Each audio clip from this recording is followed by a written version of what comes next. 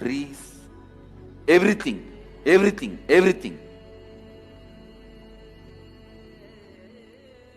just becomes so alive. The idea something is inside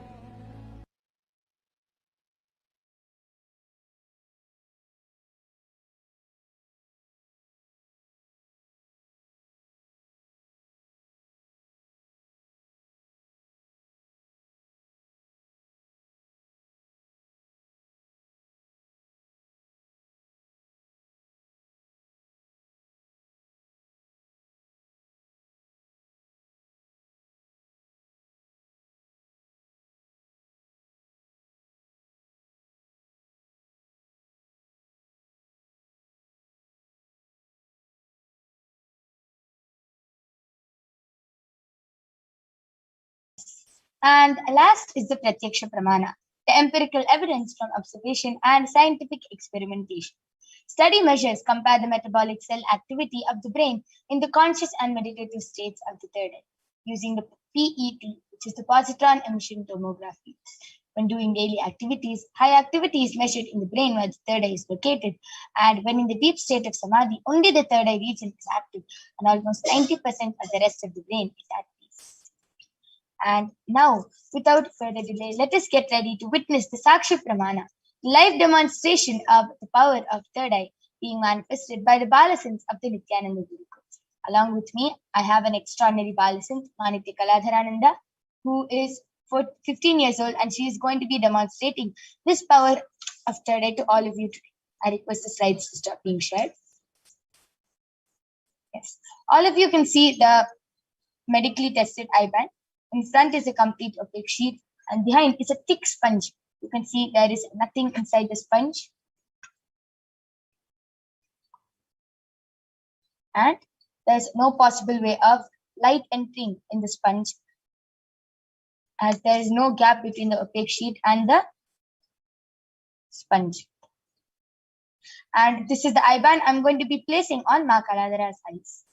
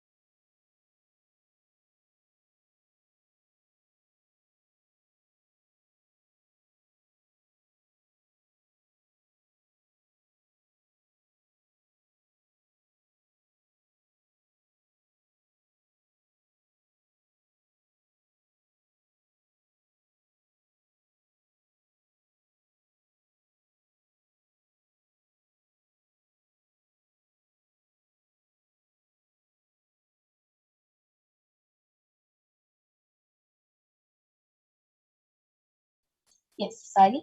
Now all of you can see the eye band. There's no possible way of light entering. The sponge is completely covering, and there is no gap between the eye band.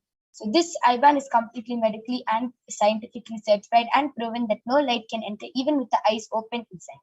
So this is the eye band I'm going to be placing on Ma Kaladhara's eyes. And I'm starting the eye band in front of your eyes and placing it on you.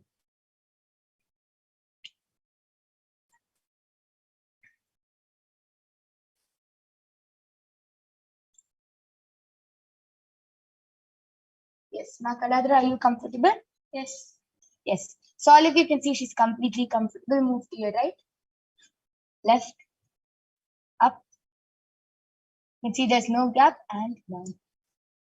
Yes. So now the eye band is completely covering Ma Kaladhara's eyes. I request the YouTube comments to now be projected.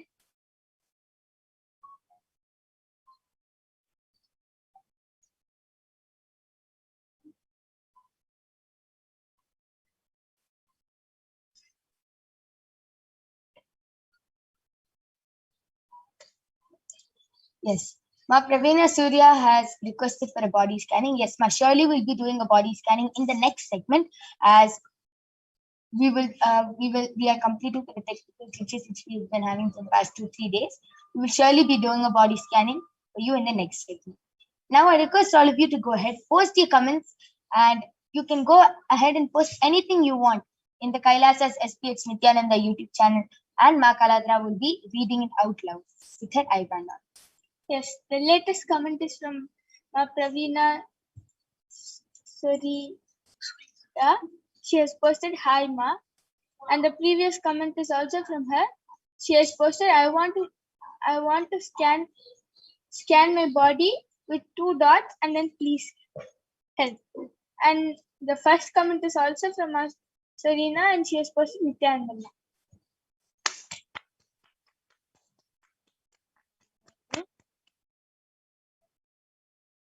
So I request all of you to continue posting your comments.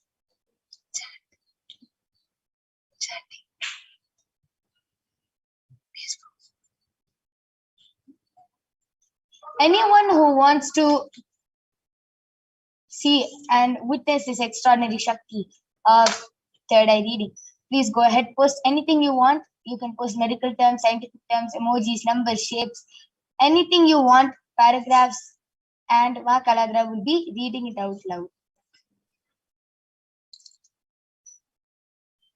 Yes, the next comment is from CAROLAPORKLER.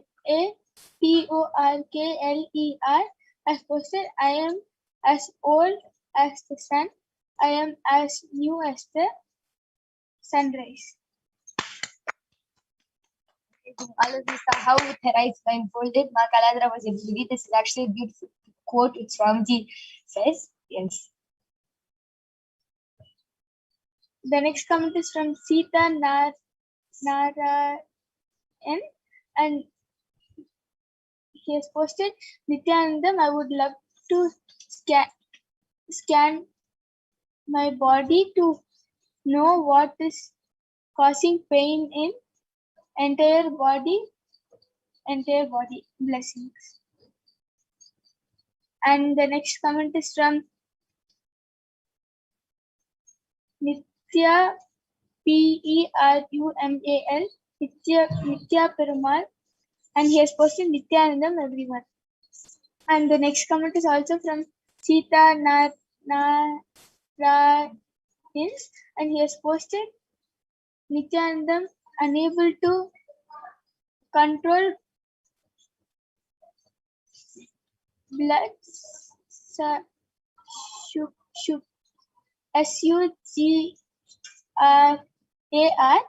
no discipline. Can I know the root problem, please, ma? Peter WAJDA has posted Nithyanandam with a smiley emoji with a ring, blue color ring on the head with the 3 namaste emoji. And Sita Narayan has posted very good. You're awesome. All of you saw how Ma Kaladra continuously read all the comments with her third eye and was able to so fluently read it just as if her eyes were open. A beautiful demonstration. I'm going to be now removing the eye band of Ma Kaladra. All of you can see that the eye band is completely intact and there is no possible way of light entering. And this was the very eye band which Ma Kaladra manifested and showed this demo with. Amazing. That was a beautiful demonstration of the power of third eye. Please stay tuned. I saw so many people have posted requests for a body scanning. Yes, in the next segment, we are going to be manifesting the power of body scanning. So just stay tuned and we'll be back with the Balasons of the Nithyananda Gurukul, who are going to be demonstrating the power of body scanning for all of you. Please stay tuned and you will be witnessing this extraordinary Shakti. Let us now move on to the next segment, which is the Pramanas for the power of body scanning.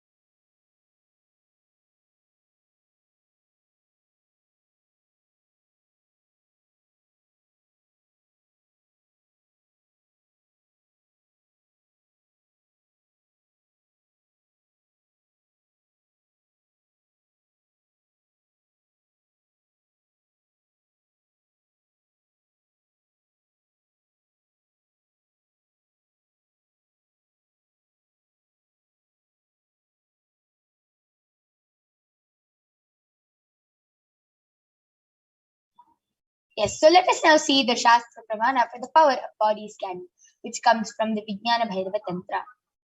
Swadehe jagato vapi sukshma sukshmatarani cha tattvani yani nilayam dhyattvante vidyate para.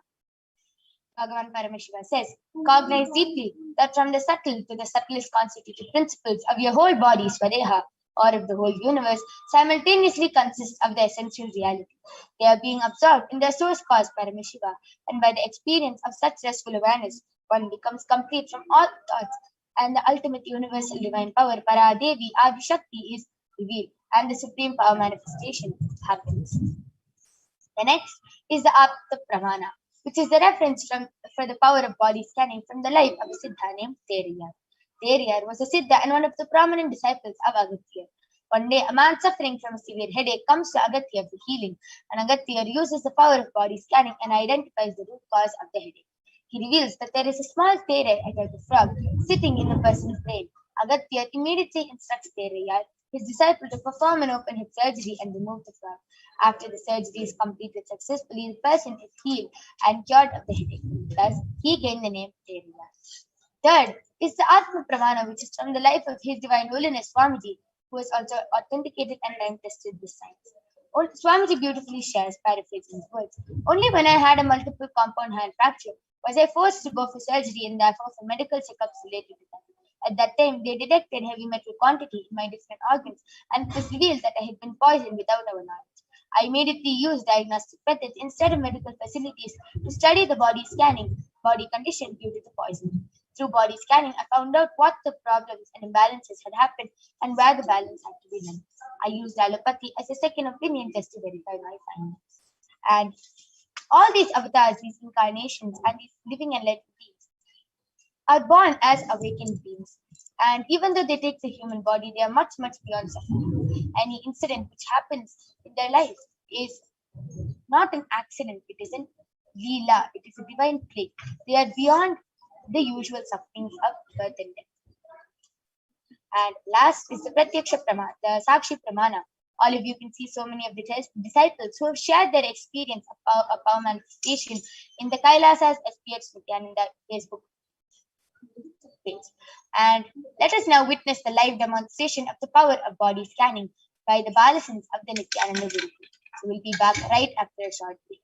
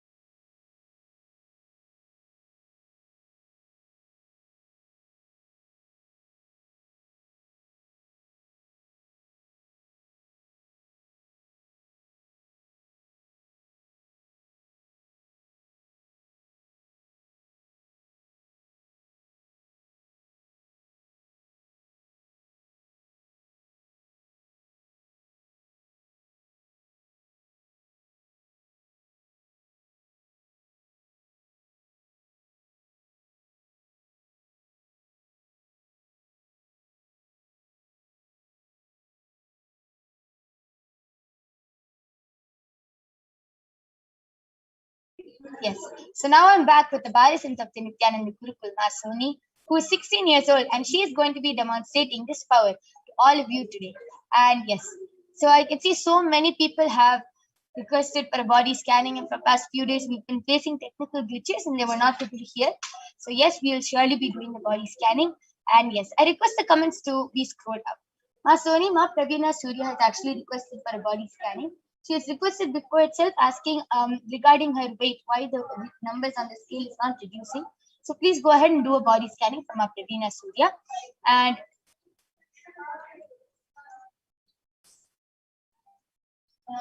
Nithyananda Pravina Surya, I had scanned you day before yesterday, and the solution for you and the revelation for you was that Parmeshwar revealed that you are not able to decrease your weight because there is a thought of impossibility in you, ma. You are thinking that whatever I do, you are doing so many things, you are doing so many spiritual things, outdoor things, but even then you're not able to reduce your weight. So, and because of that, you are having a thought of impossibility, ma'am.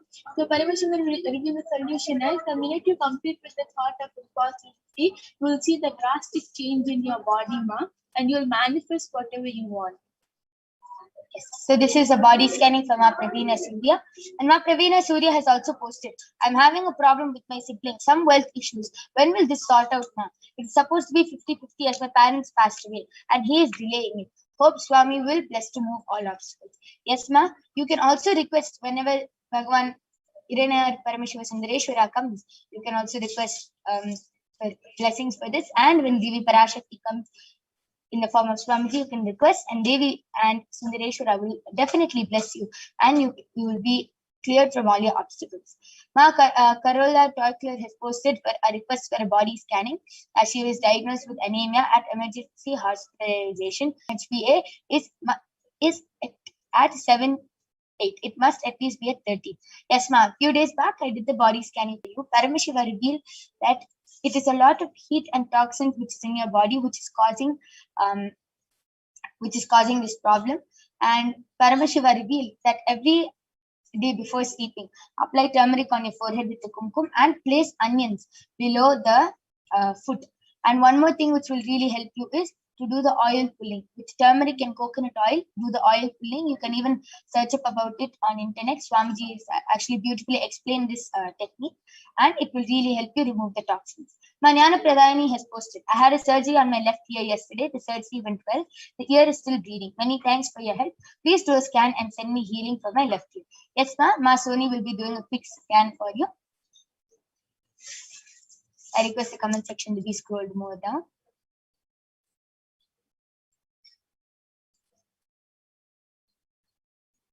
Okay, Ma Sita Naren has posted, Nithyananda Ma, I would love to scan my body to know what is causing pain in my entire body. Yes, Ma, surely will. And Sita Naren has also posted, unable to control blood sugar, no discipline, can I know the root problem? Yes, Ma, I will be doing the body scanning for you now. Yes, Ma Soni, you can go ahead. Nithyananda Ma Jnana Pradayani, you had shared with us that your left ear, after surgery also, your left ear is continuing to bleed. So Paramashiva revealed the solution as to apply turmeric in the part where it's bleeding. In your left ear, apply turmeric in the part where it's bleeding, ma. The bleeding will get stopped in 3 days. Apply turmeric continuously, and the bleeding will get stopped in 3 days. Beautiful, amazing body scanning for Ma Jnana Pradayani. I request Ma Pravina Surya, Ma Carola Turkler, and Ma Jnana Pradayani to get back in the chat section. Ma Sita Narayan, Paramashiva revealed the root cause of all this body pain is just self-doubt, and self-denial. You are continuously denying yourself and feeling that you cannot do anything, you cannot expand, you don't have a possibility to do anything.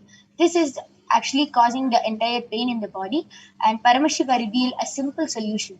Just to completion yourself every day and start doing Surya Namaskar. Every day, just do the Surya Namaskar and you will start getting healed from this.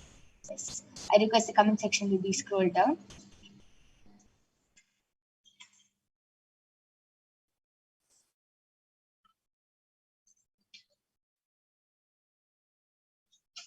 Okay. Payata Wajda has posted, please scan my son's body, please.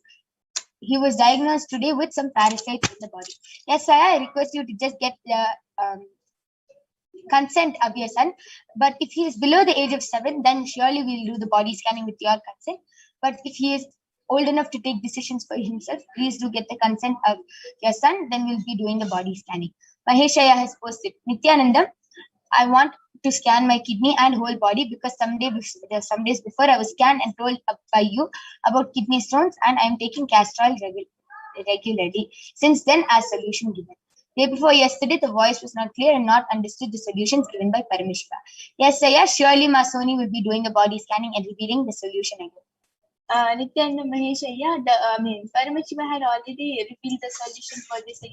Paramashiva revealed that your body is still recovering, your kidneys are still recovering, and Paramashiva revealed that to get a scan of the kidney and then continue for the solution for at least 1 week and 1 month, and then go again and have a scan of your kidney, and then you will see the drastic change in your kidney, the drastic change in your body and your kidney. Yes, and Paramashiva also revealed in my third eye for Maheshaya that it's also because of a lot of heat and toxins which this problem is taking some time to heal. So Paramashiva revealed to place onions below the foot and sleep, and to do the oil pulling. And you can search it for the technique. Swamiji has beautifully given the technique. You can search on internet or in the living. And has posted, thank you. Ma Carola Torkler has posted, thank you, you are awesome. And Ma Sita Naren has posted, okay ma, thanks and blessings. Yes, thank you all for getting back in the chat section. Parata Vajraya has posted, yes, he is below 7, he is 4.5. Yes, Saya, surely will be doing the body scanning for you. You reveal that he has been diagnosed with some parasites. Surely I'll be doing the body scanning for you now. For your son now.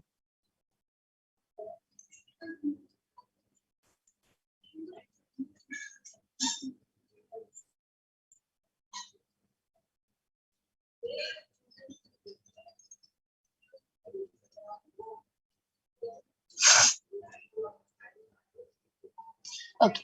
Yes, Paramashiva revealed that your son is actually not, the food in his stomach is not getting digested properly. That is the reason why he is being slowly forming parasites. And one more thing is that first solution which Paramashiva revealed is to drink the puja water every day. Just offer some water to Swamiji and drink that puja water, whatever you offer, and you will be healed from it. One more thing is because the food is not getting digested properly, Paramashiva revealed that he has to drink neem juice every morning. Just with neem juice every morning, you will be completely healed. And just apply a paste of turmeric and neem on his body every day before taking bath, or at least alternative days just before taking bath, and Paramashiva will completely heal him. And Mahesh Aya has posted, thank you ma oil pulling with sesame or coconut oil. Yes Aya, whatever it is, Swamiji has beautifully revealed the technique in the Living Enlightenment book. You can actually search it up and follow as per what Swamiji revealed. Yes, and with this, we would like to conclude this session. We thank all of you for joining us in this power manifestation session today. And go ahead, call your family members, friends, call anyone who you want to witness these powers every day being manifested by the Balasons of the Nithyananda Gurukul. So we'll now be concluding this session and moving on to the next segment, the Divine Feminine Consciousness. We'll be joined with Ma Madhura soon, and we will be learning so much about Devi Parashakti. With this, we thank all of you for joining us. Thank you, Nithyananda.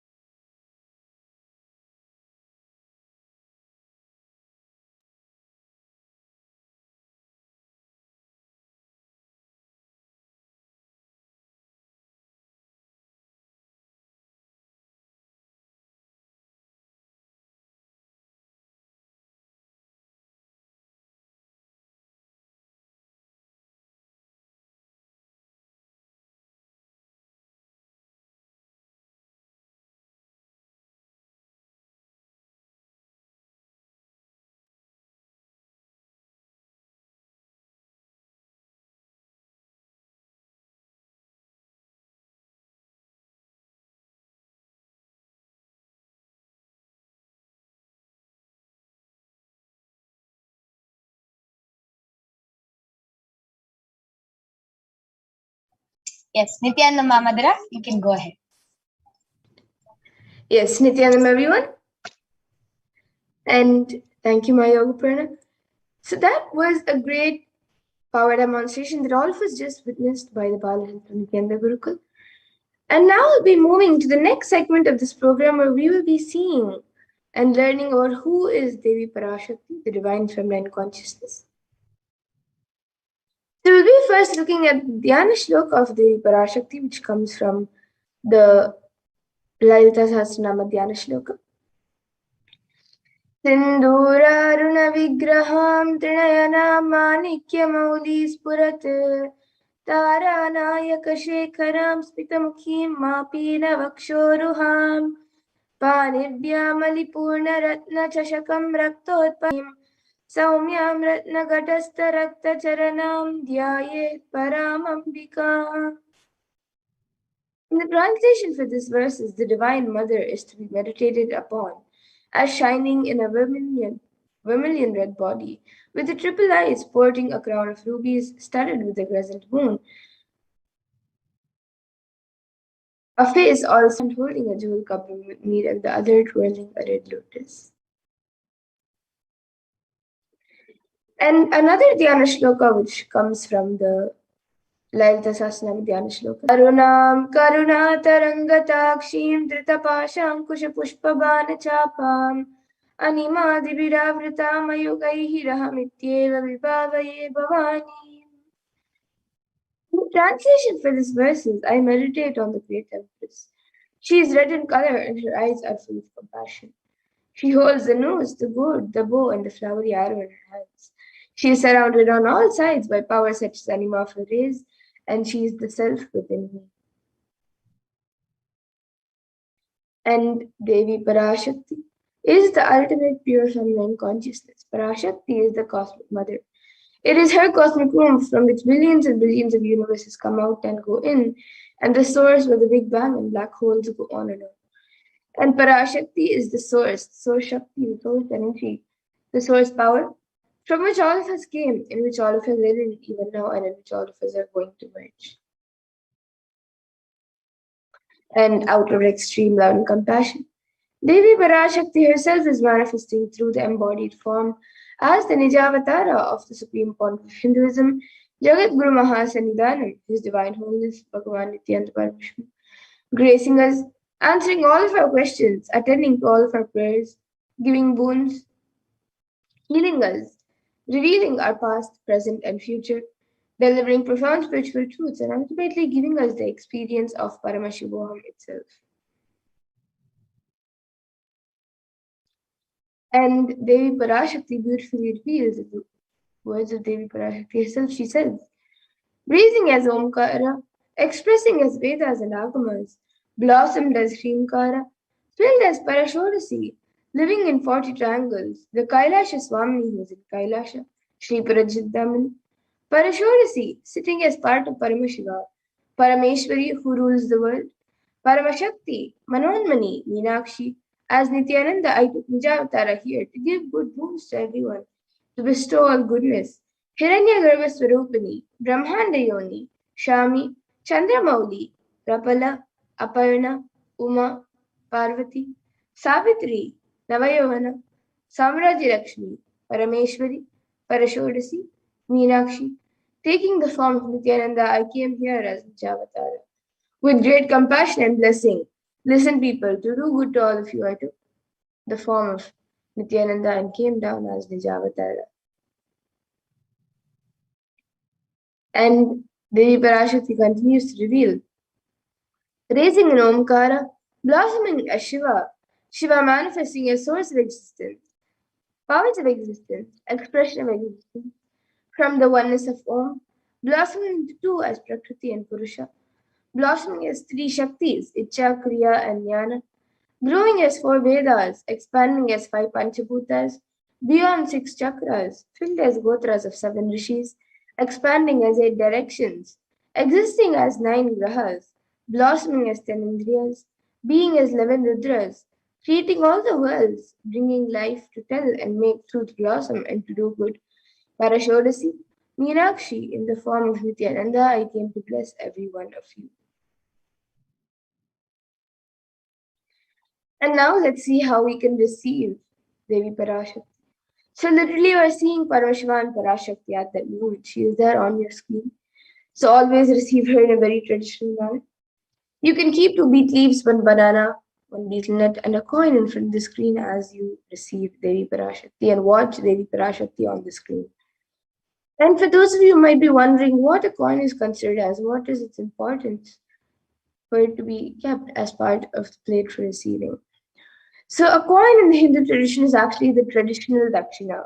It is an offering made to God at any temple or during any ritual or even at any other time. And it can be the lowest value. In India, it can even be just 1 paise, and in the US, it can even be just a cent. Swamiji says, I'm not trying to monetize. Keep even 1 cent, it is okay. So for 100 days, if you have darshan, it will add up to $1. And you can offer that to Devi Parashakti. And once the darshan is over, you can do namaskar and eat the banana, the wheat leaf, and the betel nut, taking it as prasadam immediately. You can send it to the Los Angeles temple for the further procedures. And now some of you might be wondering, what exactly does this betel leaf and betel nut do to you? How will it benefit you, whether it's physically, mentally, or emotionally? So this betel leaf and betel nut may look too small, but in a few days you will see how much it adds to your sentiment that really Devi Parashakti is there. You will not take the Devi Darshan for granted. Rituals will break your monotonous unconscious mentality and lifestyle and remind you and raise you to the powerful cognitions. It will break your unconscious behavior. And now all of you can see how you can set up your tambulam. You can set up the 2 betel leaves, the betel nut, the banana, and the coin in a plate and keep it in front of the screen. And there are a few more additional items that you can also keep in the plate, such as flowers, kumkum, turmeric, glass bangles, and a coconut. So if you would like, you can also keep these few additional items. But the 4 basic items that are kept as part of the tambulam is the betel leaf, the betel nut, the banana, and the coin. So you can keep it in front of the screen and receive Devi Parashakti in a very traditional way when she comes for the darshan. And with that, we come to a conclusion of this segment where we have learned who is Devi Parashakti and how we can receive Devi Parashakti when she comes for the darshan. And we'll be moving to the next segments of this program where we will be learning what Devi Parashakti has revealed in the Akashic readings about all the various problems that the world is going through today during this pralaya, and the causes and the solutions for all of these problems. And we'll also be understanding how important it is for us to understand and follow what Devi Parashakti has revealed. So please stay tuned and we'll be back after a really short break to move on to the next segment.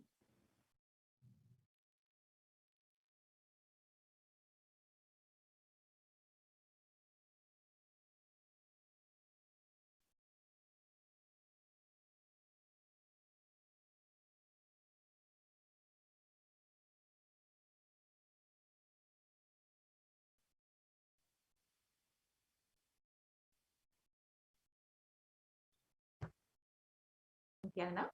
Yes. So let us understand what Devi has revealed as the 8 ways to prevent COVID-19.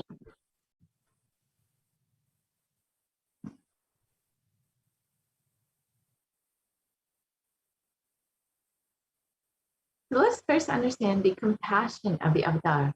In the Guru Padaka Stotram composed by Adi Shankaracharya, the very first verse described how the Guru Padaka, the sacred feet of the Guru, is the boat that helps us cross the Ananta Samsara Samudra, the seemingly endless ocean of samsara or suffering. And in the verse, Adi Shankaracharya described, salutations to the sandals of my Guru, which is a boat which helps me cross the endless ocean of life, which endows me with the sense of devotion to my Guru, and by worship of which I attain the dominion of renunciation. Many of us have been feeling stuck in the same storming and raging ocean, being unable to navigate ourselves and lost in the overwhelming vastness of the suffering that surrounds us during this pralaya, the great deluge. Our loved ones are dying due to the pandemic. Our homes are being destroyed due to natural disasters. Social institutions are crumbling, and the whole of humanity is in a desperate and dire need of hope. It's at this time that the Supreme Pontiff of Hinduism, the incarnation of the cosmic consciousness, out of his love and compassion, having taken the spiritual responsibility for the superconscious breakthrough of the whole of humanity, is manifesting Devi Parashakti, the cosmic mother, and guiding and healing the whole world as literally the boat that sails us through this pralaya, the cosmic deluge. Devi Parashakti is herself manifesting through the Nijavatara and answering each and every one of our prayers, granting boons, healing us, manifesting miracles, removing all of our pain and suffering. And Devi has not just attended to us individually, but also as a humanity at large. Devi Parashakti has guided the whole of humanity in the form of sacred revelations of profound sacred secrets of Sanatana Hindu Dharma, and by showing us the future regarding global issues, the COVID pandemic, natural disasters such as fires, floods, and more, and even the twisted human conspiracies and underground wars, which have not surfaced to common knowledge as yet. In this segment, we will be elaborating on the statistical, scientific, and scriptural references of each sacred revelation, which is manifested precisely as the same guidance emerged from Devi Parashakti for us to imbibe deeply and start following as Devi Parashakti continues to protect us until the storm ends and we are safely harbored at the shores of our consciousness.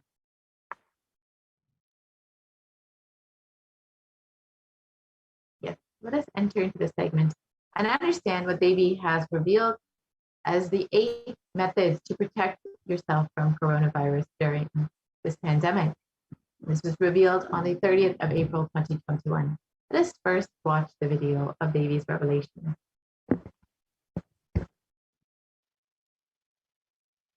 Parashodasi Meenakshi, Parameshwari Meenakshi, Parashakti Meenakshi, இங்கு எழுந்து அருளினோம் எல்லோர்க்கும் ஞானமும் தன்மையும் தந்திட நன்மையெல்லாம் அளித்திட நாமே வந்தோம் இங்கு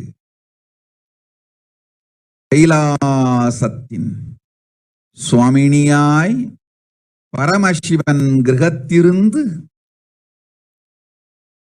நம் அனுக்கிரகத்தினால் நித்யானந்தன் விக்கிரகமாய் மலர்ந்தோம். உங்கள் எல்லோருக்கும் நல்லதை செய்திட நன்மையை சொல்லிட தர்மார்த்த காம மோக்ஷம் என் புருஷார்த்தங்கள் நாளும் பொங்கி மலர்ந்திட வந்தேன் இங்கு. மாந்தர்கள் கொடுந்தொற்று கொரோனா கண்டு அஞ்ச வேண்டாம். 8 வழியின் மூலமாகவும் எண்ணத்தில் தியானித்து என்னை பிரார்த்தித்தல் 1, சமூக வலைதளங்கள் மூலமாய் என்னை சரணடைதல் 2, எங்கெல்லாம் என் மகமாரி வடிவத்தில் நான் குடிகொண்டிருக்கின்றேனோ அங்கெல்லாம் பூமிதித்து என்னை வழிபடுவது 3, நெஞ்சில் மஞ்சள் தடவி வேப்பம் சாரருந்தி தினந்தோறும் என்னை தியானிப்பது 4, நிர்விகல்ப நிலையிருந்து நித்யானந்தத்தை நிறைத்து உயிர்வது 5, சிவ சிவ சிவ எனும் பிரபஞ்ச பெரும் நாதத்தை அஜபா ஜபமாய் நிகழ்த்தல் 6, நிறைவான பூரண மனத்தோடு வாழை பழத்தோலும் வெங்காயமும் குதிகாலில் வைத்து பத்திட்டு நித்திரையில் அடங்குவது 7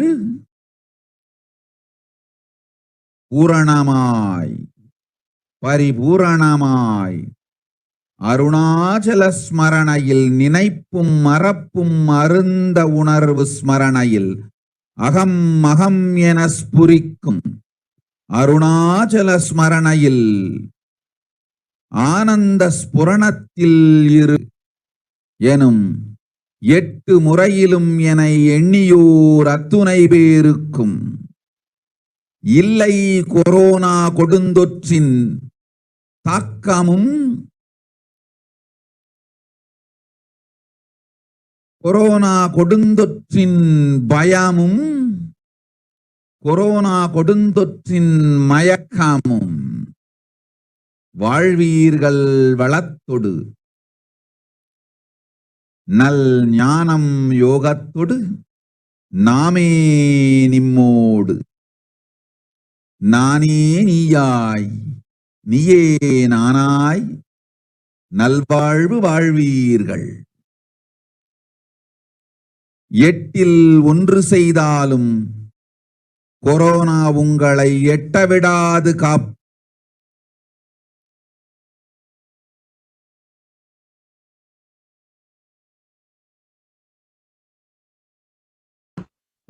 Let us understand what Devi has revealed, mapped into English.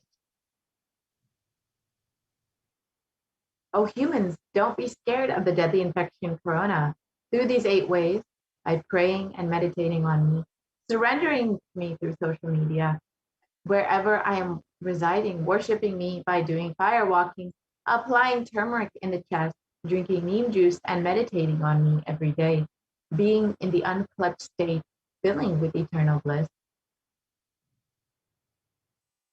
Doing the ajaba ajaba of the cosmic sound, Shiva, Shiva, Shiva, with complete mind, applying banana peel and onion in the heels and going to sleep, being in the state beyond any remembrance or forgetting, in the Arunachala Spurana that blossoms as aham, aham, in the state of Ananda Spurana. Everyone who thinks on me through these 8 ways, they will not have effects of corona. They don't have fear and delusion of corona. You will live with prosperity, with wisdom and fortune. Me with you, you as me as you. You will live good life. Even if you do one of these 8 ways, I will protect you. Corona will not reach you. Don't have fear, O people. Be blissful.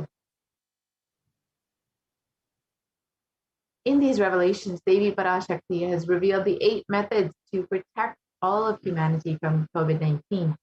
Now we're going to go through these 8 steps and understand each of these benefits and the science behind these methods.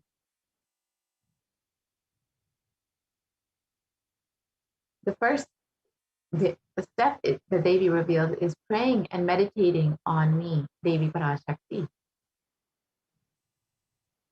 And science has explained the benefits of prayer and meditation, and Healthline has listed the 12 science-based benefits of meditation, which include that it reduces stress, it controls anxiety, it promotes emotional health, it enhances self-awareness, it lengthens the attention span, it may reduce age-related memory loss, it can generate kindness, it may help fight addictions, it improves sleep, it helps control pain, it can decrease blood pressure, and it is, of course, easily accessible anywhere. And a study done by the US Department of Health and Human Services found that prayer and meditation have a direct benefit on our physical as well as our mental health. And another study published in Cambridge University Press reiterates the necessity of meditation during times of crisis, such as COVID-19. And Everyday Health published research on how prayer and spirituality protects our emotional health on December 7th, 2015. And they stated that it offers a bigger sense of purpose. It provides social support, it lifts the spirits, it helps you cope with difficulties, and a report published on in September 2015 found that when researchers followed 191 people with congestive heart failure for 5 years, they found that those who reported feeling spiritual peace and who also made some healthy lifestyle changes were significantly more likely to live longer than their peers. And people with major depressive disorders or chronic medical illnesses who report high levels of religiosity, which include daily religious experiences, generally become more optimistic than their peers. And this was published in a study in Depression and Anxiety Journal. So and the avatar himself has directly demonstrated how meditation can impact our brain. So let us watch how exactly meditation impacts our brain.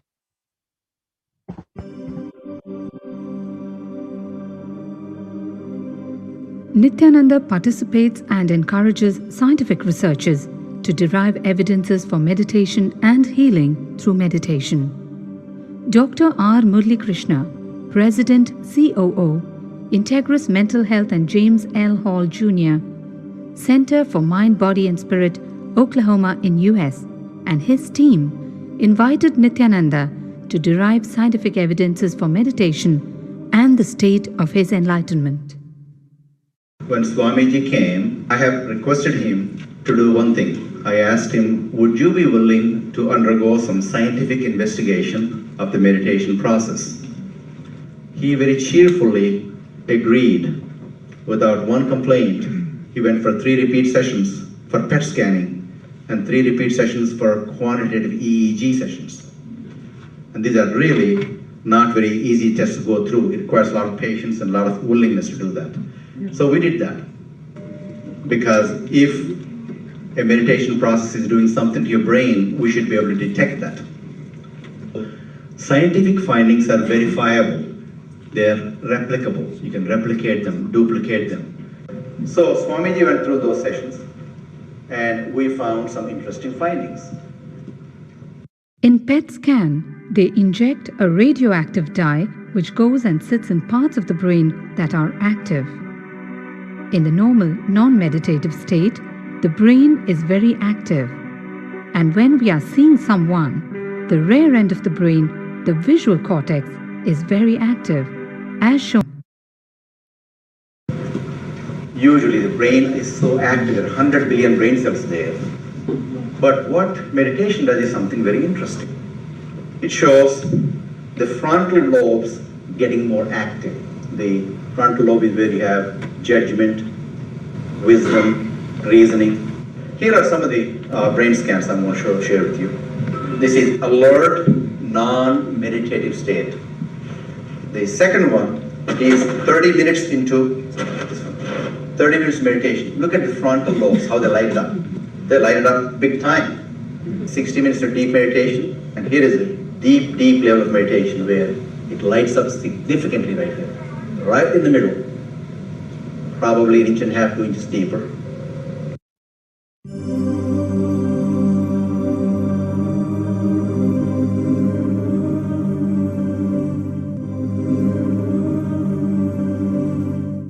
What's interesting was, Swami was inside, and that's the last part of that one.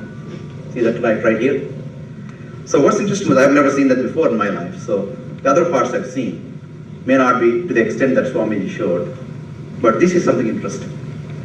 There is something called dopamine, which is a chemical our brain is involved in. Dopamine is produced mostly in this area. And when you have any pleasurable feeling in your body, it is mediated through dopamine. It's a neuroreceptor. It's a chemical that transmits messages of pleasure. Basically evokes pleasure. If you eat, the same thing is with visual pleasures you have. Beautiful people, beautiful sceneries, nature, whatever. Pleasure is mediated through dopamine. Everything that human being experiences involves dopamine. But what's interesting is that you and I have the potential to create our own dopamine in a big way. So I named it, for lack of a word in the past, the D spot. which is the dopamine spot. If you can discover your D spot, you got it made in life. The D really stands for divine spot. The D also stands for delight and the dopamine spot. What's also interesting is that he could at will go in and out of the states. Those are some of the findings I want to share with you. There's so much more talk about physiology of mind and brain and the body.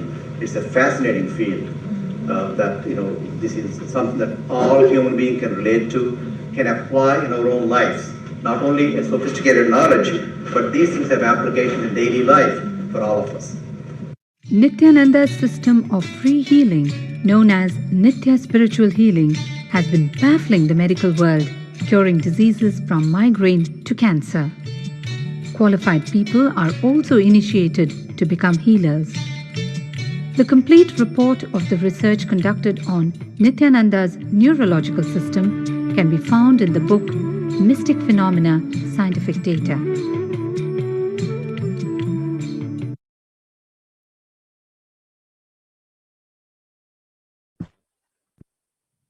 Yes, now that we've understood how meditation impacts the brain, let us understand what the Supreme Concept of Hinduism has revealed about puja and how it is a stress buster for us. Let us watch that video now.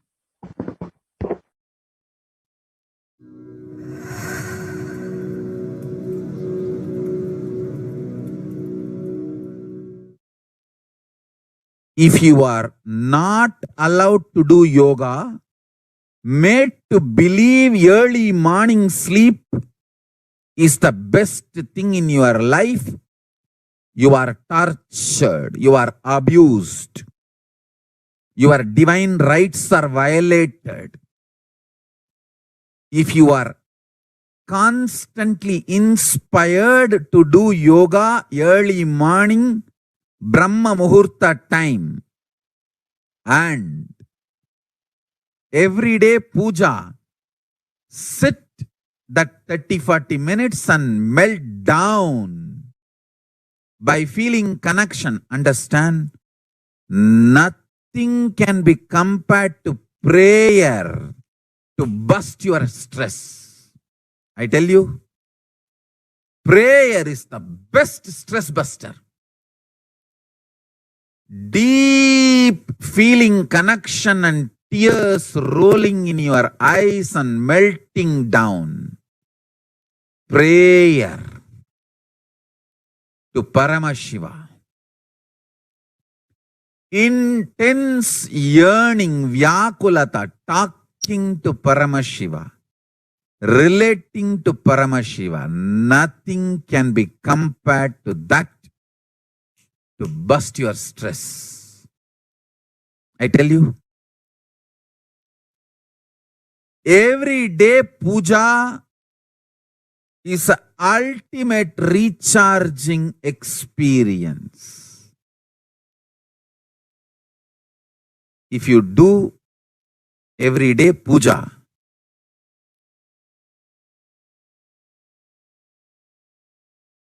the kind of the stress-free life you will live,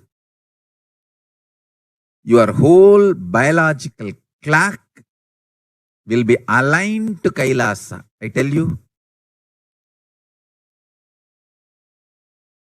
I have seen the people who have the habit of Nitya Puja live long. Not just long, happy. In my whole life, it is Nitya Puja, that gave me all the best things of life. Everyday puja, relating with the deities is the best stress buster. Touch the deities, do decoration, dress up. Even now, my best time of the day is when I sit with my deities,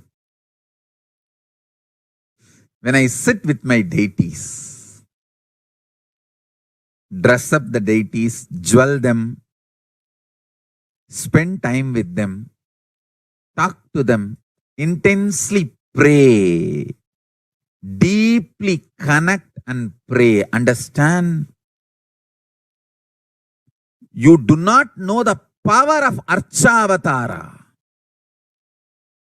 God landing in physical deity form. Never underestimate the power of Archavatara. The Archavatara is equivalent to living avatara. What living avatar can do to you, an Archavatara can do. Atma Linga I am giving to all of you is literally living Archavatara. Is a piece of God. Literally.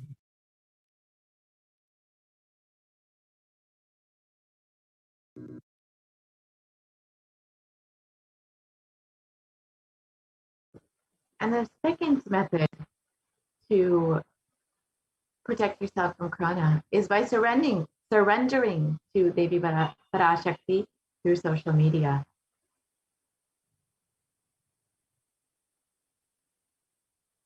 During the Akashic readings, Devi Parashakti gives us the opportunity to connect with her through various social media platforms and attends to us individually, to our prayers, and showers us with blessings and boons.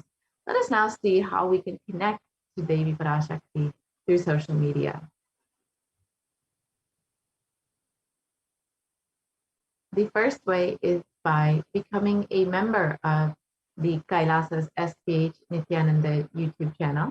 It's a very simple process. You can just go to the YouTube channel and click join. And once you have become a member, you are able to ask your questions live during the Parashakti Akashic readings. And your questions will fall in the eyes of Devi herself.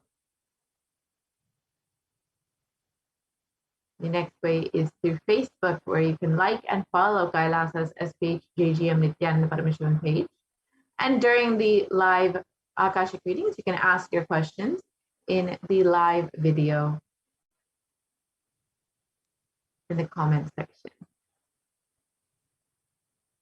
And the next way is through Twitter. So you can follow Sri Nithyananda on Twitter, and you can ask your questions in a repetition of the tweet with hashtag #AskTheAvatar.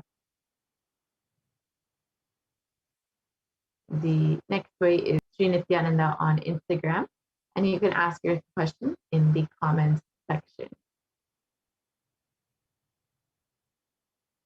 And the last way is by asking your questions on WhatsApp. You can go to kailasa.org, and there will be a WhatsApp chat box that pops up, and you can ask your questions there as well. Step 3 for preventing Corona is by worshiping Devi Parashakti wherever she resides by doing fire walking. And the Supreme Pontiff of Hinduism has revealed about the science of fire walking. It is an alchemy process, and our rishis and munis have been adept and master in every field, whether health or keeping the society safe in every field. So all the vratams, the pujas, the spiritual techniques, the religious rituals, anything they designed is highly scientific and directly useful for life. Coronavirus will not affect you. It will not affect you at all, because the fire walking time, that small blisters you get, just shoots up your whole immunity. That power, the power to protect yourself from any virus or any problem, it's actually powerful technique. It's a very powerful technique followed in those days, especially during this season. And especially that is done very traditionally and systematically. If you had even small blisters, and even if you did not have any small blisters, you are protected already for Corona problem. You will not be affected at all. Corona will not work on you. It will not affect you. And don't worry, it's a traditional way of making you immune. actually is a traditional vaccination process. It's 11 feet length, the burning live charcoal on which you are supposed to walk with the traditional powerful music which activates your lymph system, the mudam, we call it, in the back of the neck. This music will feel like it is hitting the back of your neck, and your whole detox system will be awakened. In that peak altered state of consciousness, you should walk on fire. Not just like that, you will first awaken, trigger the detox system, and then walk on fire in the 11 feet fire pit. If you do one fire walking, you are absolutely protected from corona. Pray to Mahamariamman and do the fire walking. That's it. It's like a traditional powerful vaccination.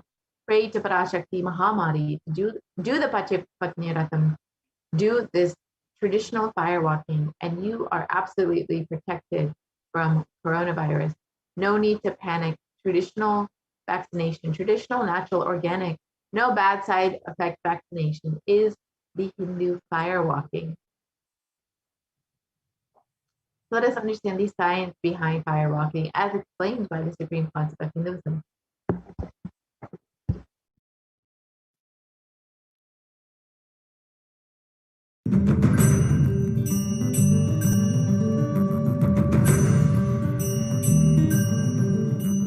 All these transmutation processes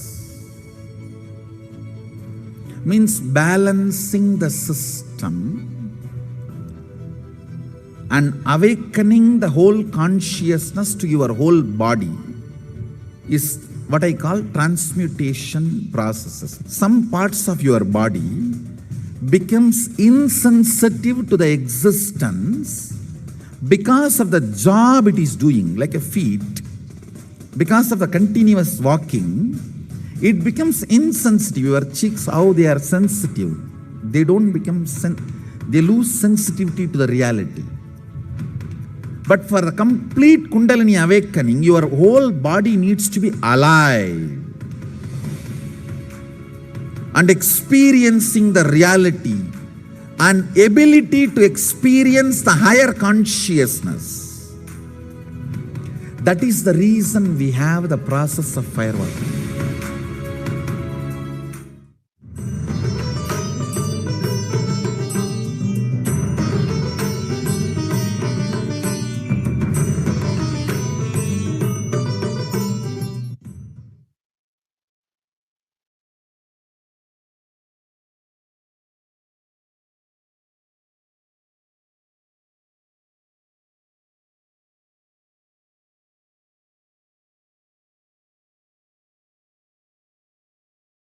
Then let us watch the Hinduism himself doing the fire walking in Tirunamalai.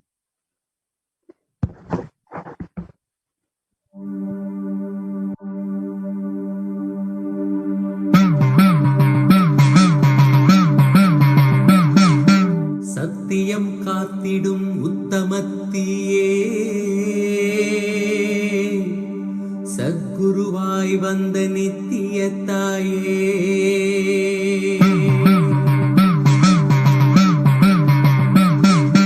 வேதங்கள் வணங்கிடும் ஆதியும் நீயே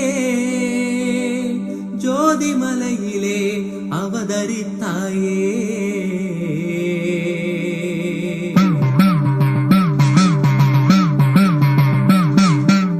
அவனியை பேணும் ஞானமும் நீயே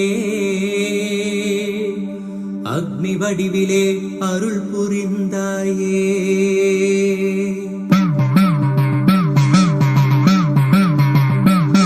தீனிலே பிறந்தவளே நித்ய ஆனந்தத்தியே நித்யானந்தேஸ்வரி தீனிலே பிறந்தவளே நித்ய ஆனந்தத்தியே நித்யானந்தேஸ்வரி கர்மங்களை கொண்டிட வந்தாய் நித்யானந்த தர்ம மண்ணில் வென்றிட வந்தாய் கர்மங்களை கொண்டிட வந்தாய் நித்யானந்த தர்ம மண்ணில் வென்றிட வந்தாய் தீனிலே பிறந்தவளே நித்ய ஆனந்தத்தியே நித்யானந்தேஸ்வரி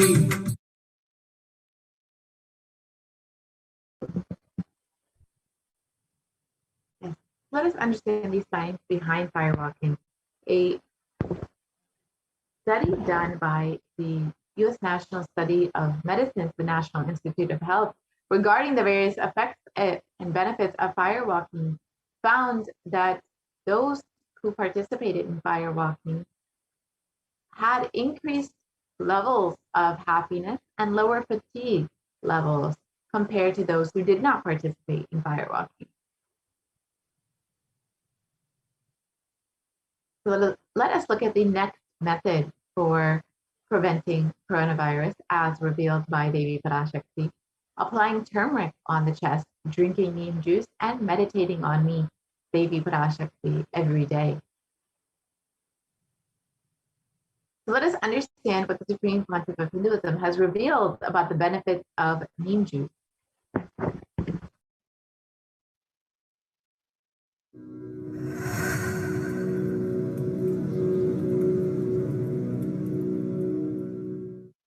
Bididi.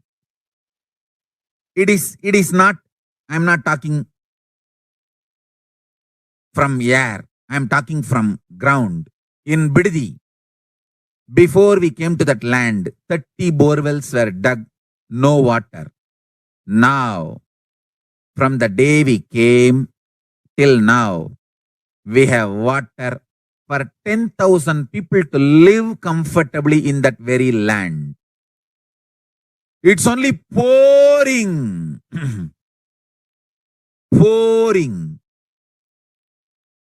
Karumari's grace. Wherever we started ashram, nature completely cooperates because we know biology, whole biology thinks.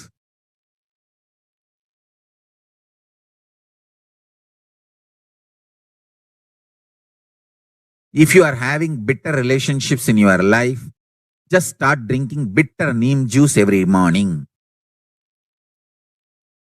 The problem will be solved.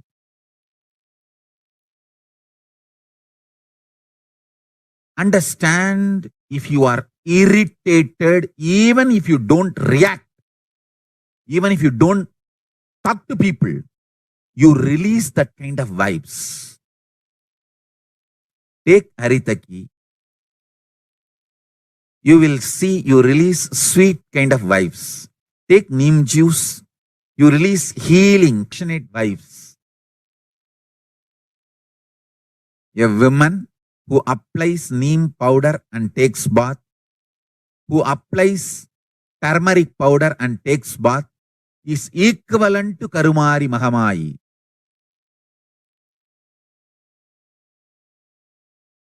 That neem paste and turmeric powder, if a woman takes bath with that, she is equivalent to Mahamayi. She is embodiment of Karumari because she will be manifesting that same vibes of Karumari.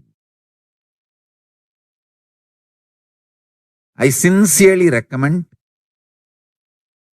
people start doing all these activities like applying neem paste and taking bath, applying haritaki powder and taking bath, applying turmeric powder and taking bath, applying basma and taking bath, especially for men, basma, for women, neem paste and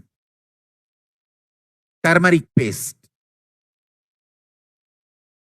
All four can be used by both, all genders. That is different. If you want specific, I'll recommend the neem and turmeric for female body, haritaki and basma for male body. Understand, your whole biology things. Working on whole biology changes the whole life. So, now with this understanding the whole biology things, think Mahavagya. This is Ajapa Ajapa. Think Mahavagya. with the understanding your whole biology thinks. Om Nithyananda Paramashivoham. Blessings to all of you. Start manifesting powers now.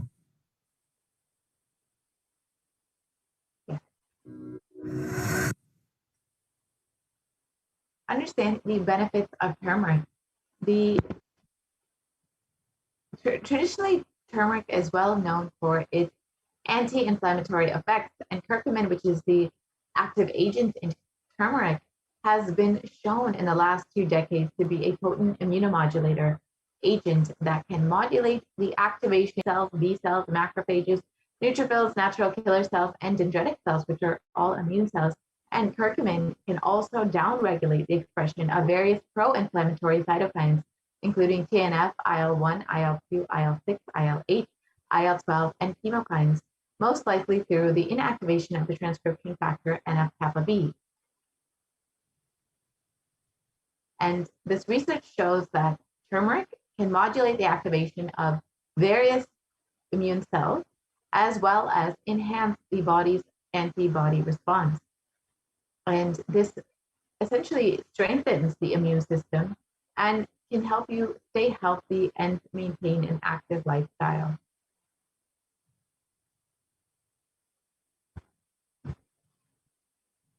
And it has been reported that neem can help you in fighting against coronavirus as well. And it is a very important aspect of Ayurveda. Turmeric and neem are also effective against coronavirus, according to a study done by KGMU. And the 5th method for preventing coronavirus is with complete mind, applying banana peel and onion in the heels and going to sleep. So let us understand how you can do this. You can put onion and the banana peel in your heel, and you can put a sock over it before you go to sleep. And a study published in Medical Daily has spoken about the detoxifying effect of onion, and it emphasizes the beneficial properties of onion for our health. Onions contain a high amount of sulfur compounds, which not only give the onions that recognizable smell, but are also powerful detoxifying agents. And with more than 100 sulfur-containing compounds, which are what cause the eyes to tear, onions can help prevent and treat ailments from diabetes to heart disease, which is why it's very well known in Ayurveda as a medicine rather than for its taste and flavor.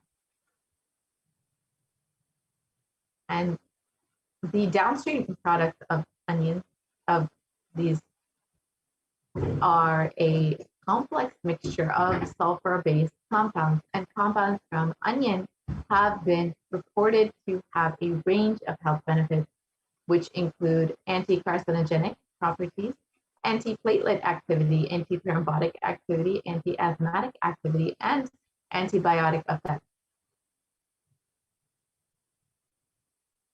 The next method is being in unclutched state and filling with eternal bliss. So let us understand the science of unclutching as revealed by the Supreme Concept of Hinduism.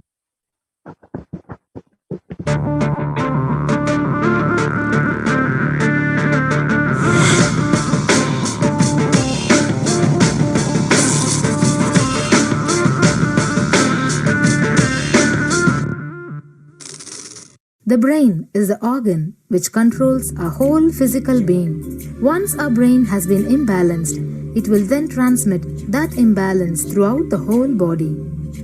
Thought forms are pure energy that have the ability to influence people and everyday events in life.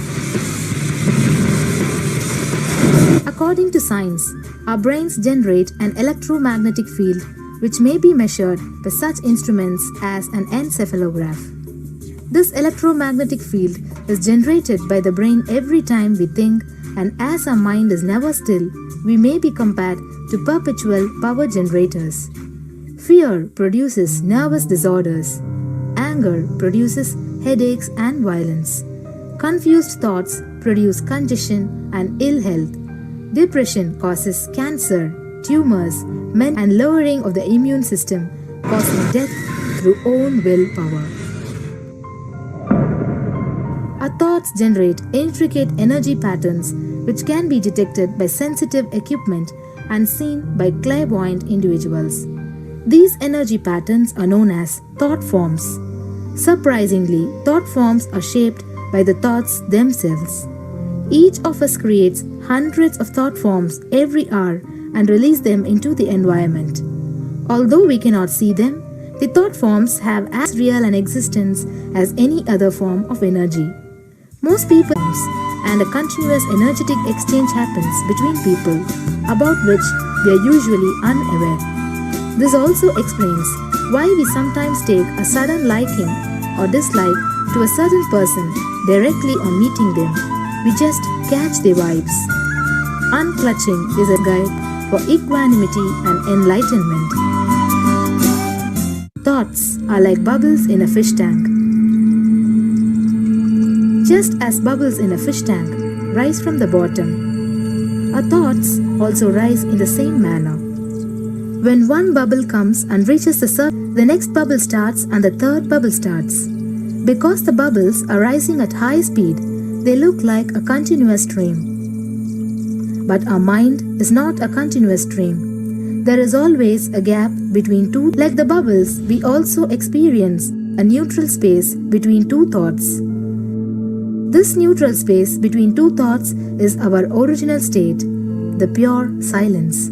It is a state of pure consciousness, the state of God. Since the gap or the neutral space between two thoughts is too small, we think all thoughts are connected and form a shaft. But there is always a gap between two thoughts. In the forest of northern India, the hunters trap the birds using a trap. They tie a rope between two trees. The rope is the shaft that we create by connecting two thoughts. In the middle of the rope, they secure a wooden stick. The stick is our mind. The rope is tied at the midpoint of the stick.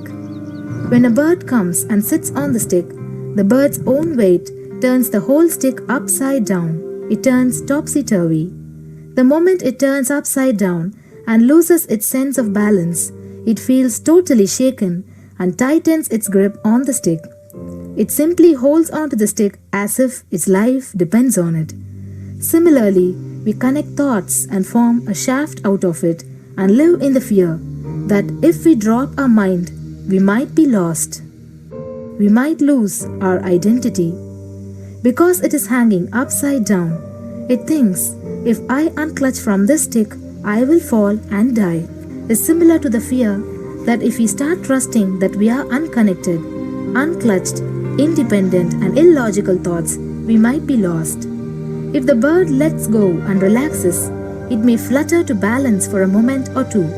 When it leaves the stick, maybe for a few seconds, it will fall, but then it will adjust itself and start flying. In the same way, we hold on to whatever we think is our identity and security, our education, our mind, our life, our relationships, or our bank balance.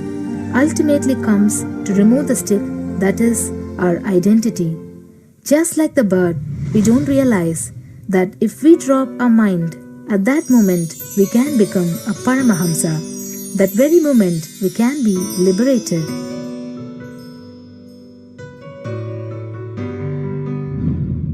In Mundaka Upanishad, there is a story which explains, there is a huge tall tree, and in the tallest branch of the tree, there is a golden bird sitting unclutched from everything in bliss, like Dakshinamurti. In the lower level branch, there is a small bird which jumps from here and there to various branches eating fruits.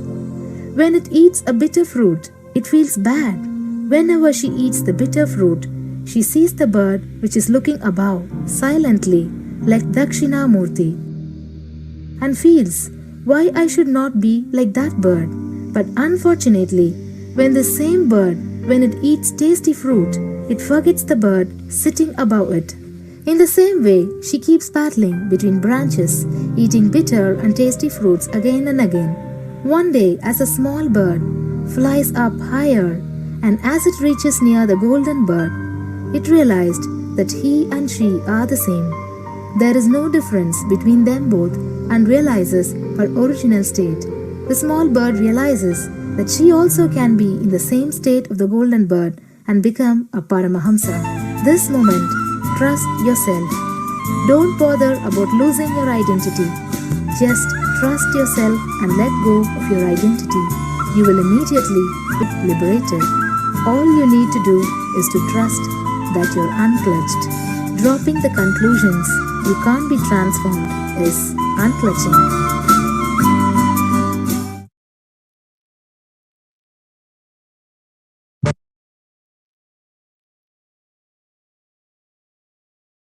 So now that we have understood how to unclutch, let us move to the next method, which is doing Ajiba Ajiba of the cosmic sound Shiva, Shiva, Shiva.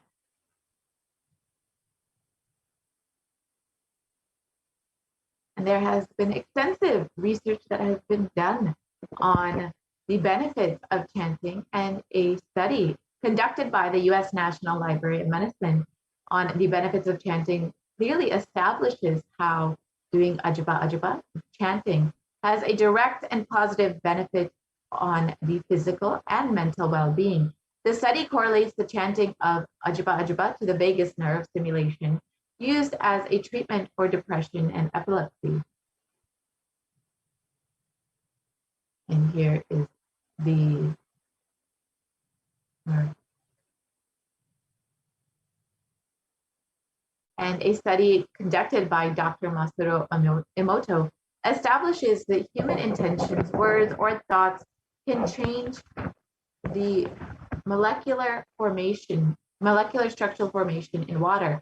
This interesting research clearly depicts how, when the water is being exposed to positive sound vibrations, the molecular formation in the water changes to a pleasant formation, whereas a negative sound vibration or words can disfigure or distort the water molecule formation.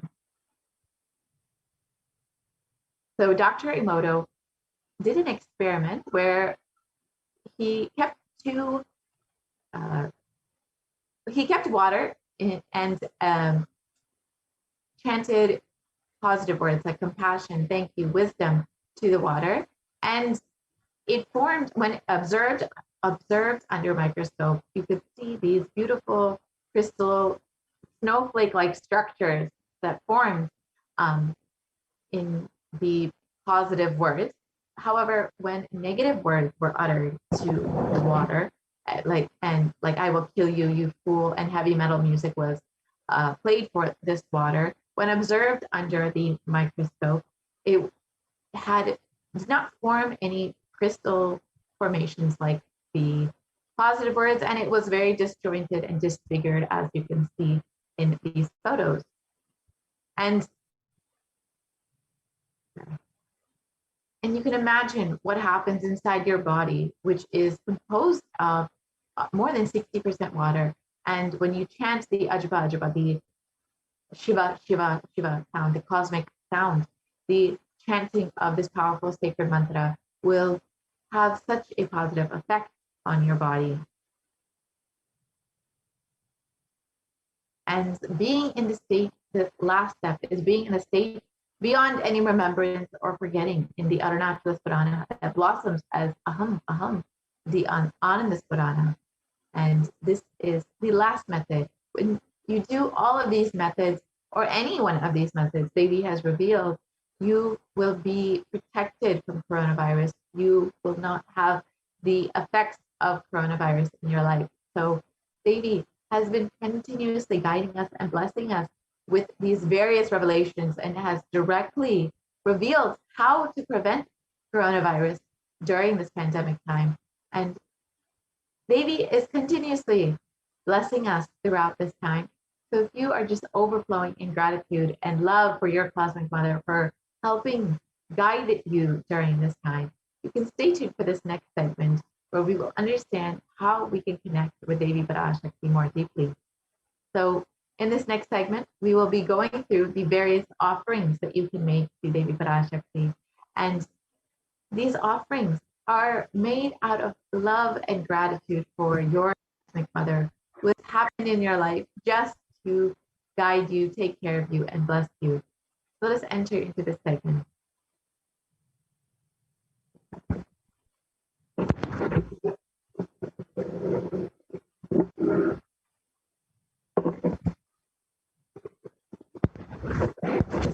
So Devi Parashakti is the complete manifestation of both the masculine and feminine consciousness. And both consciousness have to be expressed equally by every human being to be enlightened. Until enlightenment, only the masculine dimension expresses more than the feminine dimension, irrespective of whether they are in the male or female body. And every human being has to complete with 5 dimensions to achieve enlightenment, which are the Pitrus or the ancestors, the Kula Devatas, which are the family deities, the parents, and nature, and ultimately Guru himself, who gives you enlightenment, who bestows enlightenment upon you.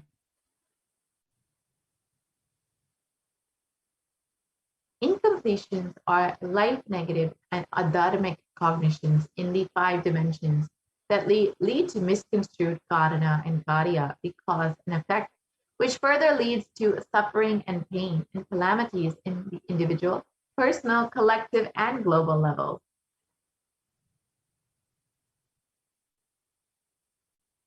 Being sensitive is being aware and in gratitude to life for everything that we have, from the air that we breathe, to the place that we're sitting, to the energy that we feel that we exist, and to the energy to be able to celebrate our existence.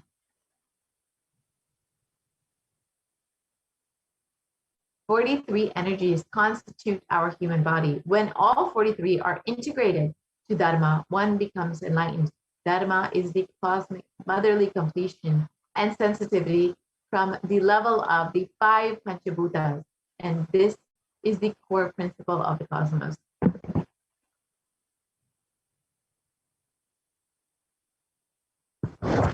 Awakening the sacred feminine is key to enlightenment. When awakened, man expresses the sacred feminine consciousness. He becomes a great revered leader. When awakened, a woman expresses sacred feminine consciousness. She becomes Devi, the cosmic mother, expressing all the various powers.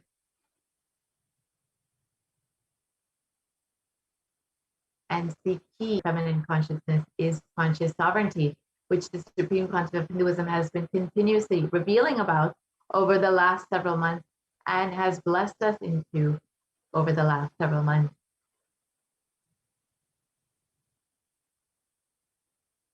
And out of millions of paths, the easiest, sweetest, and most beautiful path to enlightenment is connecting with the cosmos as Mother, Devi Parashakti, the cosmic feminine consciousness.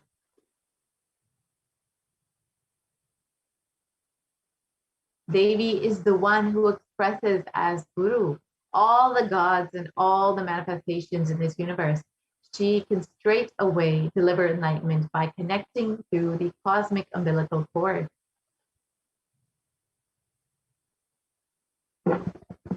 Offerings are not to benefit the divine, but to close our gap with the divine cosmic consciousness.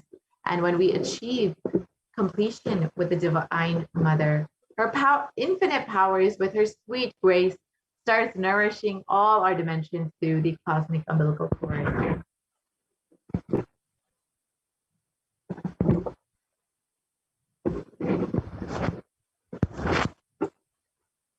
And there's nothing too small or too big one can offer to connect with the Divine Mother. It has to be from a space of love of a child looking at a mother and handing her what it has to share with her out of deep love and gratitude. It can be a cup of milk or a flower, or it can be a precious jewel to adorn her smiling face or her hair. The Vedic rishis have clearly stated the techniques to connect with the sacred feminine consciousness, to awaken the same qualities in us. One can connect with Paramashiva through oneness, but with the divine cosmic mother Devi, it can only be done through worshipping her feet with true devotion.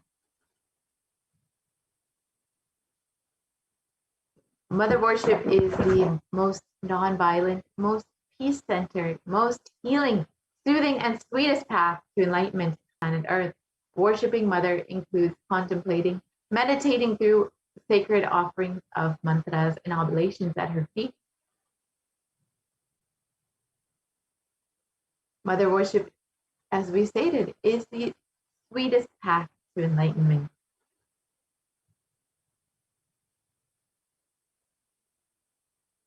So why do we worship the divine feminine consciousness? Why the divine feminine? Because she is the ultimate, and she can make us experience the ultimate.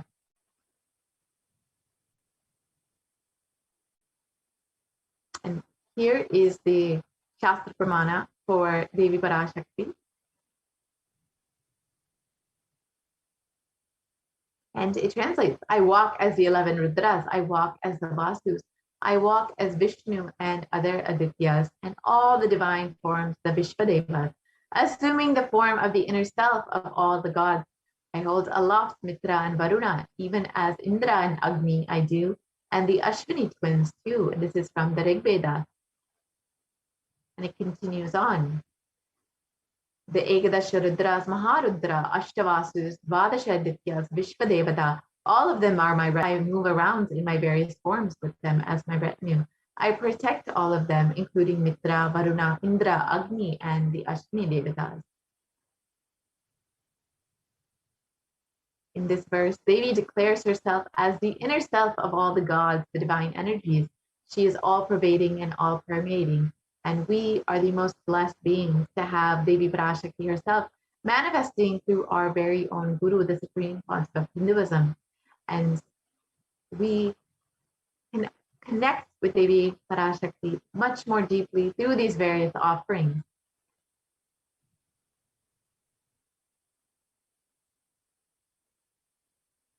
The first offering that you can offer to Devi Parashakti is the e-hundi donation, which is a general donation. And this is done like in any other temple that you go to, where you may offer a few dollars or how much ever you want in the hundi in any temple that you might go to. This has now been made easily available for you online through the e-hundi offering. And you can go ahead and just offer how much ever it is you like, however little or however big you want. And you can just do this through just to say thank you to Devi for happening in your life. And it is stated that Devi is fond of true devotion and is realized through true devotion. She can be won over through true devotion, and she removes all fears.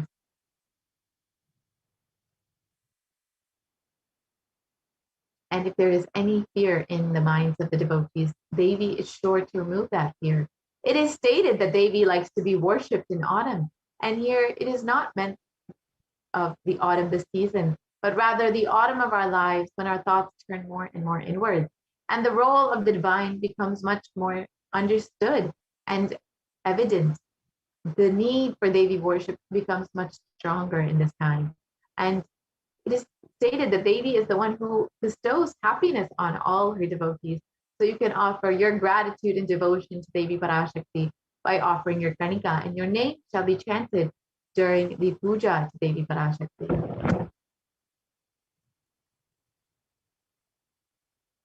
The next offering is the Sankalpa chanting, which is the offering of your conscious resolution. And before you start any endeavor, or if you are looking to do anything new in your life, you can always start with setting a conscious resolution to ensure that you manifest exactly as you want. And when you offer this Sankalpa chanting, this conscious resolution to Devi Parashakti, she will bestow all of her energy and blessings to ensure that you manifest your conscious resolution. And you will be blessed with both asked and unasked, remembered and forgotten wishes to manifest by the grace of Devi Parashakti. When you do it from the space of true devotion. And it is stated in the Saundarya Lahari that let the mantras I chant with the sacrifice in my soul become chanting of your name. Let all my movements become auspicious mantras. Let my travel become perambulation around you. Let the act of eating and drinking become the offerings, the oblations in the homa to you.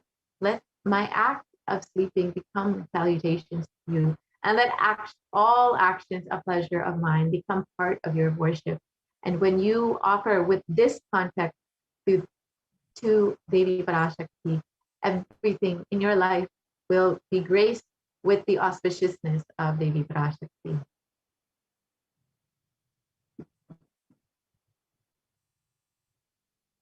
Next offering is the Devi Sahasranama Swarnakasa, which is the golden coin with the inscription of the various names of Devi Parashakti.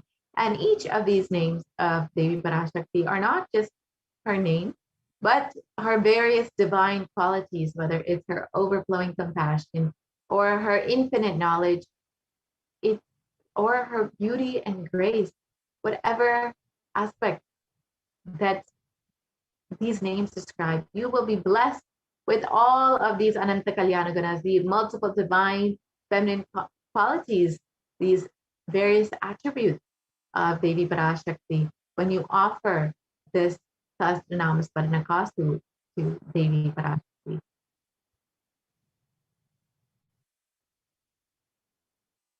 The next offering, Gurti, which is the finger ring with a pearl. And the pearl represents compassion. And Devi Meenakshi is very well known to be adorned in pearls. And you will be blessed with Devi Parashakti's infinite compassion and protection from all dangers when you offer this Mukta Angurti.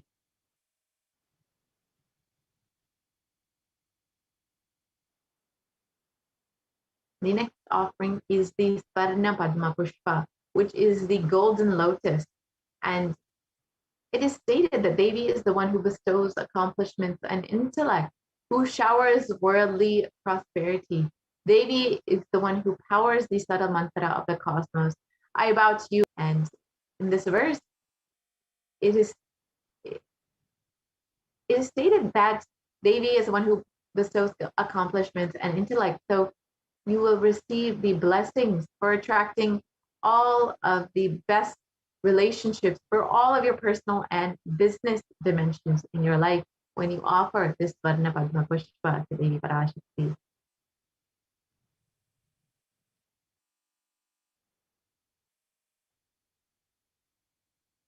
And the next offering is the Swarnamati, the gold toe ring. And in the Saundarya Lahari, it states that Lord Brahma, the creator of yours, selects the dust from your feet and creates this whole universe. And the great Adishesha, with his thousands of heads, somehow carries a dust of your feet with great effort. And the great Lord Rudra takes it and powders it nicely and uses it as the holy ash. So you can see the divineness of Devi Parashakti's feet. Just a dust from the feet of Devi Parashakti is enough for Lord Brahma to create this entire world. So when you offer this Swarnamati at the feet of Devi Parashakti, you will be blessed with a lifetime of leadership qualities.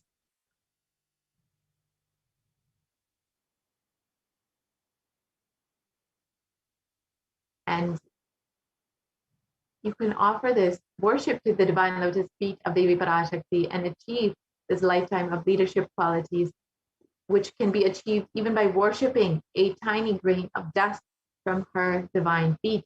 The Meti is a gold toe ring to be worshipped, to worship by adorning the divine feet of Devi Parashakti.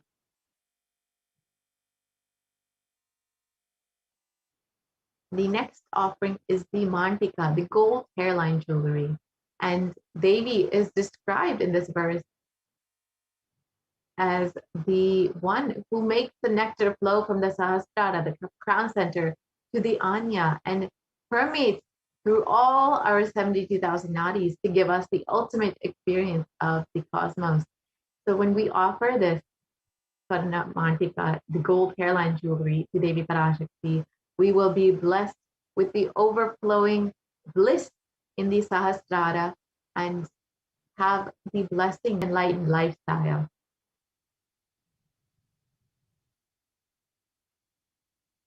And the next offering is the Pratyaksha Puja, which is the most favorite offering of all the devotees and disciples of the Supreme Concept of Hinduism. And Adi Shankaracharya has stated the greatness of worshipping the divine lotus feet of the Guru.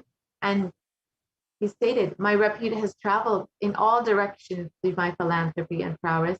All things of this world are in my hands as rewards for my virtues. Yet if one's mind be not centered upon the lotus feet of the Guru, what then, what then, what then? And we are the most blessed beings in this whole cosmos to have our very own Guru, the Supreme Concept of Hinduism, continuously manifesting Devi Parashakti, and to be able to offer this Pratyaksha Puja at the divine lotus feet of our Guru, manifesting Devi, the cosmic mother herself, is the most auspicious happening in our lives.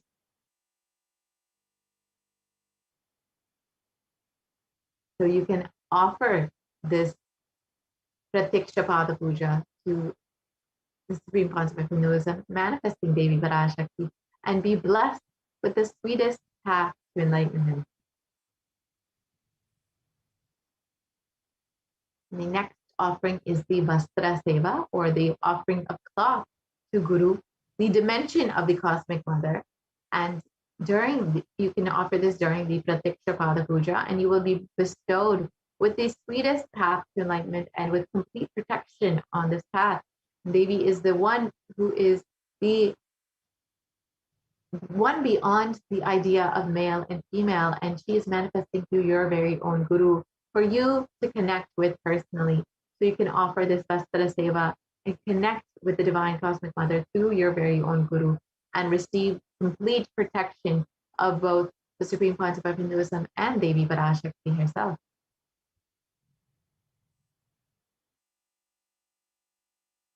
So here are the list of the various offerings. We have the E-Hundi offering, which is a general donation. The Sankalpa chanting, which is just $1, the offering. The Devi Sahasranama Swarnakasu, the golden coin. And this can be offered in various amounts, $75, $150, $151, $251. So you can offer it in any size. The Mukta Anguti, which is the finger ring with a pearl. And this can also be offered in any size for any amount. There is $251, the $501, and the $751 finger ring with a pearl. And we also have the Swarna Padma Pushpa, which also can be offered in various sizes. This is the golden lotus, and you can offer in the $600 size, the $1,200 size, or the $1,800 size. Next is the Swarna Maki, the gold toe ring, which is $750. The golden hairline jewelry, the Mantika, is $750, and the Pratyaksha Puja is $1,008, and the Vastra Seva is $1,008. So you can make any of these offerings, and we will be projecting that link where you can go ahead and visit to make your offering. And that is gateway.nithyanandeshwarahindutemple.org/NHTLA. And you can direct yourself to the Parashakti Bhava Samadhi Darshan donations page. And this is what the page will look like. So you can see the drop-down menu, and you can select whichever offering that you would like to make. Yes, you can see all of these various offerings that are listed in the drop-down menu, and you can select whichever offering, whether it's the Swarnameti or the Pratyaksha Puja. You can select whichever one you would like, and you can choose as many as you would like. Say you would like to offer a Swarna Padma Pushpa for yourself and on behalf of your daughter. You can go ahead and select two, and you can add this to your cart, and you can see what it looks like in your cart. And then once you have verified that you have added everything into your cart, you can go ahead and proceed to checkout. And this is a very simple process. You can make your payment online directly You can fill out your billing details like you would for any other online payment, and you can fill out your order details. And once this is done, you can go ahead and place your order for your seva and offer your seva to Devi Parashakti, and ensure that you also fill out the Sankalpa 2021 form, which is tiny.cc/Sankalpa 2021, to ensure that your name is chanted during the offering to Devi Parashakti. Your name and the name of all your loved ones are chanted during the Sankalpa to Devi Parashakti. And you can also join as a member of Kailasa's HDH Nithyananda YouTube channel. You can become an e-Kailashian. It's a very simple process. You can go to the YouTube channel, Kailasa's HDH Nithyananda page, and you will see the option join. So you can go ahead and click that button. And if you do not see this button, you have already become a member of Kailasa's HDH Nithyananda page. And once you have clicked this join button, you will be directed to this page where you can choose whichever level of e-Kailashian you would like to be, whether it's bronze, silver, gold, platinum, or premium. Each one has its various benefits and various exclusive content that is associated with it. And once you have become a member, you will get the opportunity to ask your questions live to Devi Parashakti during the live Parashakti Akashic readings in the comments section. And Devi will directly see your questions and bless you with whatever. And this is a very simple process to become a member of Kailasa's SPH Nithyananda page. Once you click the join button and you choose whichever level of e-Kailashian you would like to be, you can go ahead and make your payment directly through YouTube, either with credit card, debit card, or through PayPal. And this is a very simple process, again, as you would make for any other online payment. Once you have done this, you will become a member of Kailasa's SPH Nithyananda page, an e-Kailashian, and you can have access to various exclusive content. And again, here is the link for the offerings that you can make, the gateway.nithyanandeshwarahindutemple.org/NHTLA. And you can direct yourself to the Parashakti Bhavasmati Darshan donations page to make your offering. So we will just project this for a few moments if you would like to visit the website and make your offering. And after this, we will be concluding this portion of the program, and we will be entering into the next segment where we will understand what all is happening in the Adi Kailasa Sarvajapitham. As many of you have heard, the Supreme Pontiff of Hinduism has opened up all of the Sarvajapithas in India for the sake of multi-layer quarantine. Devi Parashakti and the Supreme Pontiff of Hinduism have been continuously warning us that the only priority for this year, the only benefit for this year, is to keep yourself alive. So the Supreme Pontiff of Hinduism, out of his infinite compassion, has opened up all Kailasas for the sake of multi-layer quarantine as Kailasa COVID care centers. So stay tuned for this next segment where we will be hearing from the administrators of Adi Kailasa about the various happenings of the Kailasa COVID care centers. And this includes free food, free accommodations, free internet services, and free activities, free classes for all of the residents of Adi Kailasa Sarvajapitha and all the Kailasas in India. And you can stay tuned to hear from the administrators about this, all of the various happenings. So we'll be right back after a very short break.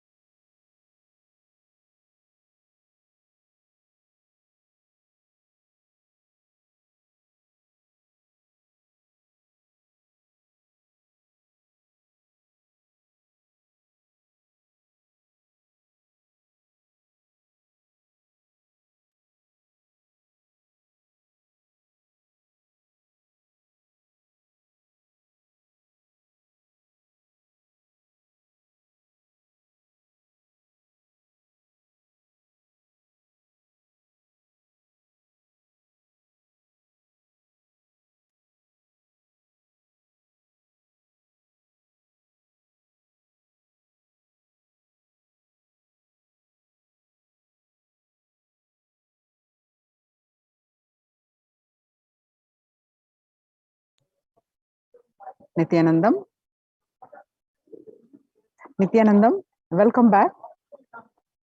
Now we are going to learning in this segment the multi-layer quarantine COVID care protection centers at the Kailasa's de facto spiritual embassies with the blessings of the Supreme Pontiff of Hinduism, Jagadguru Mahasannidhanam, His Divine Holiness Bhagwan Nithyananda Paramashivam's blessings. Let's start with the Sadguru Vandanam. Nithyanandam Paramasugadam Kevalam Jnanamurtim Dvandvatītam Gagana Sadrisham Tattvamasya Ekam Nityam Vimalamachalam Sarvadi Sakshibhutam Bhavatitam Triguna Rahitam Sadgurum Tvam Namami.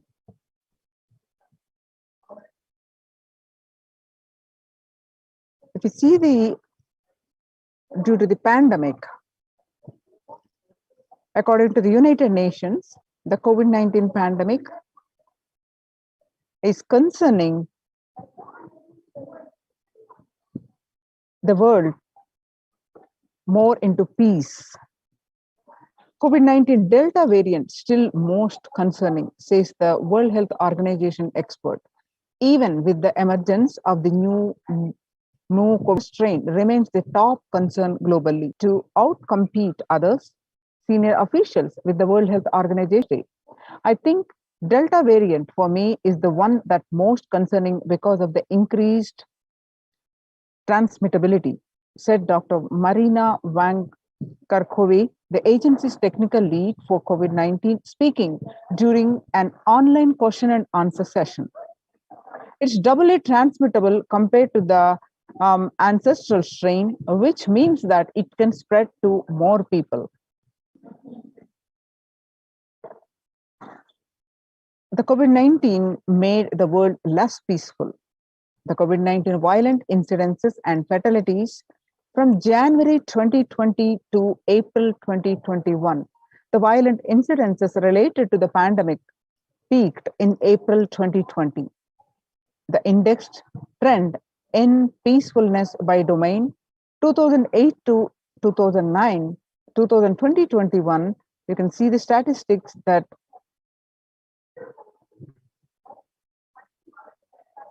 the peak in April, the violence and fatalities rate.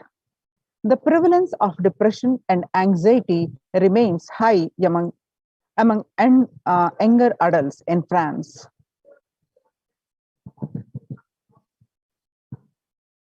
The younger adults are more likely to report symptoms of anxiety and or depressive disorder during the COVID-19 pandemic. Ages 18 to 24, about 56.2% are suffering with anxiety and or depressive disorder, and about ages 25 to 49, about 48.9%, and about ages 50 to 64, about 31.1%, and ages 65 plus, about 29.3%. The average share of adults reporting symptoms of anxiety disorder and or depressive disorder from January to June, what it was 6 months period in 2019 versus what it is in just in beginning of this year 2021 in January in 1 month, from 11% in 6 months period to in 1 month it rose to 41.1. Some more statistics which shows the younger adults are more likely reporting symptoms of anxiety and or depressive disorders.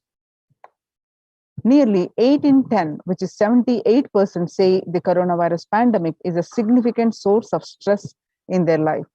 Nearly 7 in 10, which is 67%, say they have experienced increased stress over the course of the pandemic. More than 60,000 US healthcare workers have contracted COVID-19. About 300 have died. Of the health workers who treated patients during the China's COVID-19 outbreak, 50% showed signs of depression and 45% showed signs of anxiety, according to the preliminary research. The self-reported mental health among pregnant women, new mothers, before COVID-19 pandemic, what it was, the depression rate 15%, and now during this pandemic, it rose up to 40.7%. And what it was, anxiety amongst the pregnant women and new mothers was 29% before the COVID-19 pandemic. Now, during this pandemic, the anxiety and in the new pregnant women and new mothers, it rose up to 72%. Living under stay-at-home orders, 8 in 10 students are struggling with focus on school or work and avoiding distractions. Students are interacting more with parents during the COVID-19 physical distancing, and parents can support students. It's simply spending time with them, ranked much higher than talking about the COVID-19 news. Resources needed are for college students, mental wellness, virtual face-to-face time, and the high school students, digital social gatherings. 50% of all students do not know where to go for help for their mental health. The understanding the pandemic's impact on working women. Nearly 82% of women surveyed said their lives have been negatively disrupted by the pandemic. Nearly 70% of women who have experienced these disruptions are concerned their career growth may be limited as a result. Nearly 70% of the women who said they are experienced adverse changes to their daily routines during the pandemic believe these shifts have prevented or will prevent them from progressing. As it relates to the on-demand work environment, nearly 1/3, which is 29% of the women who feel they always need to be available are concerned that if they are able to fulfill this need, their career opportunity may be impeded. The global economic outlook during the COVID-19 pandemic, a changed world. The pandemic is expected to plunge most countries into recession in 2020, with per capita income contracting in the largest fraction of countries globally since 1870. The COVID-19 threatening global peace and security, according to the UN News, that the US chief warns that while the COVID-19 pandemic is first and foremost a health crisis, its implications are far more reaching and could threaten global peace and security. The UN Secretary General told members of the Security Council in a closed video conference held on Thursday that, but the pandemic also poses a significant threat to the maintenance of international peace and security, potentially leading to an increase in social unrest and violence that would greatly undermine our ability to fight the disease. He wanted later stating that the Council's engagement will be critical to mitigate these implications. COVID-19 profoundly affecting peace across the globe, says the Secretary General in address to Security Council. The COVID-19 pandemic is profoundly affecting peace and security across the globe. Secretary General Antonio Guterres told the Security Council on 2nd July 2021 the video conference debates pressing the chamber to use its collective influence to protect the millions of people affected by the conflict and already facing acute vulnerabilities. Addressing the 15-member organ on the impact of COVID-19 on international peace and security, Mr. Guterres said the health pandemic is fast becoming a protection crisis. Collective security and our shared well-being are under assault on many fronts, he emphasized, led by a relentless disease and abetted by global fragilities. Our challenge is to save lives today while buttressing the pillars of security for tomorrow. Time to get serious about climate change on it. No one is safe. You have been telling us for over 3 decades of the dangers of allowing the planet to warm. The world listened, but it did not hear.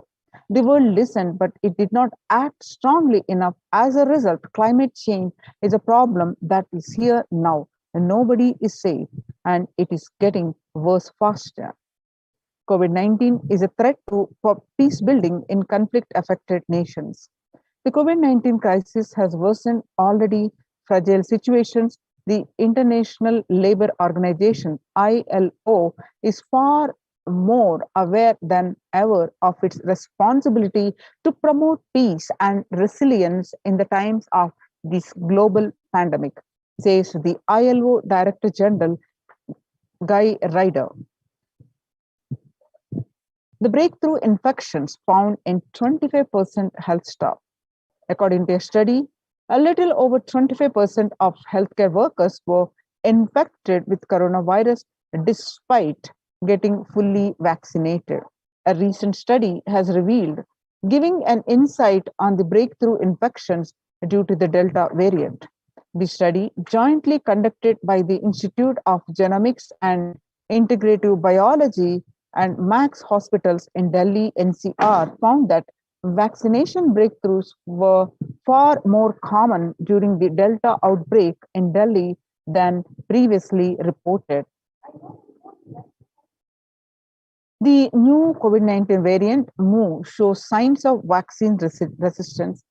All you need to know is the new coronavirus strain shows known as Mu, which was first identified in Colombia in January, has been designated a variant of interest by the World Health Organization. After being detected in Colombia, Mu, known as scientifically as B.1.621, has since been reported in other South American countries and in Europe. The Mu variant has a constellation of mutations that indicate the potential properties of immune escape, the global health body said Tuesday in its weekly pandemic. New strain of COVID-19 detected in 6 countries. The ongoing coronavirus pandemic is not over yet, and a new highly mutated COVID C.1.2 strain discovered in South Africa is a testimony to how dangerously the virus can adapt to bypass vaccines when the world decides to reopen prematurely. The C.1.2 variant has been termed the world's most mutated variant since the beginning of the pandemic. The new COVID-19 C.1.2 causes flutter. The World Health Organization says it's watching. The World Health Organization has said that to date, there are 100 sequences of C.1.2 reported globally from the earliest report from May 21 from South Africa, and currently it does not appear to be increasing in circulation. The new variant was first found in South Africa in May. Researchers from South Africa have described the C.1.2 variant, which has 40 to 59 mutations more than the original Wuhan virus. It is spike protein. There are 14 mutations, which include the usual suspects, including the various N.N501Y and E481K and Y144del. It shares the T478K mutation with Delta. The spread of evolution for this variant is 1.8 times faster than average. So join the Kailasa's COVID care production centers and save your life. Register now through the link below, https://kailasa.org/Kailasa care.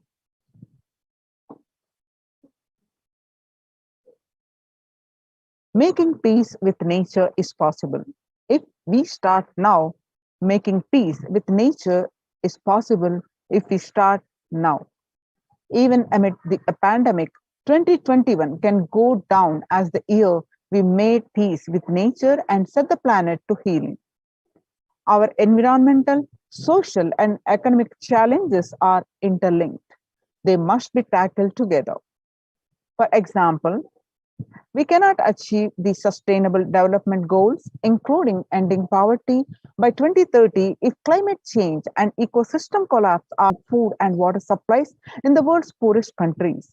We have no choice but to transform our economies and societies by valuing nature and putting its health at the heart of all our decisions.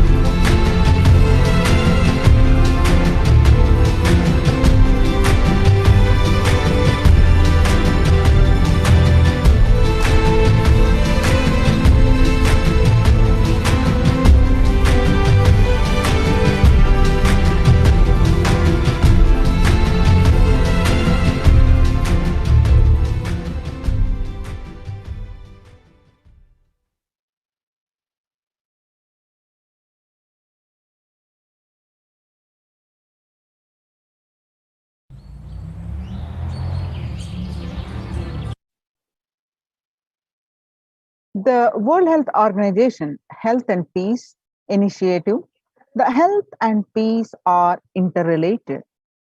In the words of the Director General of World Health Organization, Dr. Tedros, there cannot be health without peace, and there cannot be a peace without health.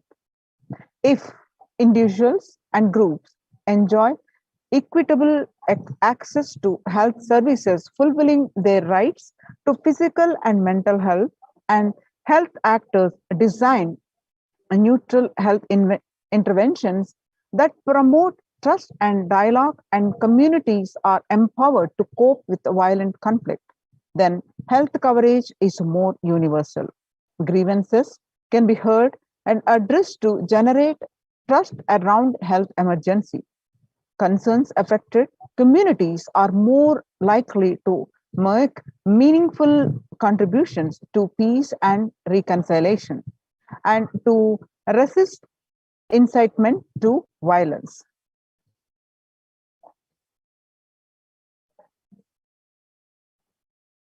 On the International Day of Yoga, 21st June, the theme was Yoga for Well-being. The day will be marked at a time when COVID-19 pandemic continues to upend lives and livelihood of people globally. Beyond its immediate physical health, the COVID-19 pandemic has also exacerbated psychological suffering and mental health problems, including depression and anxiety, as pandemic-related restrictions continue in various forms in many countries. This has highlighted the urgent need to address the mental health dimension of the pandemic in addition to the physical health aspects. The message of yoga in promoting both the physical and mental well-being of humanity has never been more relevant. A growing trend of people around the world embracing yoga to stay healthy and rejuvenated and to fight social isolation and depression has been witnessed during the pandemic, yoga is also a significant role in the psychosocial care and rehabilitation of COVID-19 patients in quarantine and isolation. It's particularly helpful in allaying their fears and anxiety. Amid COVID-19, we need enhanced international coordination to build peace. Tackling the pandemic and building resilience in fragile states requires concerted international action at local, national, and global levels. As the humanitarian and economic toll of COVID-19 pandemic continues to grow, so does the risk that this crisis will fuel new conflict around the world, while stemming prospects for resolving ongoing ones. The Sustainable Development Goals, the UN spotlights health benefits of yoga, ancient practice that can ease stress of our modern laptop lives. Yoga is a practice that can be relevant to all ages, relevant to all cultures, irrespective of what socio-economic status people represent. It can be used to unite our complex and difficult world to promote not only a healthy lifestyle, but to promote peace and security in the world, said Dr. Nata Manabde, Executive Director of the New York office of the World Health Organization, at an event entitled Conversation Yoga for Health. The stronger health systems and universal health coverage must be a priority. For the first time since 1945, the entire world is confronted by a common threat, regardless of nationality, ethnicity, or faith. A new social contract between people, governments, and the private sector, civil society, and more can tackle the roots of insecurity with the fair taxation on income and wealth, universal benefits, and opportunities for all. The food system hold key to ending world hunger. Effects of COVID-19 pandemic, the UN has noted a dramatic increase in world hunger. According to the state of food security and nutrition in the world, 1/10 of global population, as many as 811 million people, were undernourished in 2020, an increase of 108 million from 2019. According to the EAT, the Lancet Commission, moving toward diets with a diversity of plant-based foods, low amounts of animal-sourced foods, unsaturated rather than saturated fats, and limited amounts of refined grains, highly processed food, and added sugars could prevent between 19 to 24% of all adult deaths each year. The international peace and security. Our contemporary world is showing no signs of decline in the intensity of violent conflicts, crime, displacement, continued state of tension in many regions of the world. According to the UN report, in the year 2019 alone, about 55% of 358 political conflicts worldwide involved use of violence. Geopolitical tensions, which have been on the rise even before the COVID-19 pandemic, have had only prolonged violent conflict, making it difficult for policy makers to come together and resolve their differences peacefully and amicably. The last decade witnessed the highest number of people internally displaced by conflict and violence. The international peace and security. Vedic tradition beautifully describes that yastu sarvani bhutani atmani ivanu pashyati sarva bhuteshu chatmanam tatona viju gupsyate. Ishavasha Upanishad, verse 6. The inner peace leads to world peace. Now let us understand the Hinduism contributions to the humanity. In his own voice, let's listen from the Supreme Pontiff of Hinduism, Self-transformation, a secret to achieve global peace. Social answer means I'll tell, oh, you should all work for global peace. You should all work for turning the world. You should work for revolution. You should work for all these, that things. You should vote only the party which says that it will stop the war and all these things. This is the social answer. Nonsense. If you want the honest answer, I tell you, simply transform yourself. You can't do anything. If at all you can do, you would have done it. Be honest. If you can do, you would have done it. You are raising this question because you are not able to do. Am I right? So let us be very clear. Let us be honest. We are not able to do socially. That's the truth. That's the reason you are sitting here and raising the question. I tell you, understand few important things. There are a lot more attached to this question. There are many things which is attached to this question. We always feel the present is the world is totally spoiled. It is not going according to the rules or how it is supposed to be. It was wonderful once upon a time. In ancient time, things were going properly. Everything was well and great. And I tell you, 10,000 years ago, they found some writings on stone in Harappa Mohenjo-daro culture. Some stone writings have been discovered. The other day I read a beautiful book about that stone writings. That writings, it says, oh, nowadays the society is not as it should be. So much of war. There is no peace. In the early times, there was so much of peace. Society was really great. Things were as it should be. And it almost looks like a today newspaper editorial. 10,000 years ago, the same thing carved on a stone. Then understand, there was no such time as only good prevailed. It is just a fantasy. Hinduism, they call it Satya Yuga, the age of truth. There was a time only truth prevailed. And every religion, Christianity, they say the Garden of Adam and Eve. There was a time everything was wonderful.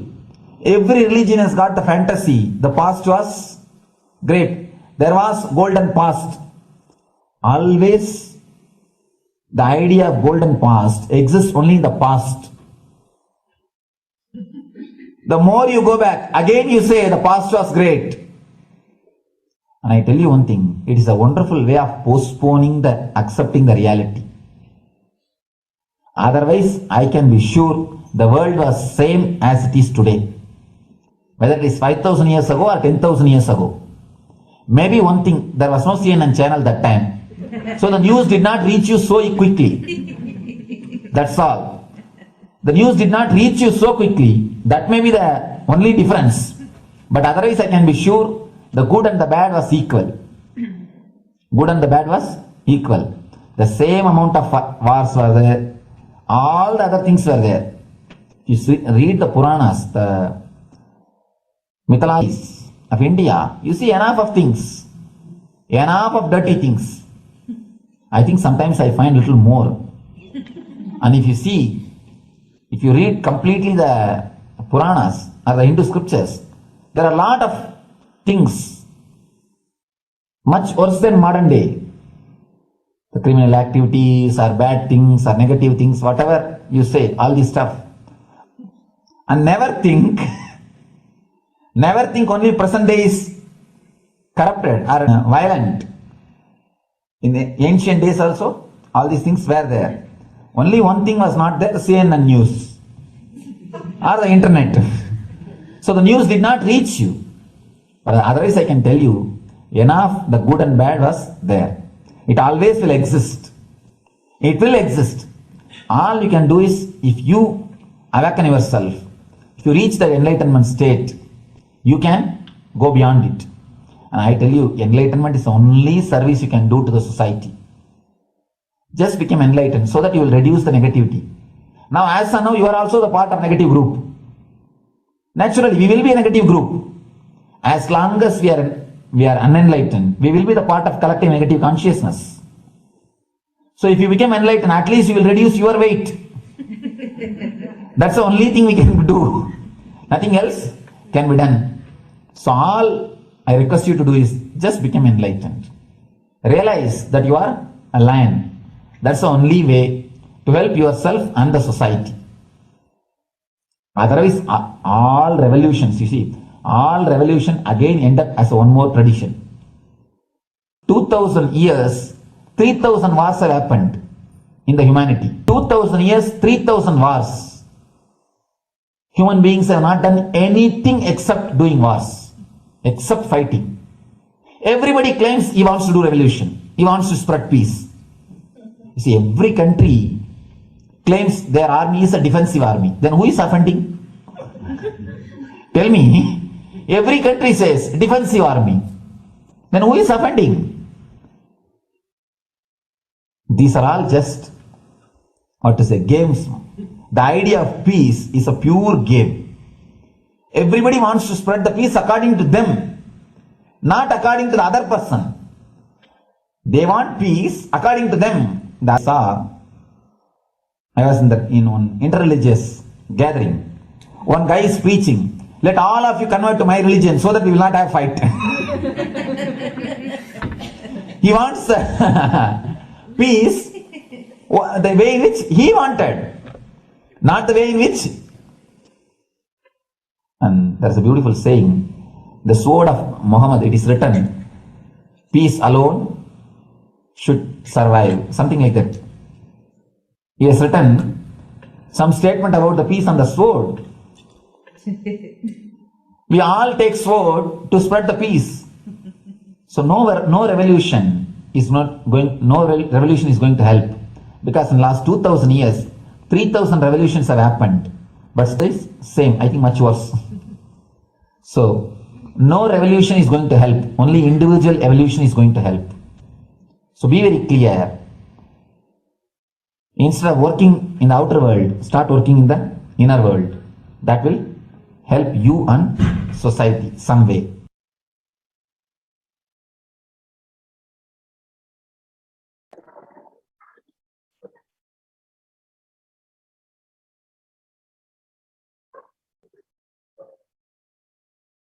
Social answer means I'll tell, oh.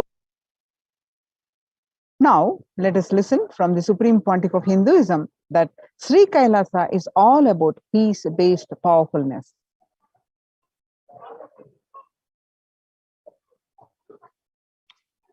Listen carefully. The space of Shanti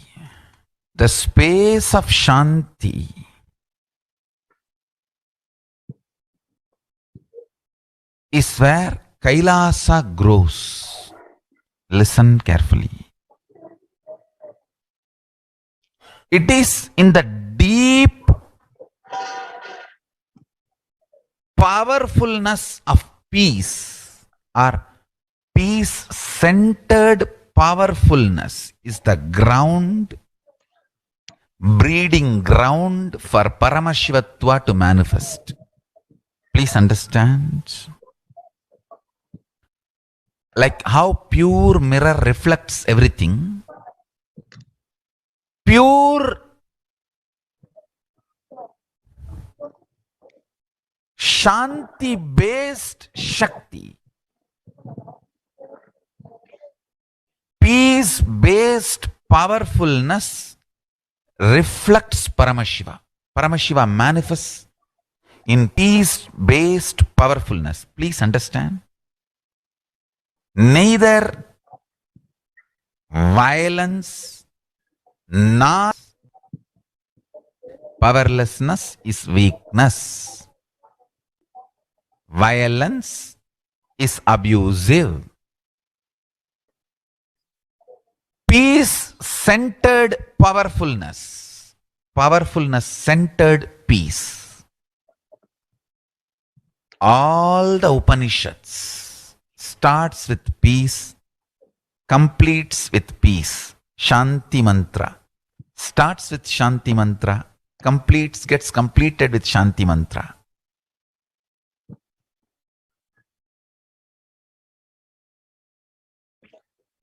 Peace-based powerfulness is a fundamental requirement for Paramashivatva to manifest. That is why people who don't want us to manifest Paramashivatva or power manifestation do not want to allow the peace in our life or do not want peace in our campus. Understand?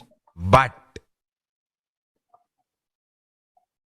only if you are peaceful, which cannot be shaken even by the demons and devils and rakshasas, we can be in eternal peace. So, remember this very clearly.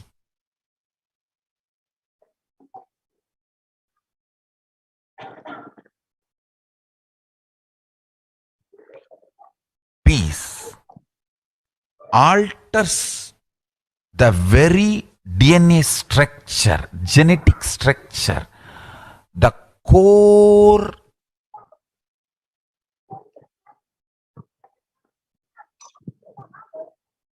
Anu Mahat structure. Understand? Anoraniyan Mahato Mahiyan. The consciousness in you is atom inside the atom, Mahat, more than Mahat. That Anoraniyan Mahato Mahiyan. That consciousness starts growing in you with more and more peace-based powerfulness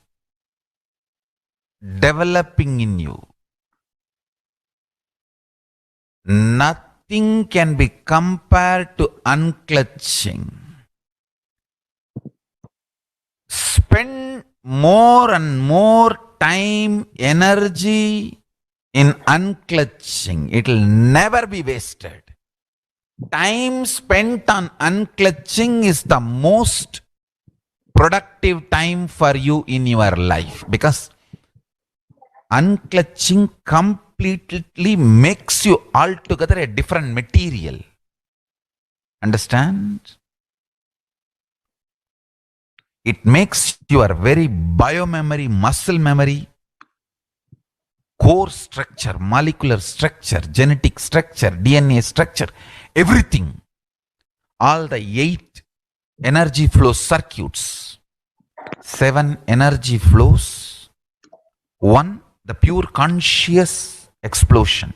So totally 8 energy flow circuits exist in you. All the 8 explodes when you unclutch. Understand? Unclutching is the space of Sri Kailasa.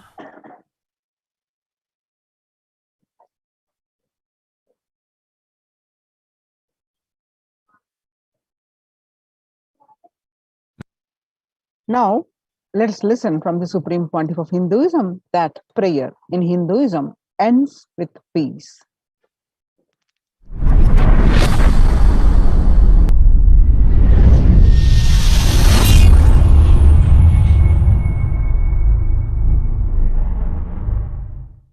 Every chanting, every prayer in Hinduism ends with Shanti, Shanti, Shanti 3 times. Means peace, peace, peace. Hinduism is the real religion. Loving peace, living peace.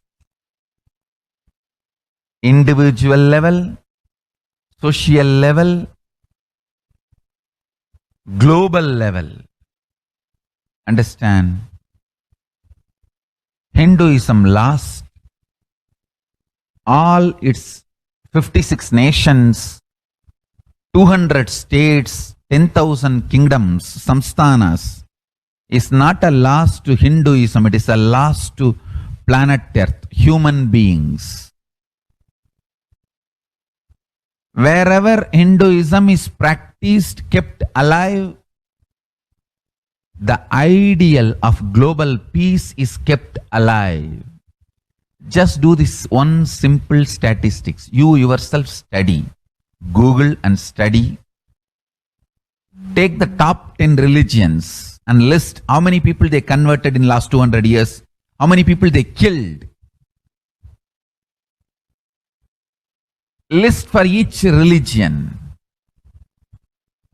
I can be 200% sure you yourself will realize Hinduism is the most peace-loving and peace-living religion, neither conversion nor terrorism. Neither conversion nor terrorism. Being the supreme pontiff of the most peace-loving, peace-living religion, I give you all my blessings on this International Peace Day. Understand? It is we Hindus need to keep the global peace as a living possibility, and we need to make this global peace as reality. Just talking about global peace will not work. Working for global peace only is the responsibility of the real living Hindu. Anyone who wants to claim themselves as a Hindu or practicing Hindu should work for global peace. Global peace is our responsibility.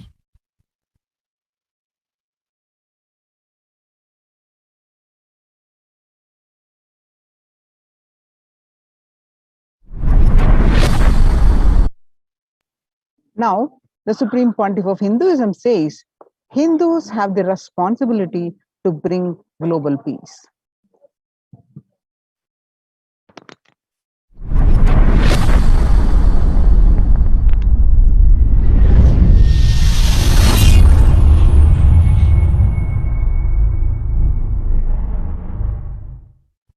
Hindus have the responsibility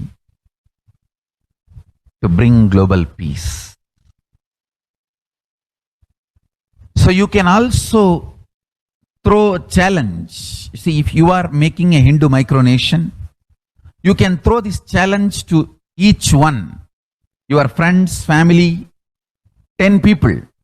Let them participate in the challenge and then let them send a challenge to others. So I welcome all the living and practicing Hindus to become founding fathers of Kailasa micronation in your countries. You can also make a challenge, like how they made ice bucket challenge and all that. We can make a challenge. You form Hindu micronation and claim, I am the founding father of the Hindu micronation Kailasa. And then you can invite your family, friends for a challenge. 11 people. You form and you challenge 11 people and they also form and they spread. So let us start spreading. This project is my message on this International Day of Peace. Let us start working for global peace instead of just talking. The work we do will talk for us. The talk we do will not work for us. This is the message. The work we do will talk for us. The talk we do will not work for us. Global peace is the responsibility of Hindus.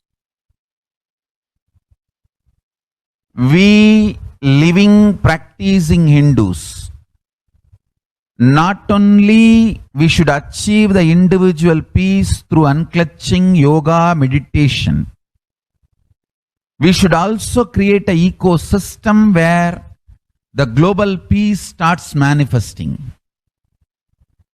This Kailasa Hindu micronation is the enlightenment ecosystem. I request every living practicing Hindu to manifest, do it. So the global peace can manifest from these Kailasa Hindu micronations all over the world.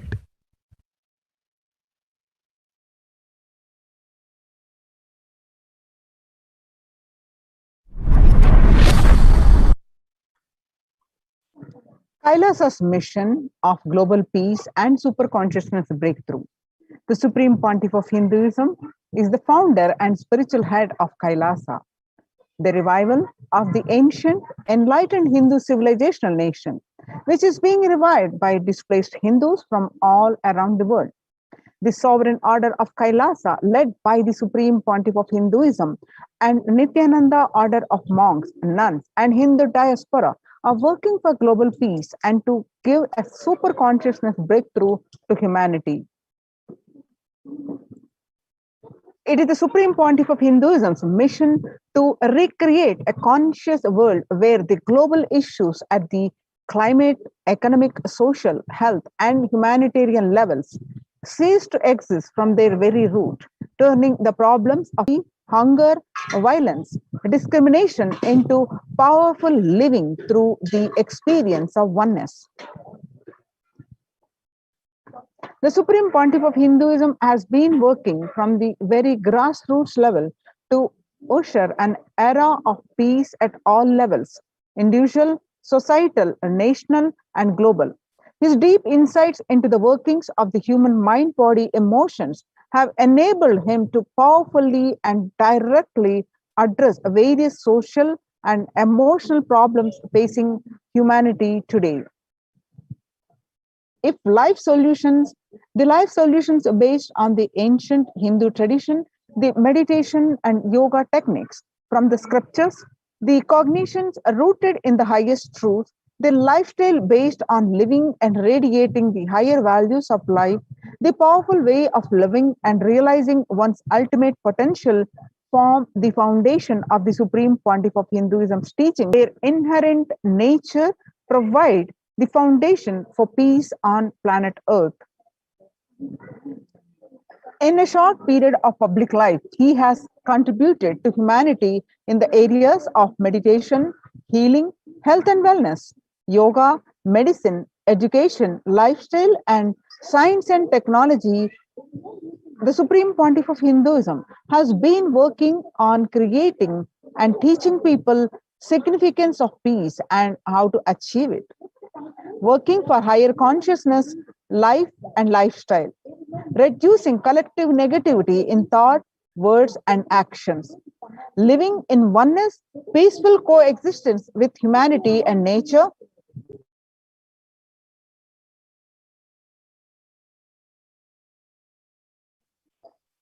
living in oneness, peaceful coexistence with humanity and nature, manifesting superhuman powers for a better quality of life. More than 20 million people in 347 cities in 196 countries over 6 continents revere and follow the Supreme Pontiff of Hinduism launched the Minutes for Peace initiative, which aimed to reduce crime globally by conducting mass meditations around the world in parallel. In 2014, just after 2 years of launching the program, it crossed over 1 billion minutes of meditation. Scientific studies have shown a reduced crime rate after participation in the meditation and completion techniques in 1976. It was found that when 1% of community practiced meditation, pujas, the crime rate was reduced by 16% on average. The current tally on the Minutes for Peace website is more than 4.3 billion cumulative minutes of meditation logged. Include all the event, programs, festivals where people have gathered in large numbers and participated in meditations. The total counts comes out to be a staggering 409 billion minutes for peace so far. You can see the pictures of the about 5,000 devotees gathered and participated in a 48-day meditation program called Shuddhatvaitam. Kailasa's mission of global peace and super consciousness breakthrough, the Supreme Pontiff of Hinduism hosted Kumbh Mela in USA and Los Angeles since 2007. Nithyananda Sangha is entrusted as the only organization to host Kumbh Mela outside India by the Akhila Bharatiya Akhada Parishad. In September 2006, the Supreme Pontiff of Hinduism organized the first confluence for world peace to honor the memory of those who lost their lives saving others on September 11, 2001 at Irvine, California, United States.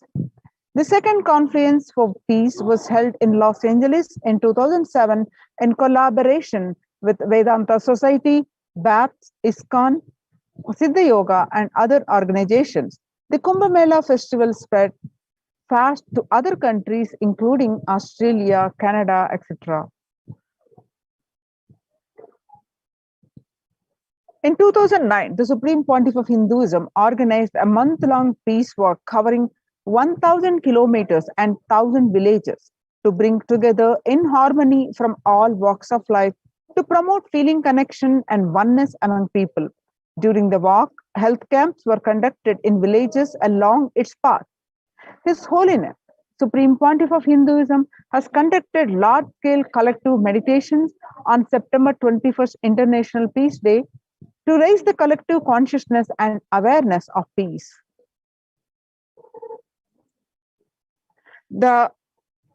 As part of the Kailasa's mission of global peace and super consciousness breakthrough, the Supreme Pontiff of Hinduism initiated thousands of sannyasis. Sannyas is our social responsibility. Let us save Hinduism and humanity. Supreme Pontiff of Hinduism has revitalized the monastic tradition of sannyas by initiating hundreds of people into the Nithyananda monastic order. The all-renouncing monks contribute to the best things to human civilization, living their life with cognition life is for others. These monks and nuns act as harbingers of peace and empowerment for the human society distraught with violence, depression, and other forms of life negativity. The Supreme Pontiff of Hinduism revived the ancient practice of embarking on pilgrimages, which are spiritual journeys, taking spiritual aspirants to high energy sacred spots such as the Himalayas, Kailas, Varanasi, Angkor Wat, Cambodia, and various powerful temples of India. Even though prevalent in India, this practice is rapidly losing its original context, turning into a recreational family vacation. Reviving the original spiritual context, the Supreme Pontiff of Hinduism has made it possible for modern-day human beings to benefit from the spiritual energy present at these centers and accelerate their journey of spiritual evolution, hence ensuring individual and collective space as a natural consequence.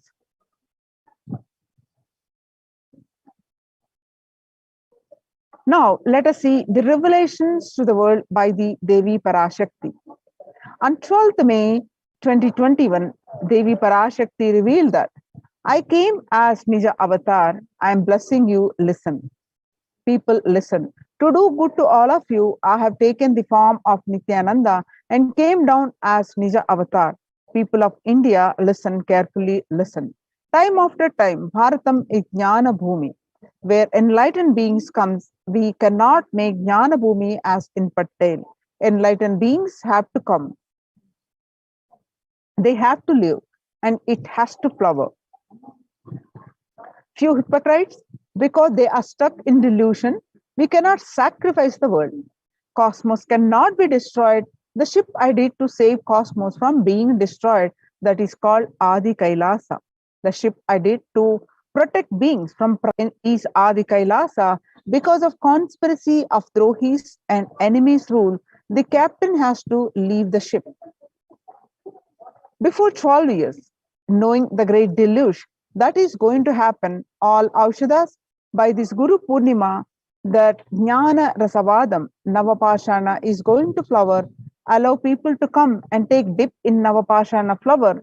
People, whoever comes and dip in Vaidya Sarovar, they will not have death, they will not have corona.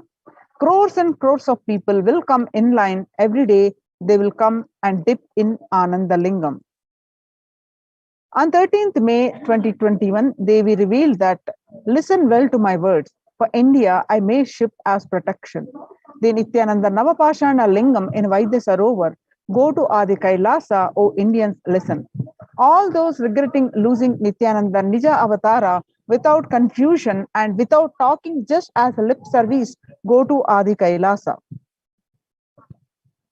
Crores of people will come there looking for help. Navapashana, water, peace, and medicine, to get health and protection and enlightenment, to protect India from the great destruction. I, Parashakti, made this huge ship. Even if captain is not there, ship is there.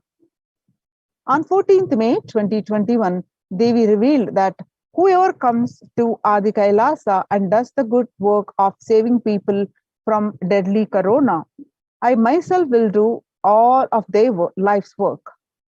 This is a commitment Paramashakti is giving you all. Parameshwari, I will do what I say. On 19th May 2021, Devi revealed that the doors of Adi Kailasa will be open for all those who come with trust. It will protect. It will protect body and will give conscious health. It will also give highest powers, dharma, artha, kama, and moksha, jnana, powers, and the God beyond kama. Adi Kailasa life will give all the goodness. On 31st May 2021, Devi revealed that the hell of Krimi Bhojanam, mentioned by Vyasa in Garuda Puranam, has opened and is directly falling on India as thunder. Running to Adi Kailasa and preventing it is the only way. I have opened Adi Kailasa for those who want to save their life. All of you run to Adi Kailasa. On 11th June 2021, Devi revealed that drop the foolish mind with business motive of bargaining and attain surrender and go to Adi Kailasa, be in Adi Kailasa, I will do good to you. On 18th June 2021, Devi revealed that for saving your life, go to Adi Kailasa. The best life is there. Before Corona takes your life away, go to Adi Kailasa and save your life. On 5th July 2021, Devi revealed that the soil of Adi Kailasa is Sarva Roga Nivarini, cure for all diseases. For all the diseases in the world, Paramashakti, myself, taking the form of Nithyananda as Nija Avatara, walking there barefoot for many years, manifesting all powers, the very soil was converted into great medicine that solves all karmas. On 5th July 2021, Devi revealed that taking the soil of Adi Kailas and mixing it with the Navapashana Linga of Vaidya Sarovar, and by applying it, all pains will vanish. Breaking the attachment to body, it will make you enlightened. Goodness is there, and I told the truth, go to Adi Kailas. When the first world countries closed their borders during a massive global emergency, Kailasa has opened its doors to all without exception. The various satsang centers opened across India are Adi Kailas in Bedadi, Bangalore, and there are various adhinams in Tamil Nadu, which include Salem, Tiruvannamalai, Rajapalam, and Pattanam, Srirangapadi Adhinam, Madurai Adhinam, Avatipalem Adhinam, Huzur Adhinam. All these are from Tamil Nadu. And Puduvai Adinam in Pondicherry, and Sripuram Adinam in Hyderabad, and Baroda Adinam in Gujarat. So Kailasa rushes to aid India as India finds itself on the verge of COVID-19 third wave. Multiple free COVID care centers opened across India, and various social services offering during pandemic in Kailasa's de facto spiritual embassies across India. Spiritual services offered during pandemic in Kailasa's de facto spiritual embassies across India, and cosmic revelations on global pandemic. The free social services offered during the pandemic in de facto spiritual embassies of India. Medical care, allopathy, Ayurvedic and Siddha medicine, infrastructure to accommodate thousands, and accommodation for multi-layer quarantine, emergency ambulances and ICU on wheels, personal protective medical equipment, and food security management through food banks or organic farming. So join the Kailasa's COVID care protection centers and save your life. Register now through the link below, https://kailasa.org/Kailasa care.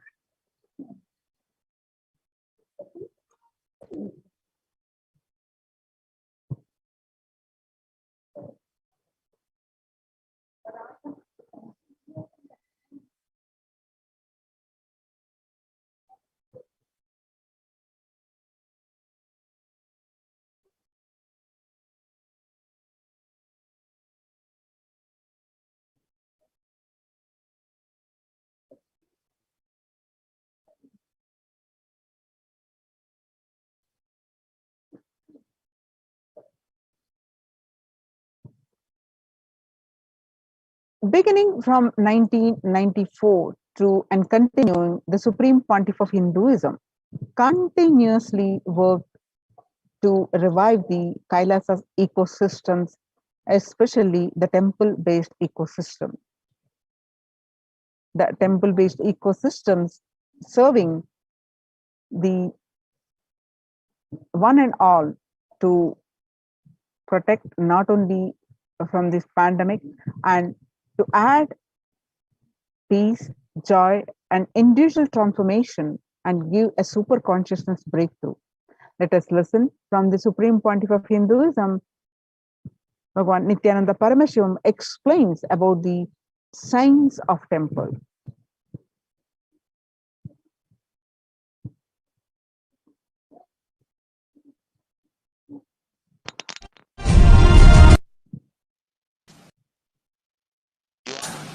You all can receive, you all can enjoy.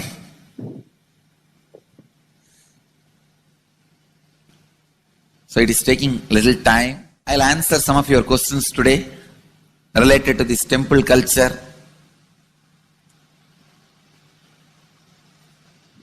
As part of this Satsang series, Madurai Adinam series. This is a question from Rajiv, India. Beloved Master, people not belonging to this culture knows little about this particular Meenakshi temple. Please tell us who is Devi Meenakshi and her husband. Why this grand temple? What are the visible and invisible functions of this temple? Please tell us, Swamiji. Read the next question also. Both. As we see in our present time, towers of mobile, TV or dish TV antennas everywhere connecting invisibility to satellites, doing an incredible function for individuals and for society. My question is, there is and was everywhere temples and deities in this culture. Anybody coming from outside just wonder, is this just sentimental carved stones, worshipping culture or just artistic sculpture? What is the invisible function of temples, deities? See, both questions, same answer. That is the reason I wanted to answer both the questions together. Modern day dish TVs, antennas, mobile towers, all of them work in the level of certain frequency where the words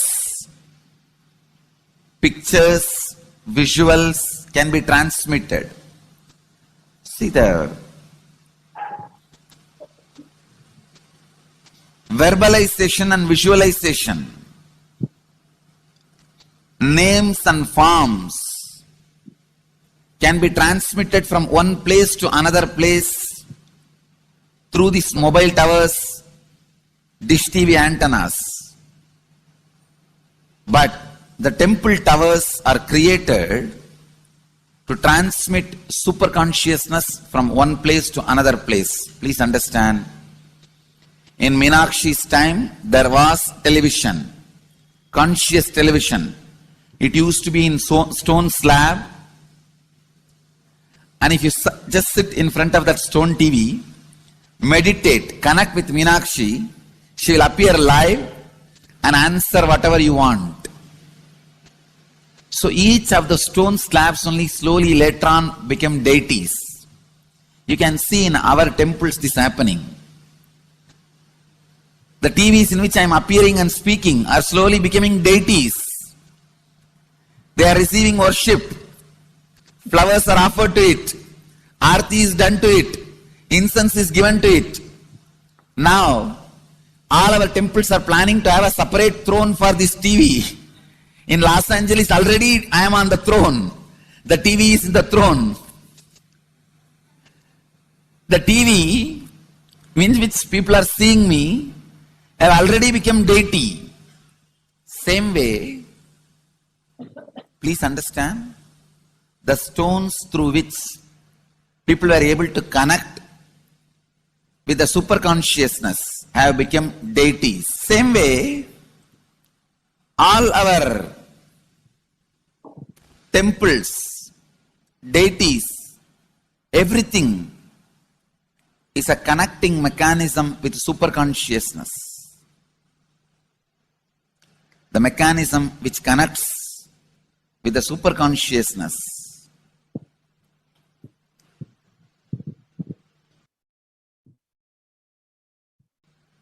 Please understand, the deities and temples are not just sentimental carved stones, or they are not just artistic sculptures, conscious transmitters. They raise you to the super consciousness. In each house in Vedic tradition, we have a puja room. All the puja rooms are your private conscious airport, are conscious transmission centers. The main temple is the place from where continuous super consciousness is radiating. So if you just sit and connect with a deep feeling connection, see, in those days human beings were so beautiful and simple. Just remembering the name of the deity is enough. They are already in connection with the deity. That feeling connection. When I read Patanjali's Yoga Sutra, it says, sit in Siddhasana and be in Samadhi. That's all. So the human beings were so simple in those days. Just if you sit in Siddhasana, you are already in Samadhi. If you sit, your mind sits. Now, if you sit, your mind sits. Mind is completely away from the body. In those days, human beings were so simple and intelligent. All the non-mechanical parts of their brain were awakened. It is Western culture which killed the non-mechanical parts of the brain, the functions of the non-mechanical parts of the brain. Please understand, in the Vedic civilization, always human beings were brought up in such a way that non-mechanical parts of the brain was fully alive and awakened. It is a cultural invasion, destroyed the greatest possibility of the human being when the non-mechanical parts of the brain is not functioning anymore. The temples, deities, all these are looking useless. Otherwise, they are a huge conscious infrastructure. Please understand. One example, suddenly, if we find some method to travel just 20 feet above the air or 30 feet above the air without petrol or diesel, all our automobiles, roads, everything will become useless. Then you will wonder, why so many automobile industries are established? Why so many cars are produced? Why this huge road waste? I think our ancestors are fools. You don't understand. Period. It was used. It was being useful. Our temples, our deities, all these are useful if all your non-mechanical parts of the brain is awakened.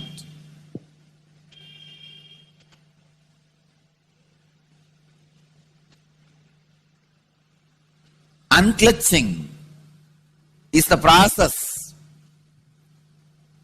to awaken your non-mechanical parts of the brain. When your non-mechanical parts of the brain is awakened, you will understand temples, deities, how useful they are, how directly useful they are, how they are part of our life, how they enrich our life,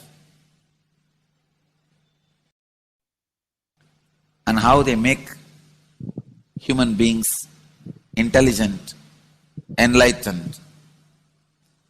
These are the methods created to create enlightened civilization.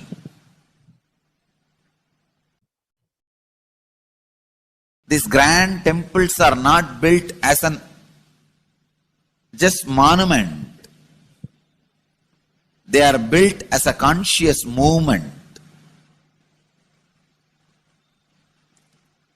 It is not like Egyptian pyramids, monuments. No.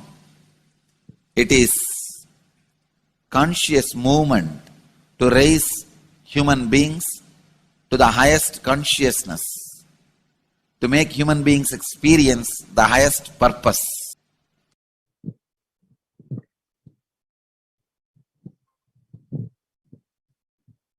Understand? Unclutch. Use the temples to achieve the highest consciousness.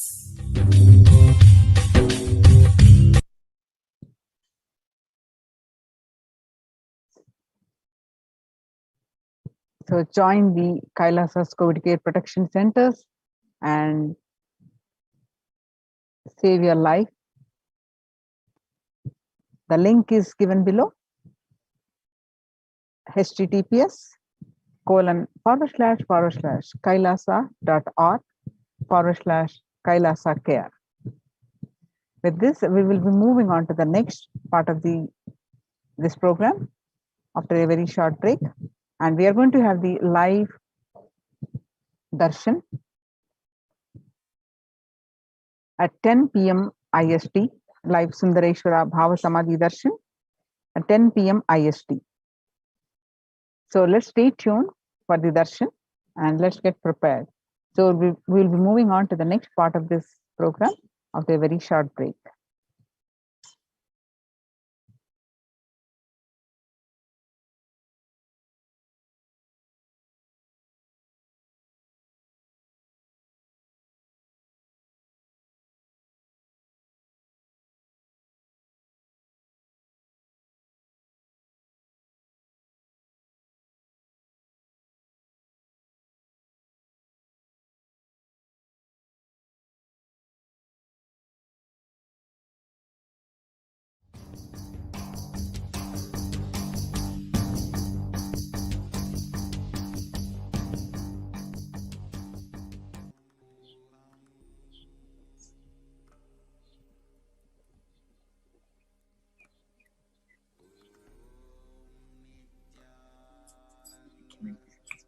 Nithyanandam.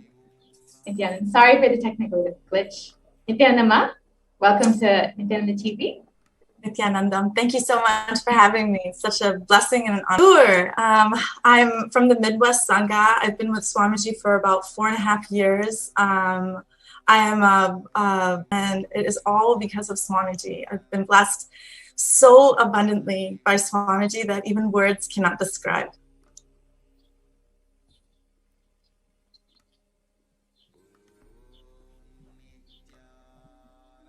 That's wonderful, Ma. And can you share, I'm sorry, I missed what you had said. Can you share a little bit about your backgrounds and what you do? Sure.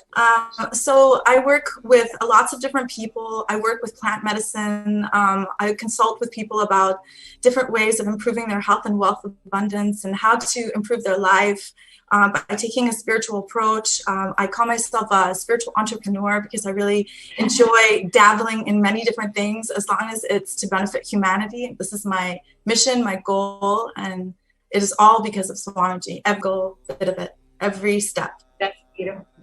Yes, Ma. Ma. So how did you get connected to Swamiji, Ma? Wow, that's like a love story. Such a beautiful love story. Swamiji just enriched my life so beautifully. I saw him on a YouTube video in November of 2016, and from there it was just incredible. I just had to meet him. I just had to be in Vidadi, and I made it happen the following year. And I was able to spend, a 21-day inner awakening with him and 2 other beautiful, incredibly beautiful people. And so many of them I still have the beautiful connections with, and we speak often, very often. Such a beautiful, beautiful space. He uprooted me, uplifted me out of my life. I really strongly believe it was a very low vibrational space, and just knew that I needed to be in another space altogether. Wow. So uprooted and shifted me out, shook my life around. And in 1 year, the whole life exploded, and just blessings after blessings after blessings, and so many beautiful, powerful cognitions landing and guiding me to the next step. So each step, each layer was discovered right before him.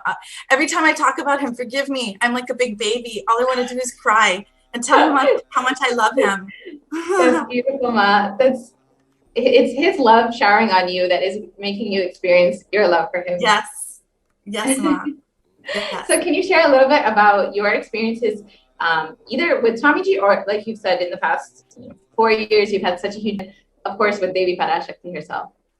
So with Devi Parashakti, I didn't have a direct or, a comment or a question answer. However, just like Ma Corina says, it's the same thing. Every time someone is blessed, someone's wishes or boons are fulfilled and we receive a tatastu, it's literally like a tatastu on my heart, on my soul, on my ever being. So I'm constantly being showered. I really don't even have words. It's constant. It's direct communication. Swamiji says, keep his murti in your room. His murti is in my room. And I am legitimately always talking to him, always expressing my deepest gratitude and all of my frustrations, my angers, my injustices that are happening in the world. And every day is like the next, gives great joy to people around me. I feel like the beautiful healing energy that he initiated me with Tinetra, it's like so incredibly powerful. And every day and every moment I get a chance to share, Parashakti is sharing is so incredible, because you don't hear this on, media. You don't hear this in the world. You're not. Yeah. And if you do hear it, it's maybe in a very small mindset of people that are talking about this. Yes. But here we have a huge, massive community that is, effortlessly talking about it and being open and changing their life. Daily we are changing the way that we expand our life by doing mucus detox, by doing our panchakriyas, doing our meditations, listening to satsang, talking to each other, having vakya sadas between each other. It's just is the ability to speak in the name of love and the name of his mission. And he also has empowered my heart to become full, incredibly full, so I can share my love for people and humanity. He's given me a mindset, a business mindset, something I didn't even think I was ever going to do or had it in me to even think about doing, because I was just so stunted in growth. Although knew that, I wanted to achieve all of these things, I just never thought that I had the will or the persistence or the super determinism to make this happen. He gave me these words, these powerful cognitions that I can articulate and actually do. That's the beauty. Yeah, that's really awesome. You are so awesome. You're eloquently articulating his teachings and his blessings in your life, and clearly you're radiating everything he's been teaching. So it's really beautiful, Ma. So can you share your experience during this pandemic, how your life has been so different maybe from your friends or family who don't necessarily have Swamiji in their life right now, and you're still experiencing so many breakthroughs?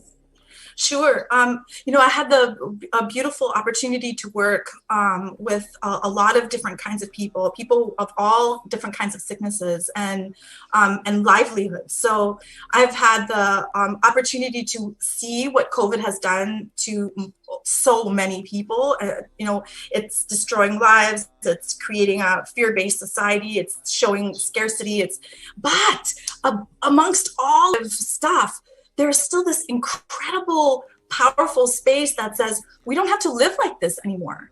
Swamiji has showed us that, it's prepared us so many years in advance with the cognitions to surpass this negative vibration that's coming in super hard. So, just definitely being able to share these beautiful cognitions with people, telling them, not to be afraid, but to clean your body, to eat healthy, to not eat meat, to do all of the things that he's asked us to do, make sure we have clean drinking water, preparing ourselves for the future, but living in the now. And that means being healthy and being cognitively aware and having super conscious breakthroughs and all of these things. So I have had this opportunity to share those powerful cognitions with others. And so when I do feel like, and I have been in the root of the COVID experience, nobody has been affected within my circle or within my community that I know of, except patients that are outside of my own, life, but to see what they might have been going through, to see what their lives were like before COVID, really gave them a perspective, like spending more time with your children, not having the grind of work every single day, realizing that, we don't have to live like this. There's no, we can absolutely come beyond that, rise above that, and live and become spiritual. And spiritual doesn't mean necessarily, to meditate and all this, is to be cognitively aware. And that's all of these beautiful deities that come to us to give us darshan.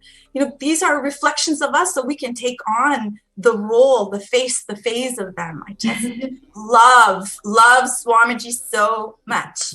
And I love my Sangha so much, and I love Hinduism so much. I just feel like every single person on planet Earth should be experiencing this breakthrough in all facets of life. That's beautiful, Ma. And what would you like to share with, what would you share with them about having Swamiji in your life, especially during this global pandemic where people are living in so much of fear, how you've experienced, a state beyond all of this and just having continuous breakthroughs? So what I would say to someone just looking in, it's so important to know that you are loved. You are loved beyond your even wildest imagination. You are so loved by cosmos. You're so loved by the Divine Mother. I'm not really, going into a personal aspect of, just having a relationship with my own mother. Don't really have a relationship with my own mother. So there's many things that I think in my life that attributed to some of my incompletions, but for real, to be like just in her presence and watching her face is literally like your mom's hand on your head, or dabaing you on your lap, or it's like giving you so much love, like just for my own children too, always letting them know in the gentle, beautiful, graceful demeanor Swamiji speaks to us and Deva Parashakti speaks to us. I do and replicate the same thing in my own life. My children are a direct reflection of who I am. And so that in itself, I'm sharing everything that he's sharing with me, I'm sharing with my children, whether or not they're completely in. I'm invested 100%. And eventually it'll get to this phase that the people around me and then the new people that are coming in and people who are watching now, just know that you are intensely loved. You are immensely loved. Your heart is in the palm. I just learned this really cool cliche. It's in the lap of luxury. I feel like Swamiji, it's so beautiful. Just know that you're loved. You may not have a relationship with your family. You may not have a good job. You may not have the best health. You may not have, but if you just believe that you are loved, all of those things will change. Absolutely. And can you share a little bit about, seeing this, how Swamiji's been showering love on every single being, not just devotees or disciples, but anyone. It's Devi has been blessing any being who's asking or wanting to receive the blessings, and just opening herself up day in, day out, tirelessly attending to people.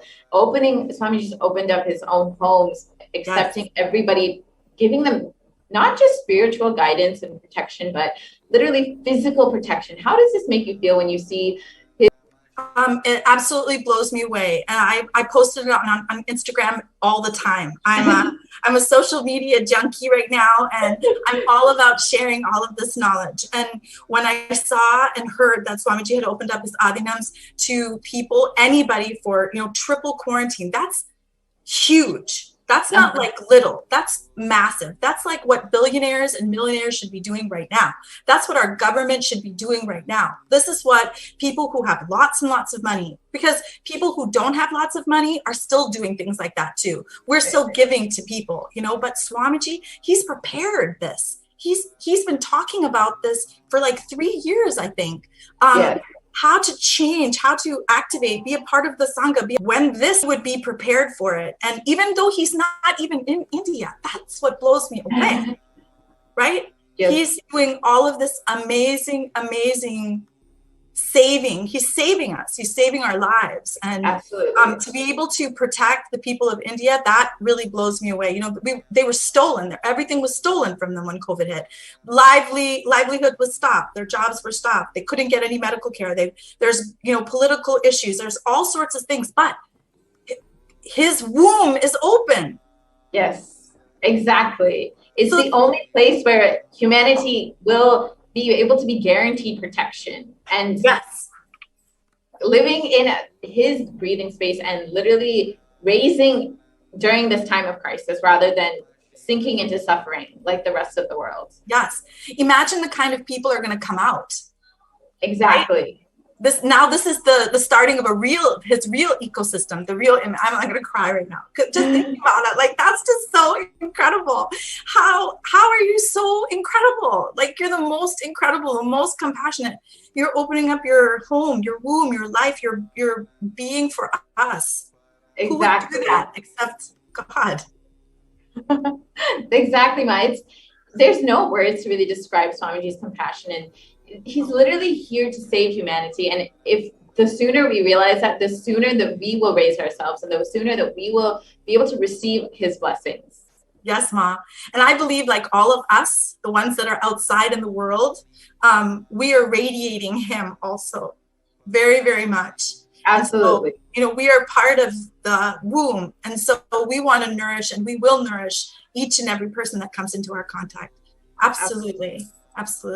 Exactly, Ma. And can you share a little bit more about, a specific experience that you might have had either in the past few months during this whole pandemic, or even since you've met Swamiji in the past 4 or 5 years, how, maybe a specific breakthrough or blessing or boon that Swamiji has given you? Idea to an invention, from an invention to a materializing, from materializing to absolutely living out it. So this gradual experience and the time, it took ambiance. And I tell people this all the time, like things can happen when all of the elements are put together and everything is in the right space. It will just happen. So that's the cognition that he gave me. And these are continuous things that have happened. A new job, a new idea that raised out of that. Then now I resigned from my company that I used to work with for, literally 4 years. The moment that he came into my life, I was introduced to a new company. I had a new breakthrough. I was able to do so many of the things that I've always dreamed about doing. Not even just, honestly, I didn't even dream about some of these things. These were things that he just implanted in me, like, you can do this. Yeah, you can do this. Yeah, you can do this. You can do this. You can do this. You can do this. You can do this. You can do this. And it was just constant and deeper and deeper and deeper I've gone. And it may at some moments felt scary, but now it doesn't feel that way. Now I feel like, oh, I know when it's about to happen. So like my energy level is super high. I don't sleep for a little while. All of a sudden it's this beautiful breakthrough. So I just resigned from a beautiful company that I worked for, and created a beautiful ambiance based on Swamiji completely. And then went into another opportunity, just recently opened up my own business. I'm sharing living water with the world. That in itself is blowing me away, because I was introduced to this water through my Sangha. Just, it's too much. It really is too much, too many blessings, one after the other. And that's what life at Swamiji is like, though. Yes, it's true. It's true. Like no concept of time. Because for most people, like what I've been through would take like out the door 4 years. And that's actually a really good point you've made, Ma. It's like people think that manifesting what they want in their life takes time. People feel that, it may be in a few years, and they keep delaying. But with Swamiji in their life, with Swamiji continuously guiding and blessing and giving all the boons, it doesn't take any time. It will just manifest. It's just your decision to let him manifest through you. That's absolutely correct, Ma. You said it perfectly. And so you during this pandemic were able to complete a job that Swamiji had given you and start your own business at a time where most people are losing their jobs, losing their businesses. You are expanding during the pandemic. Yes, expanding and expanding so much, including different aspects of expansion. So expanding, health wise, I've never been the healthiest in my life. And being able to utilize and create products that have the recommendations of what Swamiji uses, like ashwagandha, triphala, haritaki. These are creating just this whole environment has been. It's just so enriching, Ma. It's just too good. That's beautiful. You're able to create this soft reality, but even in your job, you're able to live this lifestyle and share it with the world. Yes, absolutely. I mean, people think maybe I'm a little crazy sometimes, but crazy is good. Crazy is wild. Crazy is adventurous, creative, inspiring, enriching. All of those things. The ability to speak, the ability to share, the ability to share knowledge, and just to be, the leader that he is. If you didn't know him, you would still think he was an amazing leader. Absolutely. Right? Because his whole demeanor shares that. It radiates that. So I want to be in his vision always.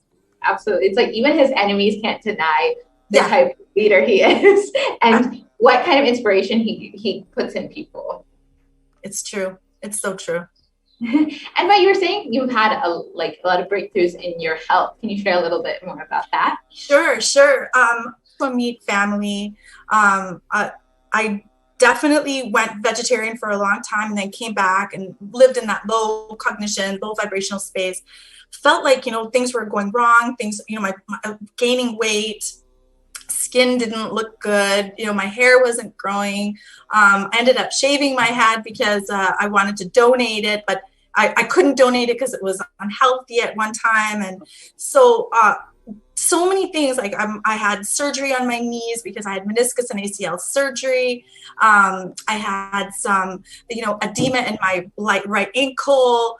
I've had some back issues. I have twins that are going to be 18 in December. So tailbone that was broken from childbirth, like all of these things. But what he did for me in terms of my health is he gave me the right knowledge base to correct, even though I'm not really crazy about the taste, but I love it so much, right? My panchakriya, my enema, ability to correct all of these things in such a short period of time. Like, illness is not lifelong, but it is very curable, things that you can change. Yes, I'm sorry, Mom, I will go keep going. No, that's okay. That's really beautiful, Ma, that, in every aspect of your life that he's given you blessings and boons, and you've been able to just have so many breakthroughs. Thank you so much, Ma, for sharing. And we really appreciate you coming and joining us and sharing your experiences and blessings and boons with everybody. Thank you very much, Ma. It's such a pleasure. I'm so honored, and I love Swamiji so much. Thank you. Thank you so much, Ma. Thank you. Nithyananda. All right. Thank you so much. Dear viewers, we will be taking a short break.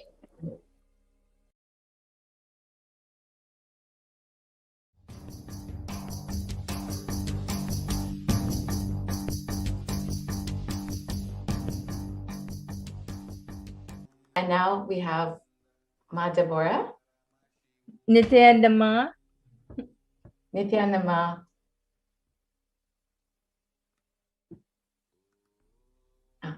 I'm not hearing you, Ma. Nithyananda Ma, can you hear me now? I can hear you now, Ma. That's great. Nithyananda Ma, welcome. Great to have you here, Ma. Can you just share a little bit about yourself and your background? Yes, I'm from Toronto, Canada. So I know Ma Gayatri, and I become Apat Sannyas about a couple years ago, year and a half ago. And until I went to the Adinam, I actually even meet Swamiji in person either. But wow, two people. He is incredible, and he is I will be with Swamiji forever. So yes, I'm very, very thankful for Swamiji, for the Sangha, for Sanatana Hindu Dharma. It is everything I've been searching for my entire life, and knew it existed, somehow knew it existed, but could not find it until he was right in front of me on the internet, and after calling out for him. So I took everything online I could. I even took the first 6 seasons of Paramashivoham. And that's when I declared Apat Sannyas. Wow. And I'm so blessed. So much has changed. He has healed me so much.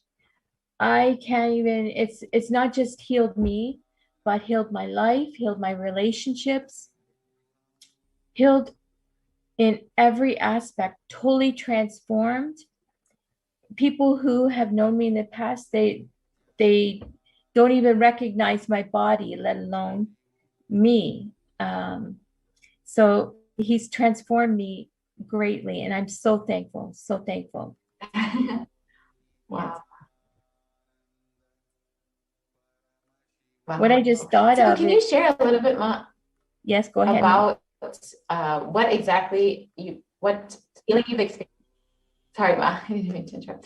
I was just asking, can you elaborate a little bit more about your background and your experiences with Swamiji, about what kind of healing you've experienced and how you in every possible way? Mm-hmm. Well, Were you able to hear me? I grew up with my childhood was filled with a lot of abuse, and it I thought I had gotten away from it and moved beyond that when I went to university, but it still affected all my relationships, men and women, all relationships, all types of relationships. And then finally, when I was married, I realized that later on in the relationship that I had married someone that was maybe the culmination of all those negative relationships. And so there was a lot of wrong cognitions that I didn't even realize that I was operating with. And I had created a lot of pain patterns, a lot of pain shafts, suffering, and it affected my ability to manifest, my ability to even have consistent energy or consistent resources. Sometimes I had wealth, and sometimes I ended up in poverty again. So I knew there was something not right. But as soon as I found Swamiji and Sanatana Hindu Dharma and the ecosystem of Kailasa that protected me and strengthened me, then I started really having mature conversations with myself. And Swamiji really transformed everything. I became Devi again. I had gone through a lot, and I had sort of lost all that feminine side, the Devi side, even though I was a mother, and I had felt I was a good mother. There were things I could not control and things that I magnetized to me or manifested because of what I was holding within my inner space. Can you elaborate a little bit specifically on those experiences where Swamiji has healed you and attended to you? Yes. I realized not too long ago that what it really felt like to have an healed inner space, a healed heart, and melting down and clearing out all the pain shafts, pain and suffering shafts, because I was in a way doing it to myself, of course, but I was really blocked in terms of seeing how I was manifesting what I didn't want versus what I did want. Mm-hmm. So once I began having powerful cognitions and operating from conscious decision and conscious awareness in every moment, which I actually really became strong in from unclutching, doing the unclutching meditation, doing all the clutching satsangs and all that. But at first it was hard for me to even cognize unclutching. But when you unclutch or detach from all the thoughts, they don't control you anymore.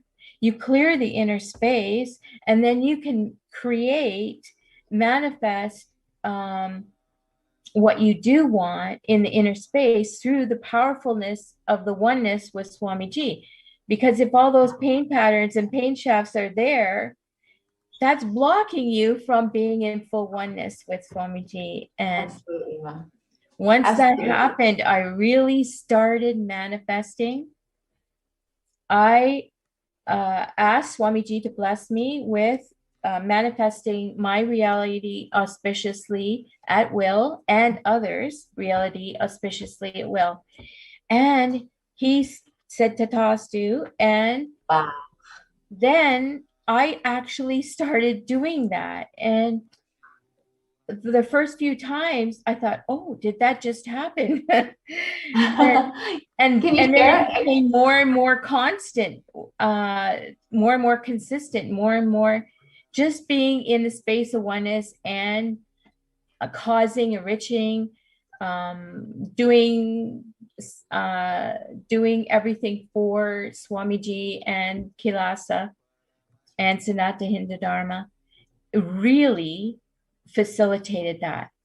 So as I was manifesting my reality at will, I was also,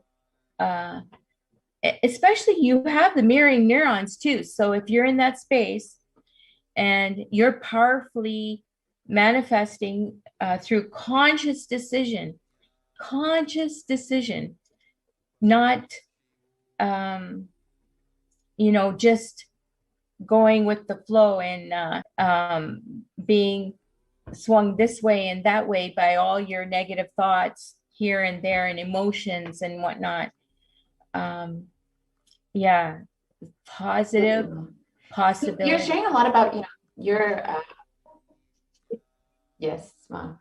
And so you've been sharing a lot about your experiences and how you've experienced healing.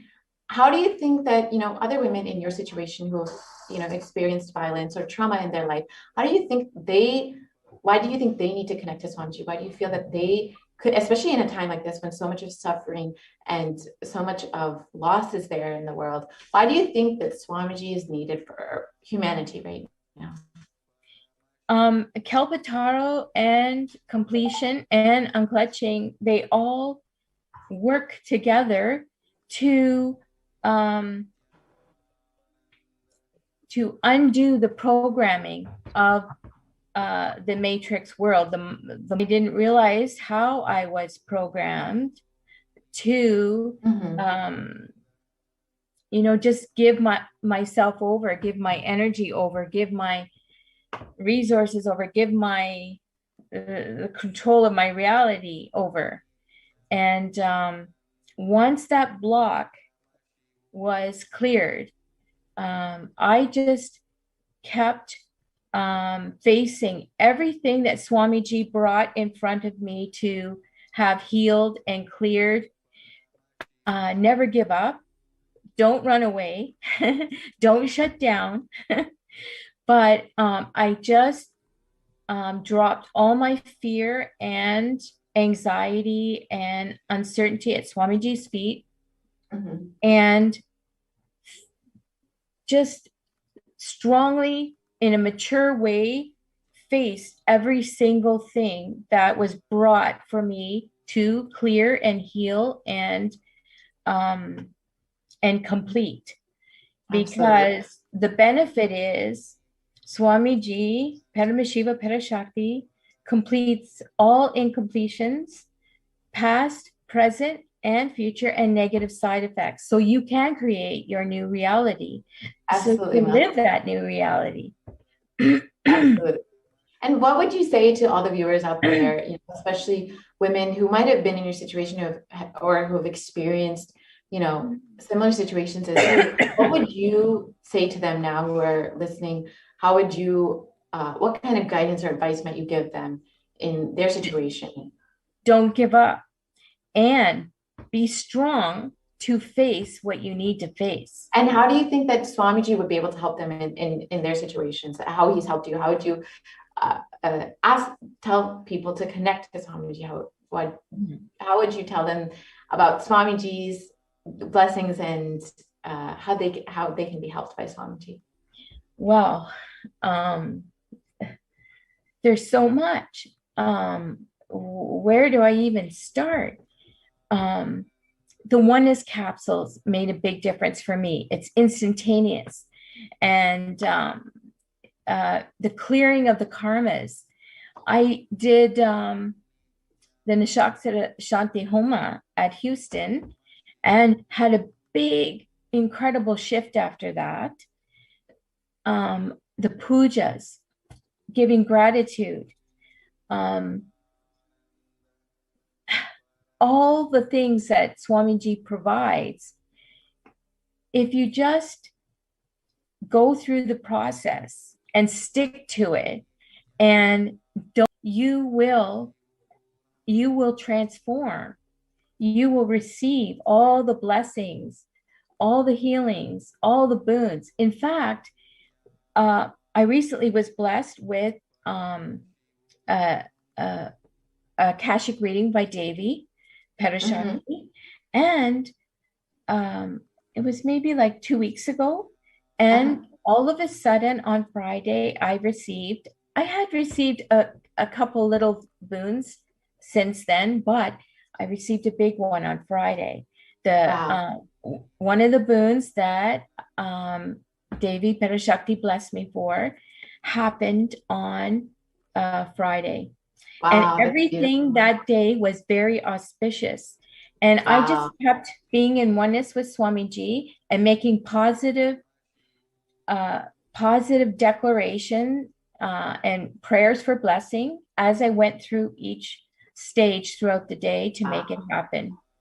And how does it make you feel, Ma, when you're seeing, Swamiji to every single being, every single person who is in need of a blessing or healing or a boon, or, even just a place to quarantine? How does it make you feel seeing Swamiji attending to every single person, through the Akashic readings, through opening up the Adinams? How does it make you feel, Ma? It's incredible. He makes himself many, and that he's with everyone all at the same time. Different degrees, different levels, according to whatever is needed, but it is a real blessing. Even those that are yet to be in oneness with Swamiji, enriching them as well. Just giving everything that's needed so that humanity can break through this bondage and receive, enlightenment, which was meant to occur long ago, but is incredible that Swamiji is sacrificing everything to make sure we are all that want to be, want to rise up out of the Maya and to be enlightened, are in that process of receiving that. Absolutely. And it's like so beautiful to hear your sharing and how you've experienced Swamiji and how he's attended to you exactly how you needed at that time. Every single person, maybe they might not even be interested in spirituality, but how Swamiji is attending exactly every single aspect of their life, every single thing that they need. It's such a beautiful experience, like, to hear about, especially, hearing from you from where you came from and to where you are now, taking Apat Sannyas and, deciding to commit your life to Sangha and Swamiji. It's such a beautiful sharing that you've given us today. Thank you, Ma. I really appreciate it. Thank you everyone does in facilitating Swamiji's mission.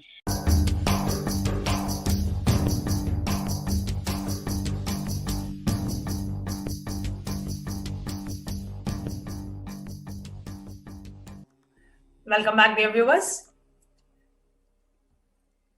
Today, we have joining us Ma Aishwarya Murli from India, who is here to share her experience of Devi Parashakti Akashic reading.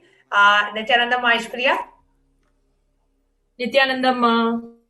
Nithyananda Ma, thank you so much for joining us for the live sharing today. So what is it that you are here to share with us? Yes, so actually, Ma, I have been seeing the Devi Akashic readings. They've been happening for around a month now. And I was attending it and I became a member of the channel, YouTube channel, so that I can post something. Even though really I had nothing as such, I felt even like asking to Devi. I still wanted to just say present, so every day I will just say something in the chat, right? And I saw, okay, Devi is really like ferocious, that she's really coming very direct and telling everything without beating around the bush at all. Okay, so in a way, I was a little bit like intimidated about that. Of course, she's mother. So there's no incompletion, but it's just like, oh God, what is she going to expose about me to me now, right? So, but still, even then, I was just doing it simply, whatever, like just putting my presence there every day. And then after a point, I was like, but Devi is not responding to, I mean, you know, that thing of taking your name and addressing you, it gives a completely different feeling altogether. So I was really craving for that. And I was like, what is happening? Why? What is this? What's going on that I'm missing this? Right? And then just a few days ago, Swamiji came and gave a live satsang after so long. And he gave this instruction and said that even if Devi is, doing boo-boo and frightening you and everything, you don't be frightened about if she speaks, she scolds also, don't bother about it. The only thing is she should see you and she should see your message and respond to you. That's what matters. She will sort out what needs to be sorted out, but you just be addressed by her, which is exactly what I also wanted. So Swamiji told this too simple, means baby level simple instruction, saying to keep the betel leaf and betel nut and 1 rupee coin, 1 paisa coin actually he was telling, right? And keep a banana. So very basic tambulam, he's saying just receive Devi ritualistically. Okay. So I said, okay, fine. Obviously, there is this part, which says, how is it connected? I know Swamiji is here. He's literally manifesting in this presence. His presence is here now. This is real, right? That they're meeting at this. It's not like it's a screen and something else like that. But somehow, even then, it was very difficult to really fully comprehend how is this keeping this betel leaves going to actually connect to Devi giving the response. Anyway, my questions will keep coming. So main thing is you do what Guru says, right? So I ordered it got some betel leaves. And the next time that I attended the Devi Parashakti Akashic reading, I kept the one small plate. And I just rushed and kept some betel leaf. I got it from my fridge and kept it. Got some 2 rupee coin and kept it on that plate. That's it. Such a zero level preparation actually. It wasn't even some big preparation that I did. It was what Guru told, that much only I did, right? And exactly that day, Devi responded to me. After 1 month, I'm waiting for.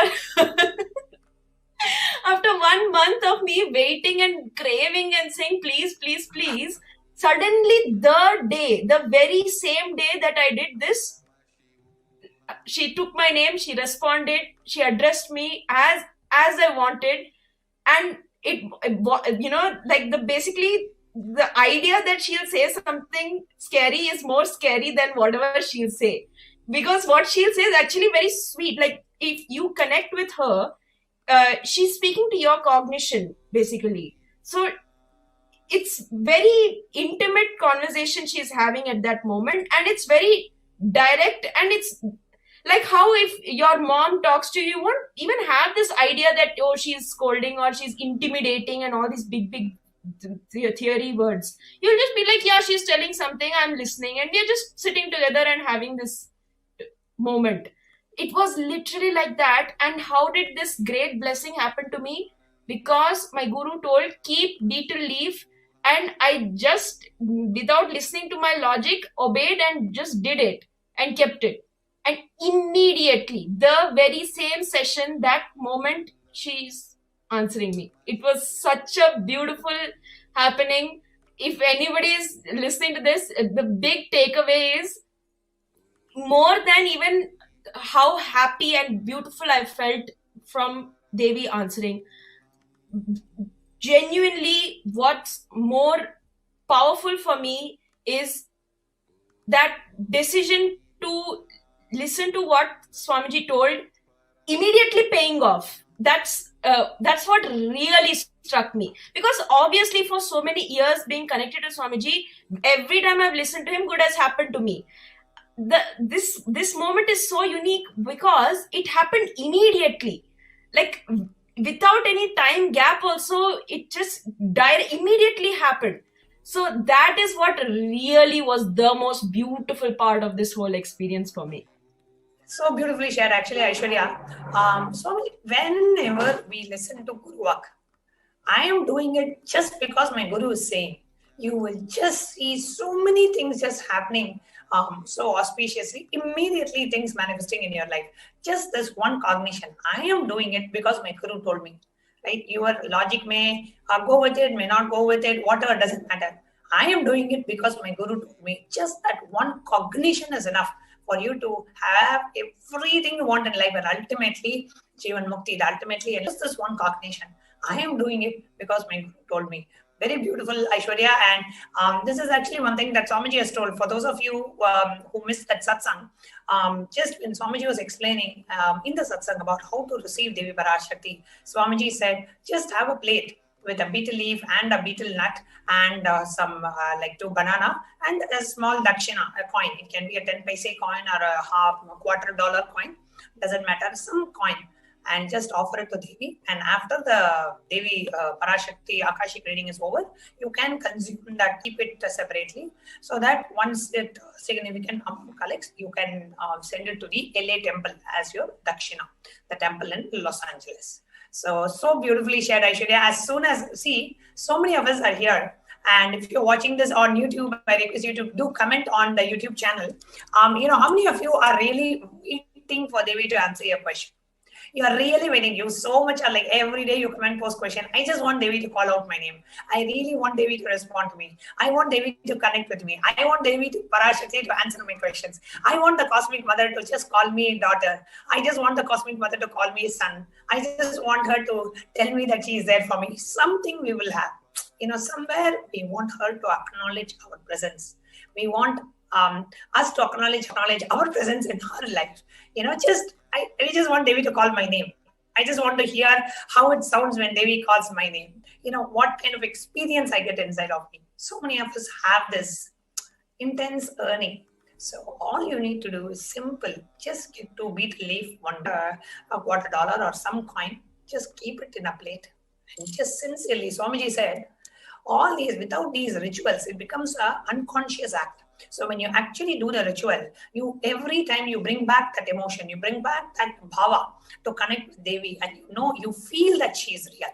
That is what happens when you do these rituals. So these rituals are to break the monotonous, unconscious. At some point, you just keep seeing the screen. You just take it for granted. You don't realize that, what Devi is actually landing from Kailasa. Being from Kailasa is coming and she is calling my name. Imagine in the whole Prapancha and in this world of 7 billion people, your name gets called. When Devi Parashakti lands from Kailasa, she acknowledges your question, she answers, how does it feel? It feels so special. You feel like Brahmanyam Bahuputratam. I am the favorite inheritor of the cosmos. I am her favorite. She called out my name. She called me daughter. Whatever it is, however she connects with you, you just feel that love, you just feel that warmth, you just feel that affection and that grace of Devi Parashakti. So beautifully shared, Ma Aishwarya. Anything else would you like to share? Yes, Ma. Literally, this is something which is incalculable because it is too. I was sitting in the same way, cleaning my room, preparing the space in the same way. Only thing different I did that time was what Swamiji told, keeping these items, few ritualistic items, that's it I did different. And it actually made such a big difference in the what happened and even in the way I was receiving it. Like, it was so much more intense that I was receiving with like tears dripping down my face. It was so powerful, and the action actually what it did is no way result which it actually brought.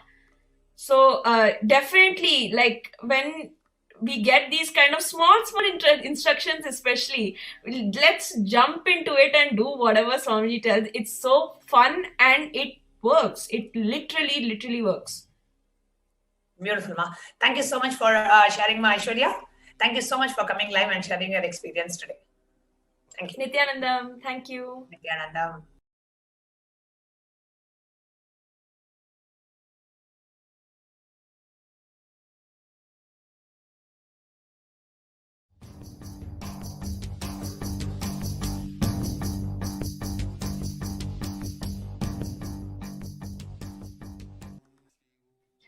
Welcome back, dear viewers. My name is Manitya Purnipriyananda, and I'm a brahmachari of the Nithyananda order. So today we will be entering into one of the most exciting segments of our show. It is where people will share their personal experiences of Devi Parashakti. Every day, Swamiji is attending to devotees, disciples, and all beings through Facebook, Twitter, YouTube, Instagram, and all our platforms, and making himself available to humanity to give blessings, boons, and heal every being who is suffering and in need of healing during this pandemic. Today, we have two exciting sharings available. One, we'll start with Ma Gayatri, who is from Canada. So, Ma Gayatri, can the NTV operator please project Ma Gayatri? Thank you. Nithyananda, thank you for having me here. Welcome. So you can please share a few words about yourself, about who you are and how you met Swamiji. Sure. Actually, thank you for bringing me here because I've never met Swamiji ever. And so this is really interesting that the first time I actually visited the Ohio temple was in 2015. And that's how my association with Swamiji kind of started. Wow. It's crazy. And I've just been very blessed because somewhere along 2018, I really got connected to more people in the Sangha. And since then, I've always been connected to people with Swamiji. And I just feel like that connection just grew stronger. And Swamiji has been very, very kind and benevolent that every time I've sort of needed help in life, he's just sent angels my way, and they're all, giving me his teachings and really enriched me and helped me, grow stronger with getting powerful cognitions.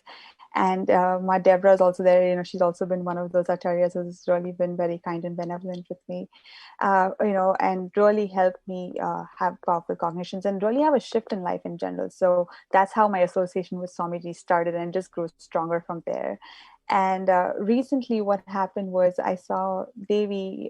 First of all, I would like to mention that Swamiji has been so kind. I mean, at a time where, you have countries closing borders, you have everybody sort of shutting their homes, anybody in the vicinity, Swamiji has so kindly opened up his entire Adinam to anyone without looking at their gender, caste, creed, nothing. You don't even have to be a devotee, And Swamiji has so generously opened his doors and allowed everybody to come in. And not only just that, he's providing them hospitality, food, everything possible. I mean, that at this point, no government is also doing that, So I would just like to share that Swamiji is doing something that's amazing, and it's really incredible. And especially at a time where people are being so hesitant to help each other out, Swamiji is really, really, a beacon of ray of hope for humanity in general. Exactly. Yeah. He is the only hope for humanity. Yeah, and it's incredible that he's making the effort to protect everybody. So I just want to share that. And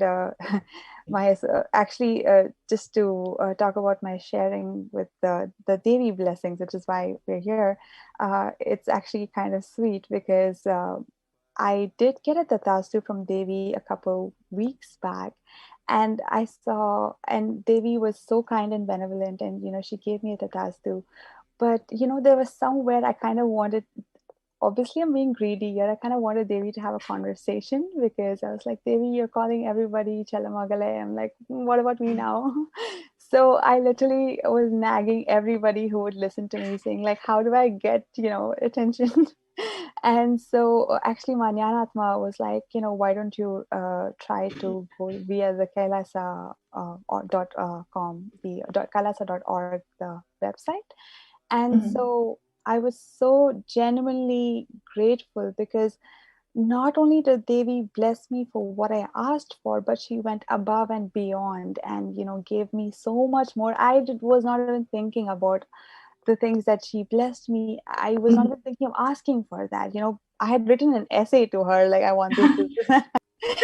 But she gave me she knew what my heart wanted, and it was like literally like someone had just got into my heart, seen everything what I wanted, and just given me the answer that I needed to hear. It was just like someone had read everything that I needed to hear, and so sweetly. And how did that make you feel, Ma? I was beaming. I couldn't stop. I have the recording, which I keep looking at. I've been like non-stop, constantly just playing it back and forth. And I'm like, okay, this is just great because as you can see, I'm really smiling, and it was just amazing.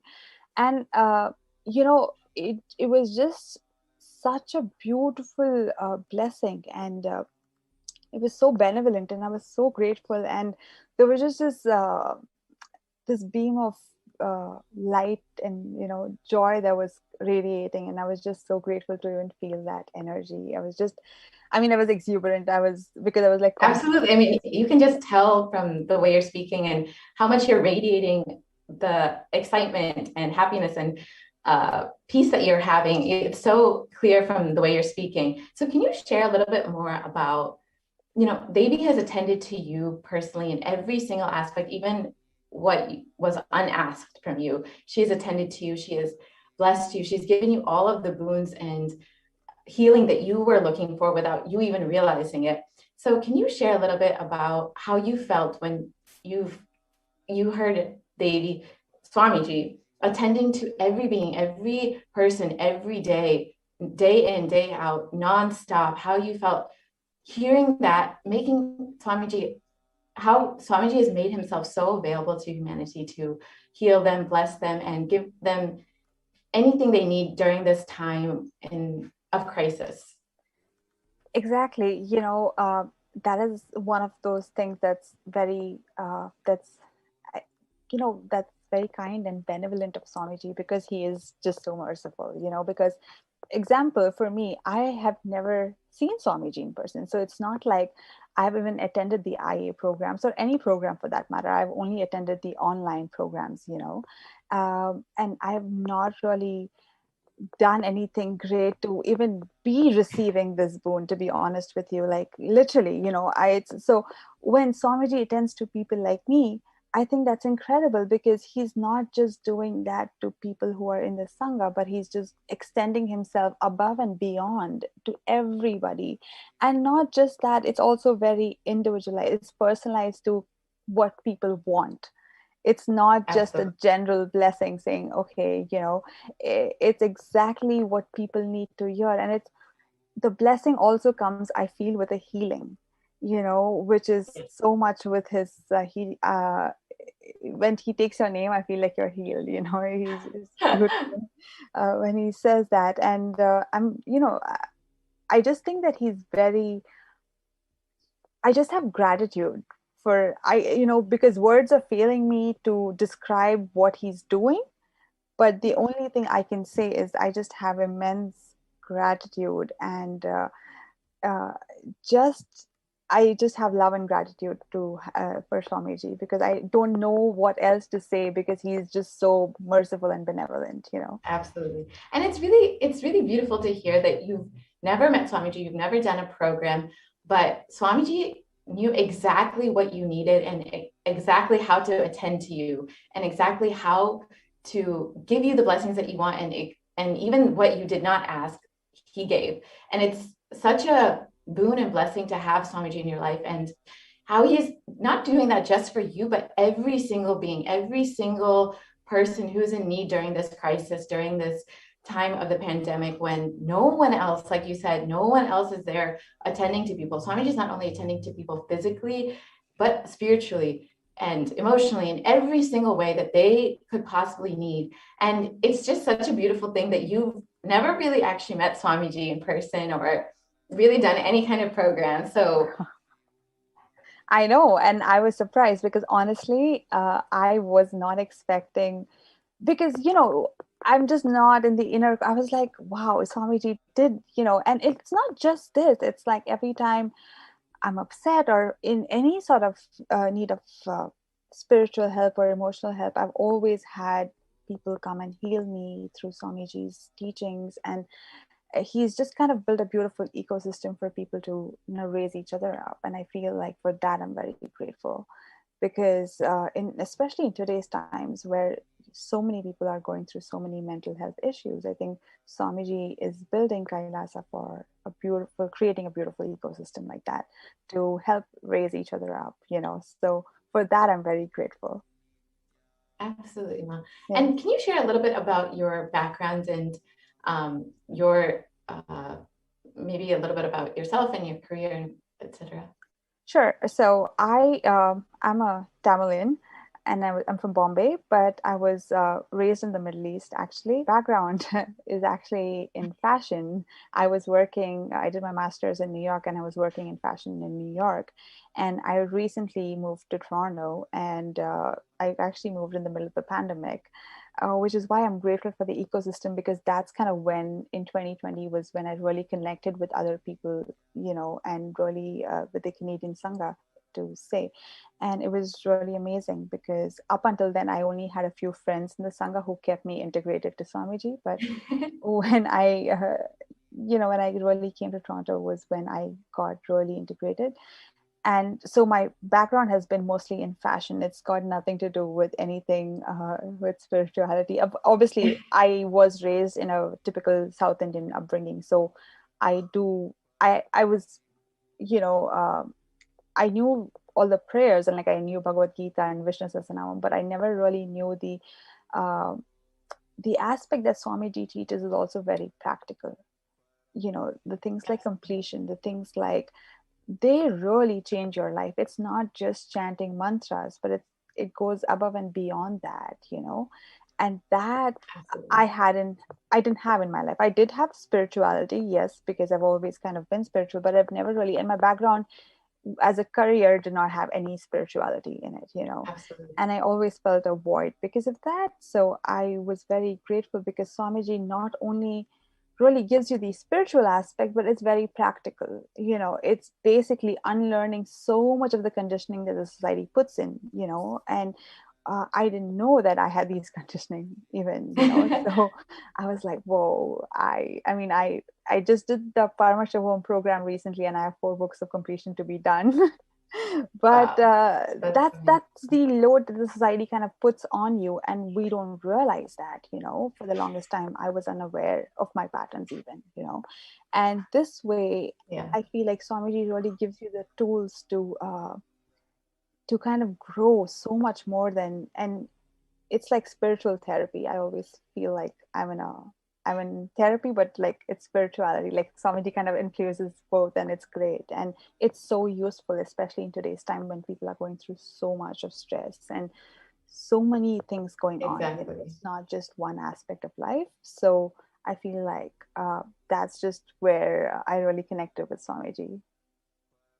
And that's really beautiful to hear that, you don't have necessarily a very, a career that's focused in spirituality, or you don't necessarily have, you've maybe not even had a guru before this, I don't know. But it's really beautiful that you living in New York, living like a fast-paced lifestyle, being in the fashion industry, I'm sure you would never think that someone like you, so young and so, living in like such a modern lifestyle would have such a connection to Swamiji and feel that his teachings are applicable in their life, and are able to relate with Swamiji and apply his teachings. And why, I just wanted to ask, for you being, so young and living kind of a very different lifestyle than you would think of someone, in spirituality. Why do you think someone, why do people need Swamiji in their life? Why do you think that people need, especially during this time, during the pandemic, when, spirituality, people might feel like that's a, secondary issue for them. Why do you think that they need Swamiji in their life? And how do you think he can attend people? I'll say this, I mean, even though I didn't have a guru or anything like that, I come from a really religious background, because I'm an Iyer. So like I learned all the Bhagavad Gita, the Vishnu, all the religious aspects of it. And I think what happens is most people think spirituality is just basically chanting a bunch of mantras and like, going to the temple every day and that's about it. And, being close-minded is kind of what they box it in. But what connected me with Swamiji specifically was it was more than that. It was teaching you the concept of Hinduism in a way that is really authentic, yes, but also in a way that, it makes you question. It's not just about by-hearting a couple of things, it's actually understanding the essence behind it, Like I've been chanting Bhagavad Gita since I was a kid. I never knew the essence of the 15th chapter, When I heard Swamiji, when I heard them translating during the Maheshwara Puja, I was like, wait a minute, this makes so much sense that, I had heard my parents, like my dad saying Advaita, but as a child, that concept itself is very far-fetched. I didn't understand it. Swamiji kind of breaks it down and like spoon feeds it to you in a way that's digestible. That's how I would put it. I was in pain, and I've had chronic pain for over a decade at this point. And if you go to a doctor, they're very quick to give you all kinds of medicines. And I used to have a lot of pills, but what Swamiji really tells is like, he kind of points out where the pain is really coming from, and that shift nobody gave me, and for those things I'm grateful for, because it's not just about it's more than just religion. It's more than just, it's a way of living, and that itself is beautiful. It's not about it being religious in a sense. It's so much more about being spiritual and understanding your life, every aspect of your life. It's just like how we think, how we eat, how we sleep, like, all of those things. It just helped me. It pointed out a lot of my patterns, which were giving me pain. And actually, some of them, I remember the first time in 2018 when I was going through a sort of crisis in some sense. I had a friend from the Sangha. Actually, he's a really good friend now. He was body scanning me, and he was like, oh, you have these patterns. And I'm like, what do you mean I have these patterns? Like, what are you talking about? Because I didn't know anything about body scanning. And I was like, what are you talking about? Because this is just someone I met on Facebook. And I'm like, he's telling me about things that happened to me when I was 6. And I was like, wait a minute, how do you know this? But, it's things like that. And they're so powerful because Swamiji really gives you the tools. It's not just teachings. He gives you the tools for each and everybody to kind of clean out the mess that the society sort of drills into you, and really sort of helps you navigate life on another level and on another level of bliss, I would say. I mean, I think he beautifully guides you through every step of the way, to be able to achieve that. Maya, you're muted. I can't hear you. Maya, you're muted. I can't hear you. Yeah. I was just saying, it's exactly what you're saying. He gives both the theory and the technique to live your entire life. Yeah, exactly. Like completion, Thank you like completion is a great process. I think everybody should be taught of that in school. We don't have that, but we should be taught completion. Yeah. Absolutely. Thank you so much, Ma, for your beautiful sharing. Thank you. I think all the viewers really enjoyed everything you were sharing. So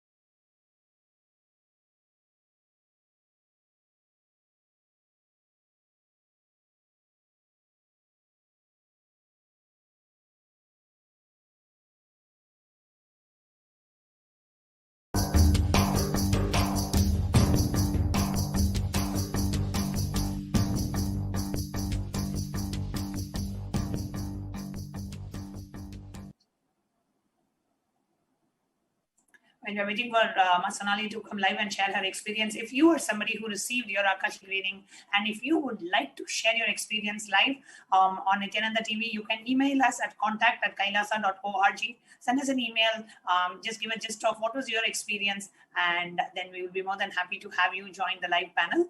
Okay, now today we have Sonali Gupta. Nithyanandam, Sonali. Nithyananda Ma, thank you for having me here. It's my pleasure to share my experience about what changes and transformation Devi has brought in my life.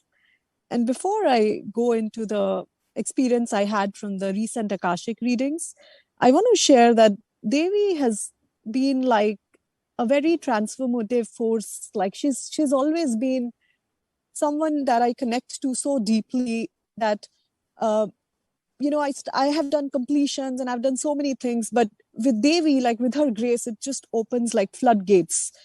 So before I share what happened recently, right, like last year during one of the Paramashivoham programs, during a Devi darshan, I was intensely praying to her, and she gave me courage. And I thought, like, there's one thing that I've been putting off on was to kind of become a Sarvanyapita Yajaman, and I pledged during that darshan that I will make it happen. Like I'll just do everything possible to make that happen. And within 15 days of that, I worked through my incompletions. They surfaced, but I kind of took the jump within 15 days of that darshan, and I actually made a jump into Sarvanyapita Yajaman.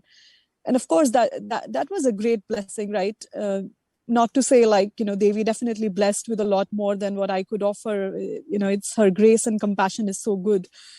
And very recently, during these Akashic readings, I had submitted my questions, but like everyone else, I wasn't sure if Devi was going to answer and if she's ever going to answer my prayer. But I was just tuning on to the session, listening, and I'd submitted my questions a few days ago, not even on that day, but it was my birthday on 28th of April, and as soon as Devi kind of said the first few sentences, I heard my name as the very first name. And just hearing that, I of course did not understand the language, but just hearing my name and the energy, it was like it was just something was taken care of. And I did not know what Devi said, but it was amazing. And I was just absorbing that and just trying to figure out like what that meant and what was this shift. And I was just totally enjoying that space. And then the very next day, when the Akashic readings happened again, the readings had started and I just posted my question casually. I wasn't even at that point, I thought, I'm probably already late. But Devi again, within a minute, she answered me again. And she gave me this very beautiful blessing of saying, I'll reside in you as Alam Vellar Siddha. And that just took me to another level. I've always thought that, Guru Bhakti and connection and what that means. But with that blessing, I just felt like this new dimension of me open up. I almost feel like I can experience what Guru Bhakti is. I actually kind of know from a different plane altogether what that connection is. And it's beautiful. I'm just enjoying that space. And now I'm looking to, of course, there are many things we always ask for boons and all, but the space is kind of such that I know that whatever I ask for or whatever I have, like her compassion is so much that she can actually grant anything. And that's something I wanted to share with everyone. So beautifully summarized, Sonali. And Sonali, actually, first of all, wanted to thank you for contributing and supporting Kailasa as a Sarvanyapita Yajaman. And what aspect of you, like what is it that you really connected with in Kailasa and Swamiji's mission that made you take this jump to contribute towards this divine cause? What was that in you specifically that made you decide, yes, I need to become a Sarvanyapita Yajaman, I need to support and I need to contribute to this divine cause? Yeah, I think the very, very first thing that kind of clicked with me was when I attended my IA in December 2016. That was my very first connection where I really kind of met Swamiji and attended a full 21-day program with him. At that time, there was a full day on, how Swamiji has been contributing towards Sanatana Hindu Dharma and everything that he's been trying to do. And the fact that, he mentioned that he's just here to make a statement to the world that Sanatana Hindu Dharma is real. I think that one sentence struck me and that just stuck with me forever. And I always wanted to stand up for his mission and do something in whatever small way we can, right? I think it's also Swamiji's way of making us realize our true potential, right? We, as so many people have said before, you cannot really give to him. You can only get showered, but it's about taking that action and standing up for and I want to stand up for it. And that's what I wanted to stand up for. And I want to continue doing more and more, right? So Devi has shifted me to a space where I really think that, that I can feel that the real purpose of life is to really kind of continue to give and continue to just do whatever I can for this purpose and this mission of Swamiji's. So beautifully shared, Sonali. Thank you so much for coming live and sharing. And let me ask Ma Pranaprema if you would like to have ask Sonali anything. Yes, I just have one question for you, Ma Sonali. First of all, thank you so much for coming live for our viewers. And I just wanted to know, what was the, after you became a Sarvanyapita Yajaman, what was your cognition shift that you had about wealth and abundance? Because it's not like everybody has that wealth ready-made to offer it. It is a space that you carry. And with Swamiji's blessings, once you create the space, he manifests through us. So what would you like to tell our viewers? What was the space shift that you had when you manifested Sarvanyapita Yajaman? Yeah. So for me, the biggest space shift was from being this person who was kind of insecure and trying to hold on to the wealth, thinking that it will be used for something, and kind of having that insecurity or fear inside me that would prevent me from taking that jump, and this fear of being judged, and fear of what will people think, and am I crazy? Like, with that, from moving from that fear to actually moving to a space where I am, where I don't really, where wealth happens, but I don't feel very attached to it. I think that has been the biggest shift for me. I don't have to worry about wealth. I don't have to think about it. It's just another thing in my life. It's not something that I worry or fear about. Amazing. Thank you so much, Ma. Thank you so much for joining the show today. It was really inspiring how you are holding Swamiji and his mission and how you're supporting it. Really, thank you so much. Thank you so much for having me, Ma. Thank you, Sonali.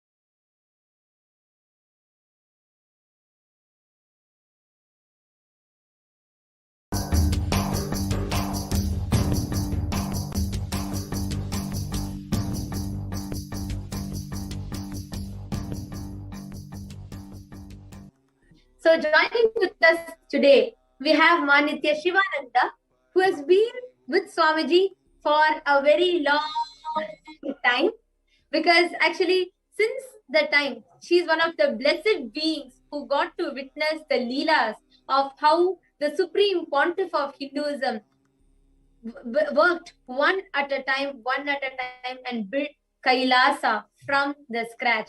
And she's one of those blessed beings who got to be there, live around Swamiji, personally see the hard work that Swamiji put in, personally first-hand experience of witnessing all the Leelas, all the hard work and everything Swamiji put in, all the Tyaga, the sacrifices that Swamiji put in to build Kailasa. And she is the Mahant of Kailasa in Ohio. And she's here joining with us today to share her experience of Devi Parashakti's Akashic reading and her experience with Swamiji. Nithyanandamma. Nithyanandamma, am I audible? Can you hear me? Yes, you are. And would you like to start with introducing your name, where you're from, and also how long you know Swamiji for? Yes, Ma, it's a pleasure to be here sharing with you all. I've known Swamiji from 2004. And it's not a long time. For me, it's like a lifetime, So such a pleasure journey. And it's practically experiencing the living enlightenment. That's how I feel. And he takes you through all steps. I know where I started from and where I am now. And practically every step of the way, Swamiji guides you. And whether you are close by him, whether you're living next to 10,000 miles away or miles away, that is my experience. I am in Ohio, Kailasha, Ohio. It's a beautiful first temple that was gifted to the humanity outside India. So we are Wow. and the deities there, the main deities, Nithyanandeshwara and Nithyanandeshwari, are practically carved by Swamiji. He himself. Wow. So it is just when I see him, or even when the people see him, they literally see him there and his energy there. It's the master's presence is there. Even today, it is there. It's been 15 years the temple open, and it is on a beautiful river base, and Shiva is sitting. It's a sight to see how. And the time when at that time the mission was forming, so we had it's like almost like it's a Devaloka event. That time when Swamiji inaugurated, still some people say that they cannot forget that how they were practically. I felt like I was floating on the air. Wow. It was like that, and with the serene looking, and such a beautiful thing. So we have come a long way from that. All of us have grown who stayed with Swamiji. Especially, I feel like I have experienced how, as a human being, I have grown from all the what do you call the samskaras, or your incompletions, or whatever your patterns, and step by step how he took us as a Nijavatara. It's like living Wow. Krishna now. Living with Krishna. Absolutely. Yes, and you know how in those days I read that how people will feel Krishna no matter where he was. That's how it is. We can be living in US, but still everything is happening for us here. It's as a temple, and the temple. I was born and raised in the temple environment. My parents owned 100-year old temple, but I did not know the context and also how to live with that. Temples are the base. Swamiji taught us that the temples are the base. Nithyananda, sorry, Shivananda, just sorry. I think your audio is going a little soft. If you could be a little bit more louder. Okay. If you can just talk a little bit more closer to the mic, or a little bit more louder, everyone will be able to. Can you hear me now, Ma? I increased the volume. This is a little better, yeah. Okay. So, temples are our base for enlightenment. When we go to the temple, we feel that we are living with the living entities. Deities were just when I used to go to the temple, I go and pray and come back. But not now like that. They're just living entities. It's only Swamiji taught us that. All that. And now it is Akashic reading. Swamiji has Devi, and he is answering all questions. Mom, what else do we want in this life? Right? Wow. True. Telling us what to do. How can I lead my life? And he gives you the strength to go through. A lot of people, especially in the coronavirus time. And he took us through last year. The whole virus time, we didn't even know how it went. 3 months lockdown, nobody knew how it went. Sitting in front of the computer, he took us through some process with Paramashivoham. So now it is the Akashic reading, and he's giving us solutions to what is happening. Devi is such a compassionate being. Recently, I want to share one thing. See, we have a small volunteer group here and maintaining the temple, and we have devotees, but the volunteer group is a smaller group. And then we have huge devotee, the deities coming to the temple. And I'm thinking, how am I going to make it happen? We want to do like Kumbha Abhishekam, and how can we make it happen? I was like almost Then I said, why should I fear? I should ask Devi for blessing, right? So I write to Devi, and I don't even know whether Devi will answer. I was just praying, and sure Devi answers, and I don't know whether you all saw it, such a big blessing.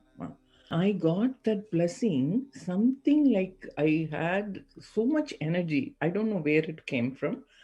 All that energy, I can do this. Make it happen. See, like Bhagavad Gita, in Bhagavad Gita, Krishna says, you do the work and I'll make it happen. I'll take care of the results, right? That's literally happening in our lives. I'm sure you all experienced. I am experiencing through temple. So you just have to say yes. And I have been saying yes to Swamiji whenever he gives me and that is what expands me every time. I share with the volunteers how when you say yes to the master, how it expands you. And he takes care of everything. You don't need to worry about how the process is going to do, how much result I'm going to get. Nothing. You don't have to worry about it. You have somebody backing you up all the time and looking over you. Literally, ma. Whether I'm driving a long distance by myself, which I never did before, or doing anything, I see why I have to fear. He's with me.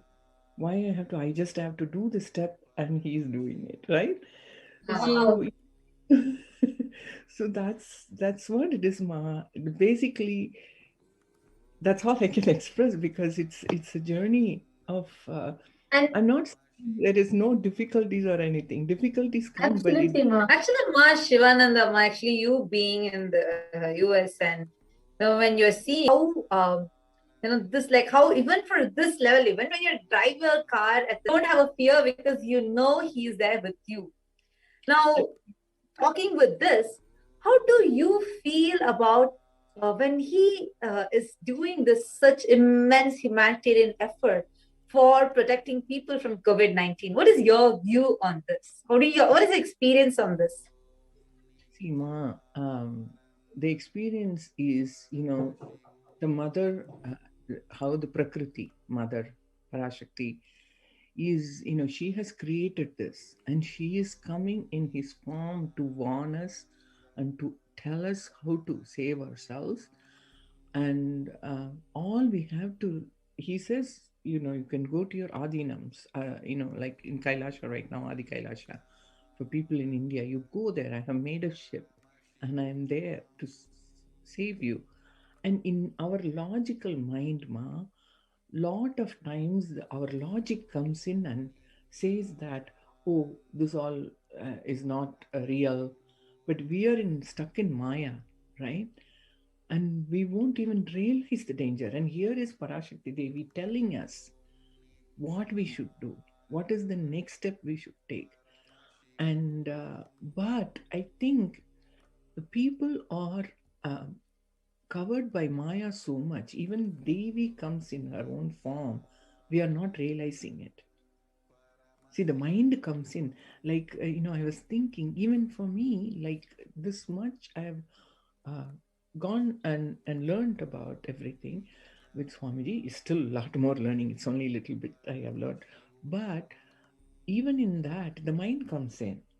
See, like when I'm given a job to do, I feel like, oh my God, how am I going to do? The first thing is the mind. And then you have to overcome it. Mind or the master, Swamiji said. Mind always takes over. And Swamiji says, mind is like Saguni.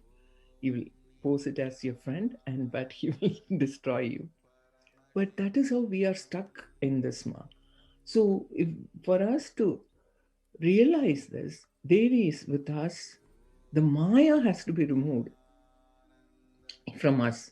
So we only can pray to her to move that, because she only can take away the Maya also. I feel any time when I feel anything, I feel, oh God, please take that away from me. I just need to be in oneness with you, with the consciousness.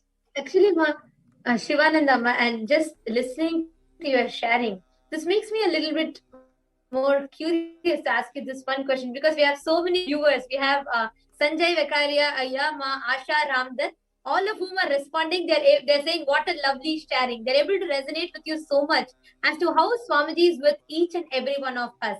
I just have one question that I would like to ask you. Given that since 2004 you have seen Swamiji, and actually the first ever temple that Swamiji built outside of India was in Ohio, which is where you are leading right now, and you have seen how the temple happened from the scratch. How Swamiji built a temple from the scratch.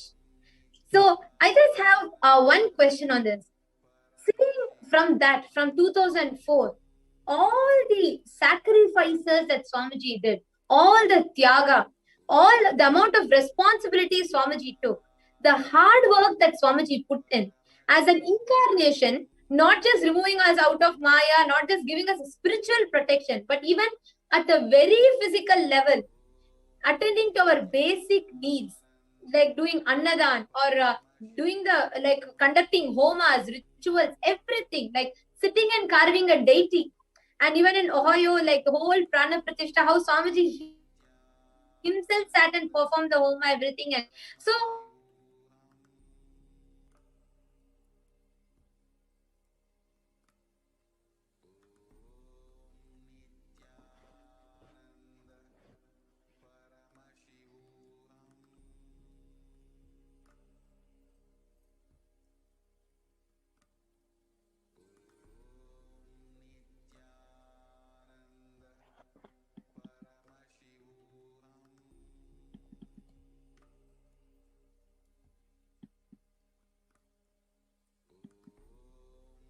first ever temple that Swamiji built outside of India was in Ohio, which is where you are living right now, and you're seeing how the temple happened from the scratch. How Seema, So I just have one question on this. yes. From 2004, all the sacrifices that Swamiji did, all the tyaga, all the amount of responsibility Swamiji took, the hard work that Swamiji put in as an incarnation, not just removing us out of Maya, not just giving us a spiritual protection, but even at a very physical level, attending to our basic needs, like doing annadan or doing conducting homas, rituals, everything, like sitting and carving a deity. And even in Ohio, like the whole Prana Pratishtha, how Swamiji himself sat and performed the homa, everything. And so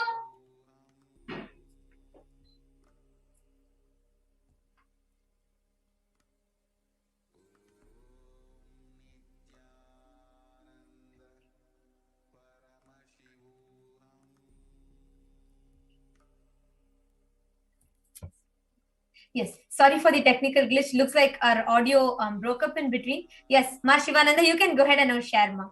Yes, Ma. See, how even to bring the temple. See, every time he has to build it from.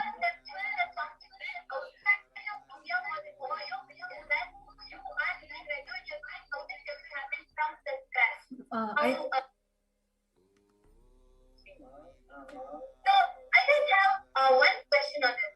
Yes. From 2004, all the sacrifices that Swamiji It's being repeated, I think now.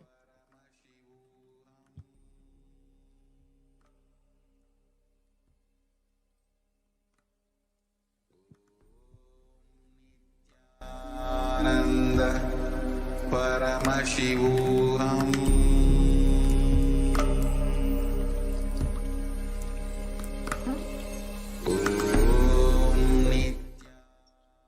We really apologize for this technical glitch. Hope our audio is clearer now. I think there was a loop, like whatever we said was repeating. We apologize for this technical glitch. Sorry, Ma Shivananda, really apologizing, Ma. Looks like even our computer became curious to know and it kept repeating the question on loop. So yes, Ma, I think now you have to share with all of us and tell us your journey, and you can answer the question. Yes, Ma.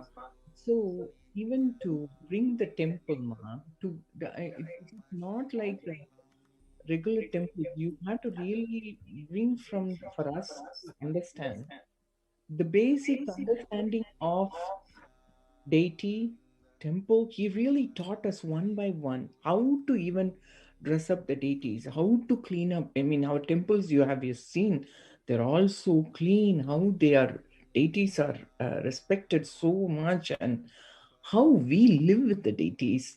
So even though that science he had to teach us, and he traveled so much, so much. I can't believe how much he traveled to really pick the people and make them understand and to be par. It sometimes, if I think back, how much patience he had to teach us all this. And we were like ignorant people. Even now we are ignorant, but how much he has to show us step by step. He came to our level, our level, to make us understand. We are stuck in Maya.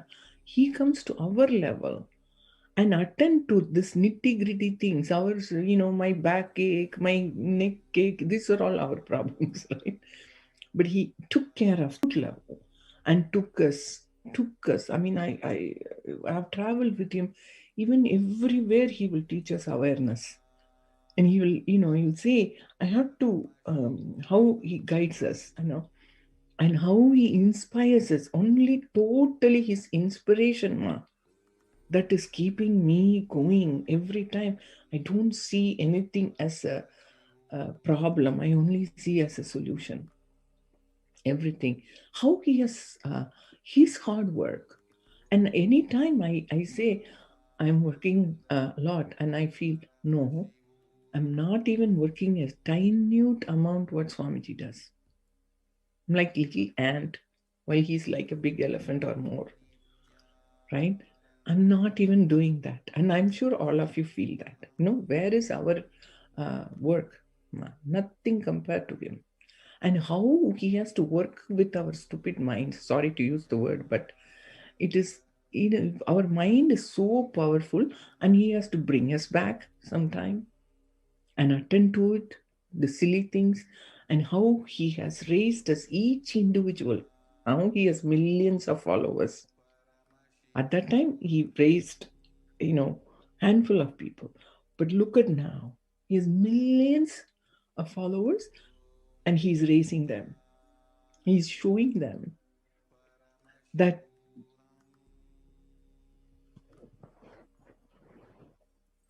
I can't hear you.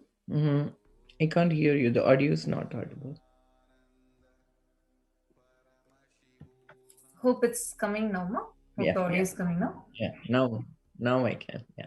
Sorry, ma. Actually, just like how so beautifully you are sharing, right? Like from, even starting from a deity, how he had to teach, like how even that minute level, one by one at a time, training them, putting so much of hard work, doing sacrifice of everything else, just focus just for saving humanity. Today, this large ship that he has built, the conscious ship he has built, just to save the lives of so many, literally to save humanity. He is the only hope for humanity. How are you feeling about, I would just like to hear from you, mom, because you might be seeing like how this COVID came and disrupted the whole world. The whole world order has changed, and it has taken a toll over the world. And also, I would like to add just one point. What you're asking, about this whole COVID, and one important point that Ma Shivananda made, I would like to highlight is, she said, Swamiji is not just taking care in the spiritual level, but also coming down to our level in where we exist, in what we do, teaching a simple awareness or attending to us the basic nitty-gritties and details. From that context, as Ma Tatsupriya is asking me about the COVID, how Swamiji has opened it up, I would also just like you to add how you see now, you are sharing, right, how it is not just handful of people, it is millions of people that Swamiji is attending to. How do you see this whole, how Swamiji has opened up all the Kailasas for people, attending to the most basic needs, right from providing internet to people, for people to continue their work from wherever whatever they are doing, continuing their work from home, living in Adi Kailasa and quarantining there. So actually, like what I was also going to ask is in similar lines, because you will be seeing a lot of deaths that has happened due to COVID. Like literally the whole thing has changed. The people whom you would have interacted with earlier, suddenly you would hear the news, their father died, their mother died, or someone close to them died. And it's like, especially people like living as an NRI, meaning a non-residential Indian outside, like in the US you're living, and knowing about like, maybe the relatives or people who are in India, all these different situations that are happening. And at this time, when everybody else has closed their doors, every country is literally shut their doors for India, right? Yes. Like there's travel restrictions, telling no, there's no solution, literally. It is even, despite of the persecutions, Swamiji is the only one who has opened up all his own homes for saving humanity. Now, just like the point that you shared, how he comes down to our level to protect us, to save us. Would like to hear from you. How do you see this whole like scenario that's happening right now? One side, the deaths that are happening, the other side, the avatar coming down to save us. He's opening the doors of his home. I would like to hear from you, Ma. See, Ma, when you're living so far away from your families, and you are first thing is fear. Fear will come. And look at how Swamiji opened this Parashakti reading. So he has done Kalabhairava reading for us. He has all the Nijavatara readings, Venkateshwara and everything. So now he is, as Parashakti, he is feeling us like that. I am there to protect, because she's now, even, I feel like she's my mother, like she's protecting me. I don't have to worry about it. I just, that compassion when people are fear stricken, how every day she gives darshan to people, and how people are, able to. I don't think any of his devotees have any fear, I feel, because they are protected by his womb, I would say, like he says, my devotees never perish. Not only his devotees, he's opened, how you all know, like last year itself, he said that prepare Adi Kailash for this. Exactly. All the farming and procurement of food. He, as only a mother can think about all that, ma, to protect her children, how rice is procured, how vegetable is procured. He, to that nitty-gritty level of this human body, what it needs. I mean, we can all say, oh, it is pralaya, it can be done, what is this life, next life, you can take like all that, people, but not like that. Now we need to live, we need to get enlightenment in this life. And what are we here for in this human body? He makes us understand how it is important to see. When COVID was starting, Swamiji said, go by the law of the land. First thing he said, law of the land to all of us. Whatever they say, don't go outside. See, he's Parashakti. He can say, oh, I can protect you. You can all go anywhere. No, he told us to be following integrity, authenticity. Then you follow the law of the land. I am there to protect you. So he is, Nijavatar means he is really taking care of it every moment for the whole world, where you are. Not everybody can travel. So he has established Kailashas all over, like Ohio, Kailasha, Los Angeles. And so wherever it is, you are going there, you can go there and get protection, Not only that, in Adi Kailasha, he has prepared 1 year before, thinking. Exactly, ma. That's actually that's a beautiful point that you highlighted, because 1 year before itself, he started. Actually, if you remember, ma, the whole Vaidya Sarovar, as how they will 12 years before he started it, prepared the alchemy product. That's something like really amazing. And even now, see, okay, the whole, so many people attacked from that country, like so much persecution had happened, so many assassination attempts had happened. And compassion. Can't, yes, absolutely, like just for to saving humanity, despite of the persecution, despite of the attacks, he still saves people. He still opens his house, all his houses, his own homes. Where he was driven out from his own home, and he's giving protection there for everybody. Exactly, ma. Exactly. And like as you said, no words can describe this divine compassion. Parashakti herself is coming, and people who want to experience that should ask Amma. See, when I was asking the question to Amma, I was feeling, I don't know whether I'm wasting her time. I don't know, but I just asked just for a blessing for the temple events to go good. And such a big blessing, Ma. I was experiencing, oh my God, overwhelmed. The compassion of the mother. Swamiji will say as a master, if you take a few steps, I'll take 1,000 steps towards you. You take 2 steps towards me, I will take.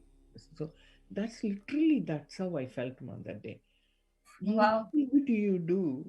He'll shower you with this.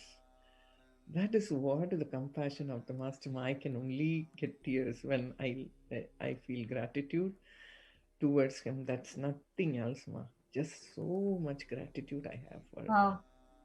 Swami. Thank you so much. Actually, it ma. is so beautiful just listening to this. And we have so many viewers on YouTube who are commenting that how much they're able to connect to what you are sharing. We have even Sanjay Vekaria here who had actually commented saying, like how you are saying, Krishna was available and how Krishna made himself, manifested himself to attend to 111 Gopika and each one. Like that, now somebody is making himself available to attend to all of us. Each and the millions of us that are connecting to him. It was such a beautiful sharing. Thank you so much, Ma Shivananda. Thank you so much for your time.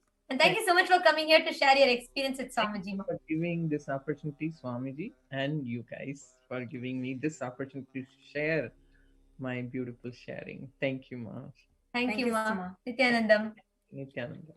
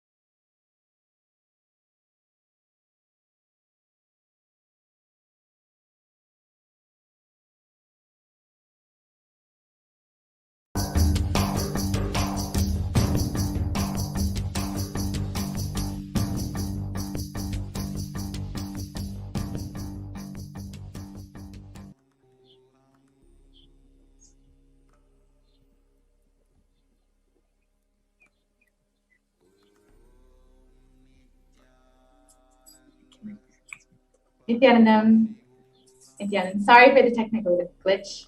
Nithyanandam, welcome to Nithyananda TV. Nithyanandam, thank you so much for having me. It's such a blessing and an honor. Sure. I'm from the Midwest Sangha. I've been with Swamiji for about 4.5 years. I am, and it is all because of Swamiji. I've been blessed so abundantly by Swamiji that even words cannot describe.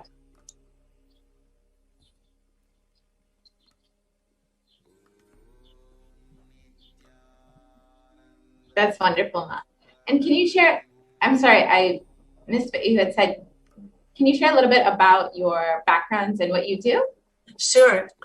So I work with lots of different people. I work with plant medicine. I consult with people about different ways of improving their health and wealth abundance and how to improve their life by taking a spiritual approach. I call myself a spiritual entrepreneur because I really enjoy dabbling in many different things as long as it's to benefit humanity. This is my mission, my goal, and it is all because of Swamiji. Every single bit of it, every step. That's beautiful. Yes, Ma. Mom. So how did you get connected to Swamiji, Ma? Wow, that's like a love story. Such a beautiful love story. Swamiji just enriched my life so beautifully. I saw him on a YouTube video in November of 2016, and from there it was just incredible. I just had to meet him. I just had to be in Viditi, and I made it happen the following year. And I was able to spend, a 21-day inner awakening with him and 2 other beautiful, incredibly beautiful people. And so many of them I still have the beautiful connections with, and we speak often, very often. Such a beautiful, beautiful space. He uprooted me, uplifted me out of my life.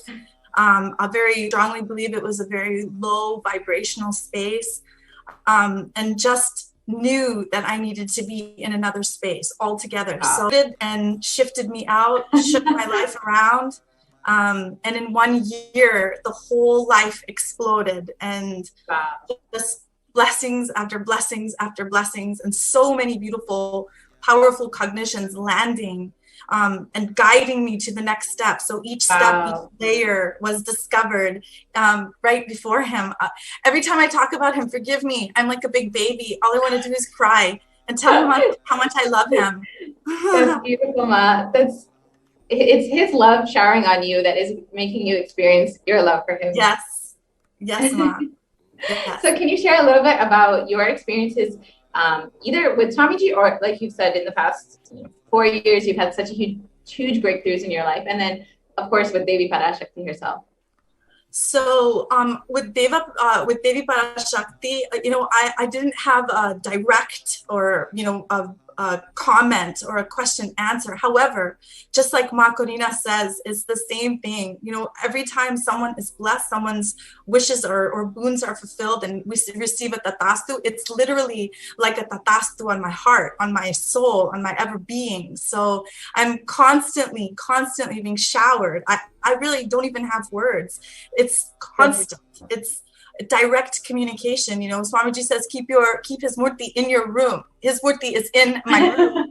And I am legitimately always talking to him, always expressing my deepest gratitude and all of my frustrations, my angers, my injustices that are happening in the world. And every day it's like the next gives great joy to people around me. I feel like the beautiful healing energy that he initiated me with Vinetra, it's like so incredibly powerful. And every day and every moment I get a chance to share, Parashakti is sharing is so incredible, because you don't hear this on, media. You don't hear this in the world. You're not. Yeah. And if you do hear it, it's maybe in a very small mindset of people that are talking about this. Yes. But here we have a huge, massive community that is, effortlessly talking about it and being open and changing their life. Daily we are changing the way that we expand our life by doing mucus detox, by doing our panchakriyas, doing our meditations, doing our listening, talking to each other, having vakya sadas between each other. You know, it's just with is the ability to speak in the name of love and in the name of his mission. And he also has empowered my heart to become full, incredibly full, so I can share my love for people and humanity. He's given me a mindset, a business mindset, something I didn't even think I was ever going to do or had it in me to even think about doing, because I was just so stunted in growth. Although knew that, you know, I wanted to achieve all of these things, I just never thought that I had the will or the persistence or the super determinism to make this happen. You know, he gave me these words, these powerful cognitions that I can articulate and actually do. You know, that's the beauty. Yeah, that's really awesome. You are so awesome. You're eloquently articulating his teachings and his blessings in your life, and clearly you're radiating everything he's been teaching. So it's really beautiful, Ma.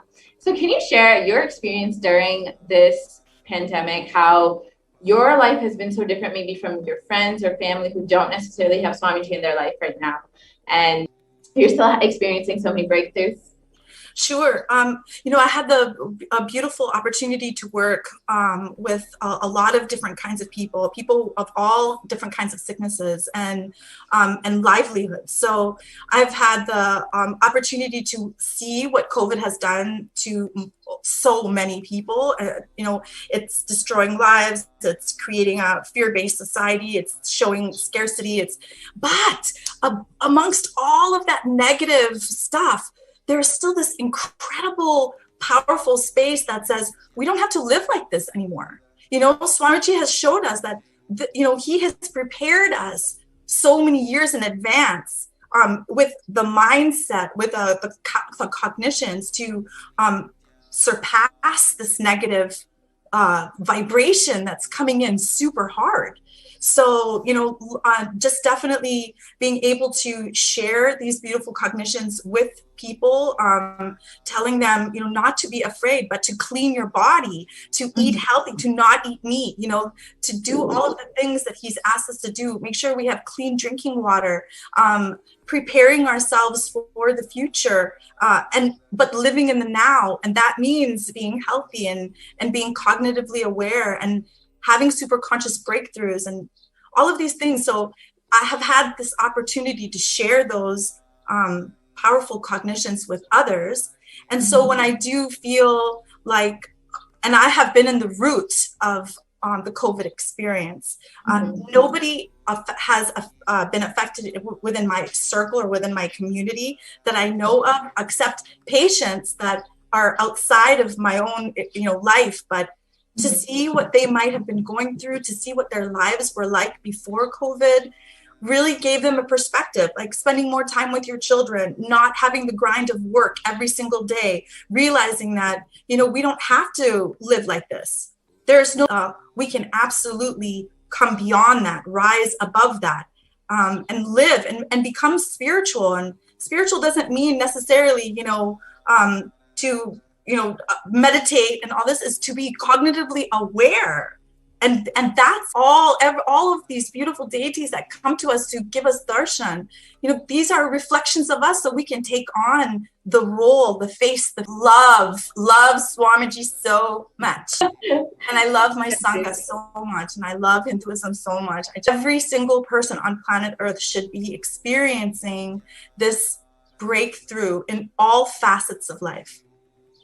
That's beautiful, Ma. And what would you like to share with, you know, what would you share with them about having Swamiji in your life, especially during this global pandemic where people are living in so much of fear, how you've experienced, you know, a state beyond all of this and just having continuous breakthroughs? So what I would say to someone just looking in, you know, it's so important to know that you are loved. You are loved beyond your even wildest imagination. You are so loved by cosmos. You're so loved by the Divine Mother. I'm not really, going into a personal aspect of, just having a relationship with my own mother, don't really have a relationship with my own mother. So there's many things that I think in my life that attributed to some of my incompletions, but for real, to be like just in her presence and watching her face is literally like your mom's hand on your head, or dabaing you on your lap, or it's like giving you so much love, like just for my own children too, always letting them know in the gentle, beautiful, graceful demeanor Swamiji speaks to us and Deva Parashakti speaks to us. I do and replicate the same thing in my own life. My children are a direct reflection of who I am. And so that in itself, I'm sharing everything that he's sharing with me, I'm sharing with my children, whether or not they're completely in. I'm invested 100%. And eventually it'll get to this phase that the people around me and then the new people that are coming in and people who are watching now just know that you are intensely loved. You are immensely loved. Your heart is in the palm. I just learned this really cool cliche. It's in the lap of luxury. I feel like Swamiji is so beautiful. Just know that you're loved. You may not have a relationship with your family. You may not have a good job. You may not have the best health. You may not have, but if you just believe that you are loved, all of those things will change. Absolutely. And can you share a little bit about, seeing this, how Swamiji's been showering love on every single being, not just devotees or disciples, but anyone. Devi has been blessing any being who's asking or wanting to receive the blessings, and just opening herself up day in, day out, tirelessly attending to people. Swamiji's opened up his own homes, accepting everybody, giving them not just spiritual guidance and protection, but literally physical protection. How does this make you feel when you see his immense compassion? It absolutely blows me away. And I posted it on Instagram all the time. I'm a social media junkie right now, and I'm all about sharing all of this knowledge. And when I saw and heard that Swamiji had opened up his adinams to people, anybody for, triple quarantine, that's huge. That's not like little, that's massive. That's like what billionaires and millionaires should be doing right now. That's what our government should be doing right now. This is what people who have lots and lots of money, because people who don't have lots of money are still doing things like that too. We're still giving to people, but Swamiji, he's prepared this. He's been talking about this for like 3 years, I think. How to change, how to activate, be a part of the Sangha. When this happened, he would be prepared for it. And even though he's not even in India, that's what blows me away, right? Yes. He's doing all of this amazing saving. He's saving us. He's saving our lives. And to be able to protect the people of India, that really blows me away. They were stolen. Everything was stolen from them when COVID hit. Livelihood was stopped. Their jobs were stopped. They couldn't get any medical care. There's political issues. There's all sorts of things, but his womb is open. Yes, exactly. It's the only place where humanity will be able to be guaranteed protection. And living in his breathing space and literally raising during this time of crisis rather than sinking into suffering like the rest of the world. Imagine the kind of people are going to come out. Exactly. Right? This is the starting of his real ecosystem, I'm not going to cry right now. Just thinking about it, like that's just so incredible. How are you so incredible? Like you're the most incredible, the most compassionate. You're opening up your home, your womb, your life, your being for us. Exactly. Who would do that except God? Exactly, Ma. There's no words to really describe Swamiji's compassion, and he's literally here to save humanity. And if the sooner we realize that, the sooner that we will raise ourselves and the sooner that we will be able to receive his blessings. Yes, Ma. And I believe like all of us, the ones that are outside in the world, we are radiating him also very, very much. Absolutely. So, we are part of the womb. And so we want to nourish, and we will nourish each and every person that comes into our contact. Absolutely.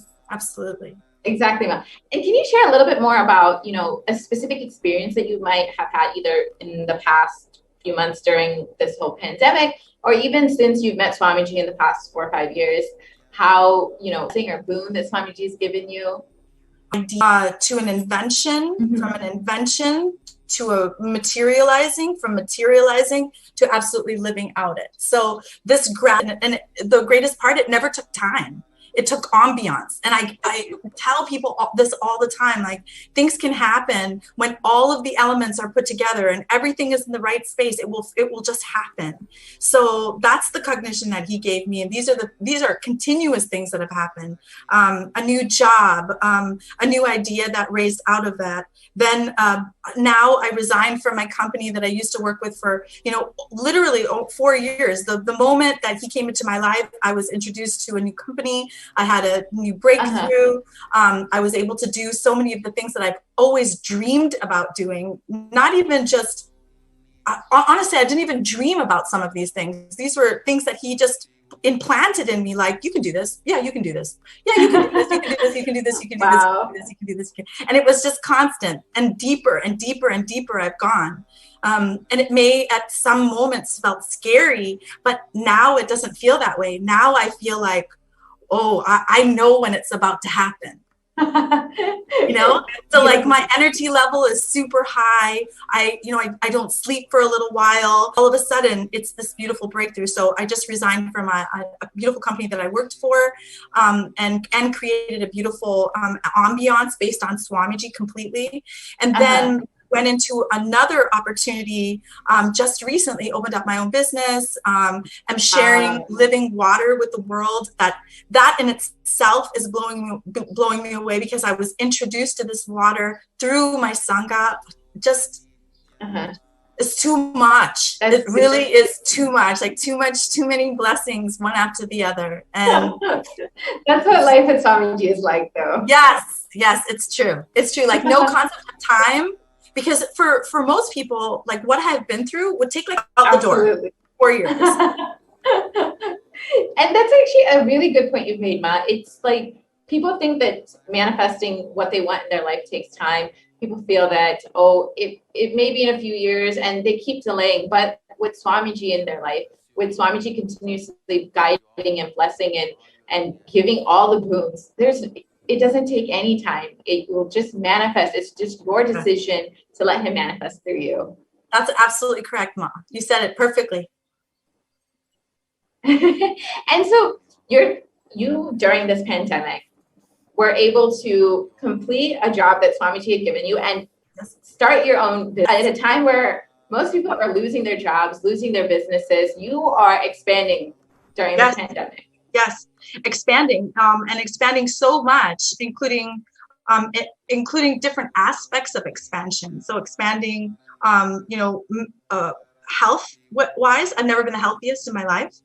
And being able to utilize and create products that have the recommendations of what Swamiji uses, like ashwagandha, triphala, haritaki. These are creating just this whole environment has been. It's just so enriching, Ma. It's just too good. Like, that's beautiful. You're able to create this soft reality, but even in your job, you're able to live this lifestyle and share it with the world.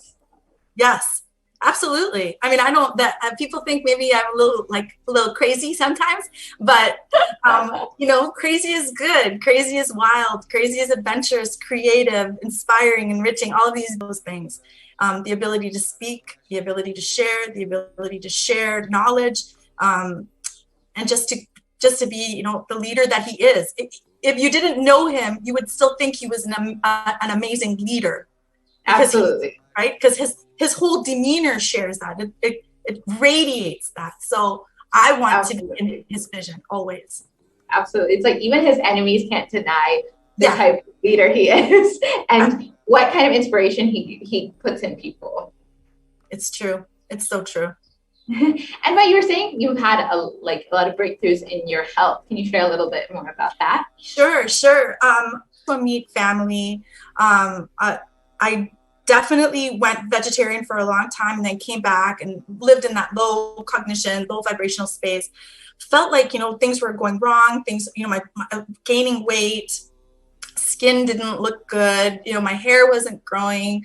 I ended up shaving my head because I wanted to donate it, but I couldn't donate it because it was unhealthy at one time. And so many things, like I had surgery on my knees because I had meniscus and ACL surgery. I had some, edema in my right ankle. I've had some back issues. I have twins that are going to be 18 in December. So, I had a tailbone that was broken from childbirth, like all of these things. But what he did for me in terms of my health is he gave me the right knowledge base to correct, even though I'm not really crazy about the taste, but I love it so much because I know the power of haritaki, right? My panchakriya, my enema, ability to correct all of these things in such a short period of time. Like, illness is not lifelong, but it is very curable, things that you can change. Yes, I'm sorry, Mom, I will go keep going. No, that's okay. That's really beautiful, Ma, that, in every aspect of your life that he's given you blessings and boons and you've been able to just have so many breakthroughs. Thank you so much, Ma, for sharing. And we really appreciate you coming and joining us and sharing your experiences and blessings and boons with everybody.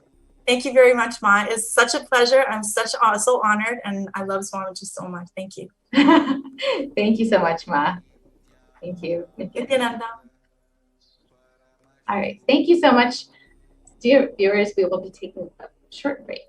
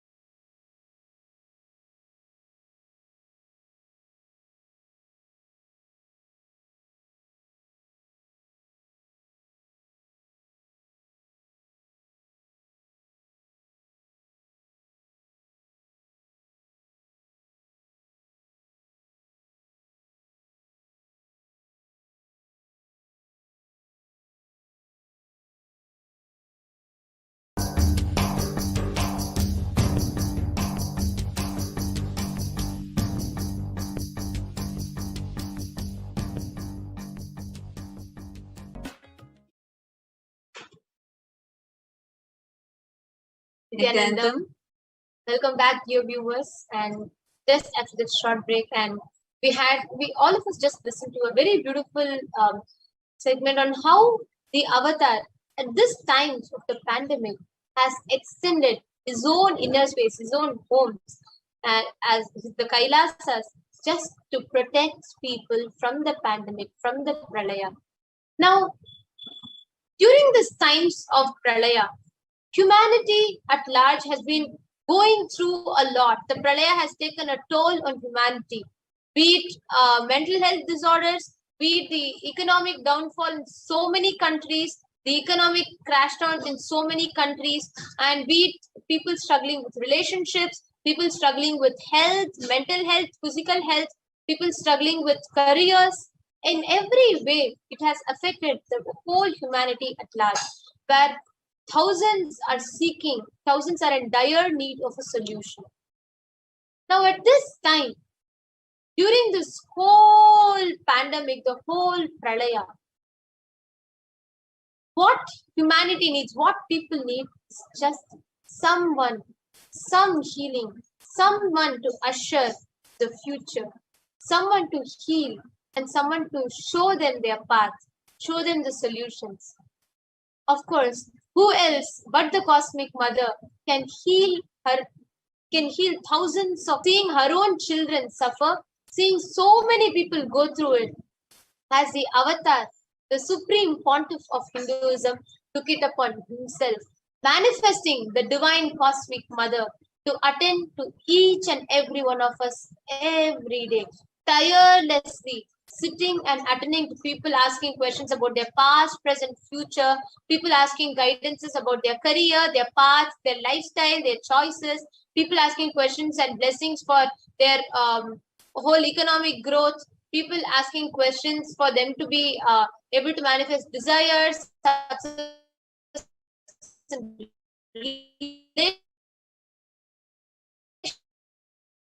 relationship in every manifesting pontiff of Hinduism and answering to thousands and thousands of lives, giving them boons, answering their prayers, blessing them with all the powerful cognitions, powers, and ultimately manifesting the enlightenment itself. In this segment, we are going to be having some of these blessed beings, the blessed souls, who had the greatest of blessing to have been directly interacted with Devi Parashakti herself, receiving boons from her. These sharings are going to be extremely special because the way Devi flows, fulfills into each and every of her child's life is just so profound. And today, joining with us, we have Manitya Parameshwarananda. Nithyanandamma, if you could just unmute yourself. Sorry. Yes. Nithyanandam. Nithyanandamma, so happy to have you here. And I can just see the joy and smile on your face that just lit up when you said how Devi addressed and directly answers to each and every being. So, yes. and especially for you, it was not something small. I'm sure everybody, when you share, will remember that blessing that Devi gave, how she accepted the offering to this day, keeping up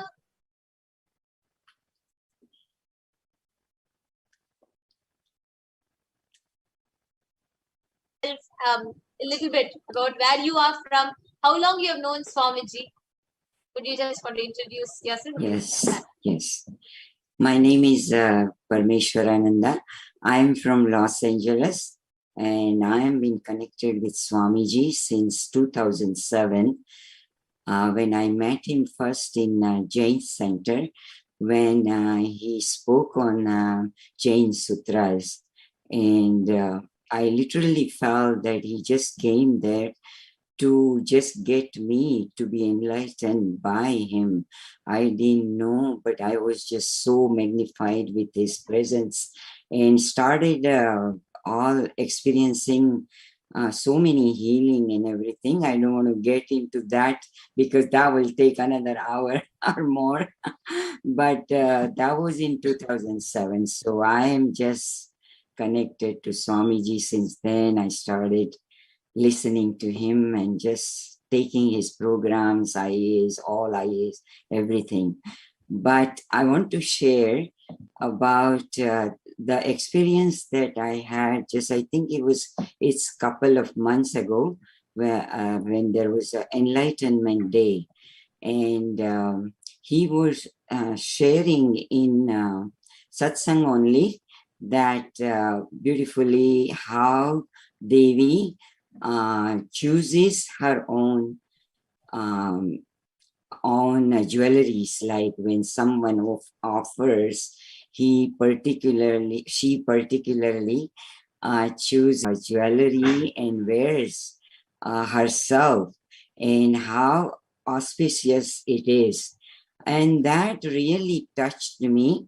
And I was thinking of offering this to Swamiji, but that time I just decided and texted Ma Gnanatma Swami, and then we texted back and forth, and it just quickly, I was so ready to give my own memory that I kept holding. And it was from my past husband who passed away now many years ago. And I was holding into it, and then I said, what a nice way that I can offer this to Devi Parashakti, who is the ultimate, and so we did it, and it was so fast that everything happened that just in like a week or so, I saw Swamiji wearing on his jatas, and I just started crying seeing that on his jata, I mean, to Devi's jatas, him and Devi all same. So, but then I wrote, well, actually, yeah, I wrote that, thank you, Devi, to accept this, and then Devi said that your husband is going to be liberated, and he is with me, and he is getting Sayujya Mukti, and you also. So, and I'll take care of you and whole family. These blessings that Swamiji was showering, but I was really shocked that how he took care of my husband after all these years that he hasn't even met him. And to think of giving him liberation, I never even imagined that when I offered. So I'm so grateful to Swamiji to giving me this opportunity, and offering, I might accept my offering and liberate him, So that's my story. And every time I see Swamiji wear that, it just gives me goosebumps, and I feel so blessed by Devi to wear that. That's something that I have worn, that I never imagined that the incarnation, the Devi in Swamiji, that is accepting and wearing, so it's a beautiful feeling. Actually, like as you were sharing, like Devi had blessed saying that every time you see that the jewel, that diamond that you have offered, that when I wear it on my jatas, when it is just on my jatas, as like decorating my jatas as Shiromani, right? And Shiromani, when it is there, yes. yeah, Yes. when it is there on my jatas, you will remember how your husband is always in oneness with me. Oh my God, it's just, I don't know how to put it into words, because it's just too amazing. And now he's not only wearing on jatas, but he's wearing on his neck also. And that's like double blessings. I said, oh my God, Devi is wearing, the thing that something I had which had no value, but now it is tremendous, unbelievable value to it, to see it. Yes, ma. So true, Ma. Ma, actually, Thank you. you Yes. know, just to attain this space of liberation, the Sayujya Mukti that you said, where Devi herself accepted that, and you said so beautifully how you felt, something that you were wearing, something that you, after your husband left the body, there was something in you that was, you know, disturbed. There was some part in you which needed healing. And Yes. you very beautifully shared how you felt when Avatar himself accepted that small piece of gel and gave you that greatest of boon. People need to do siddhas and even yogis do penance for thousands of years together to attain that space of liberation. They do for hundreds of years to attain that Sayujya Mukti from with Devi Parashakti. Here, Swamiji is just so compassionate, sitting and attending to each and every one of us.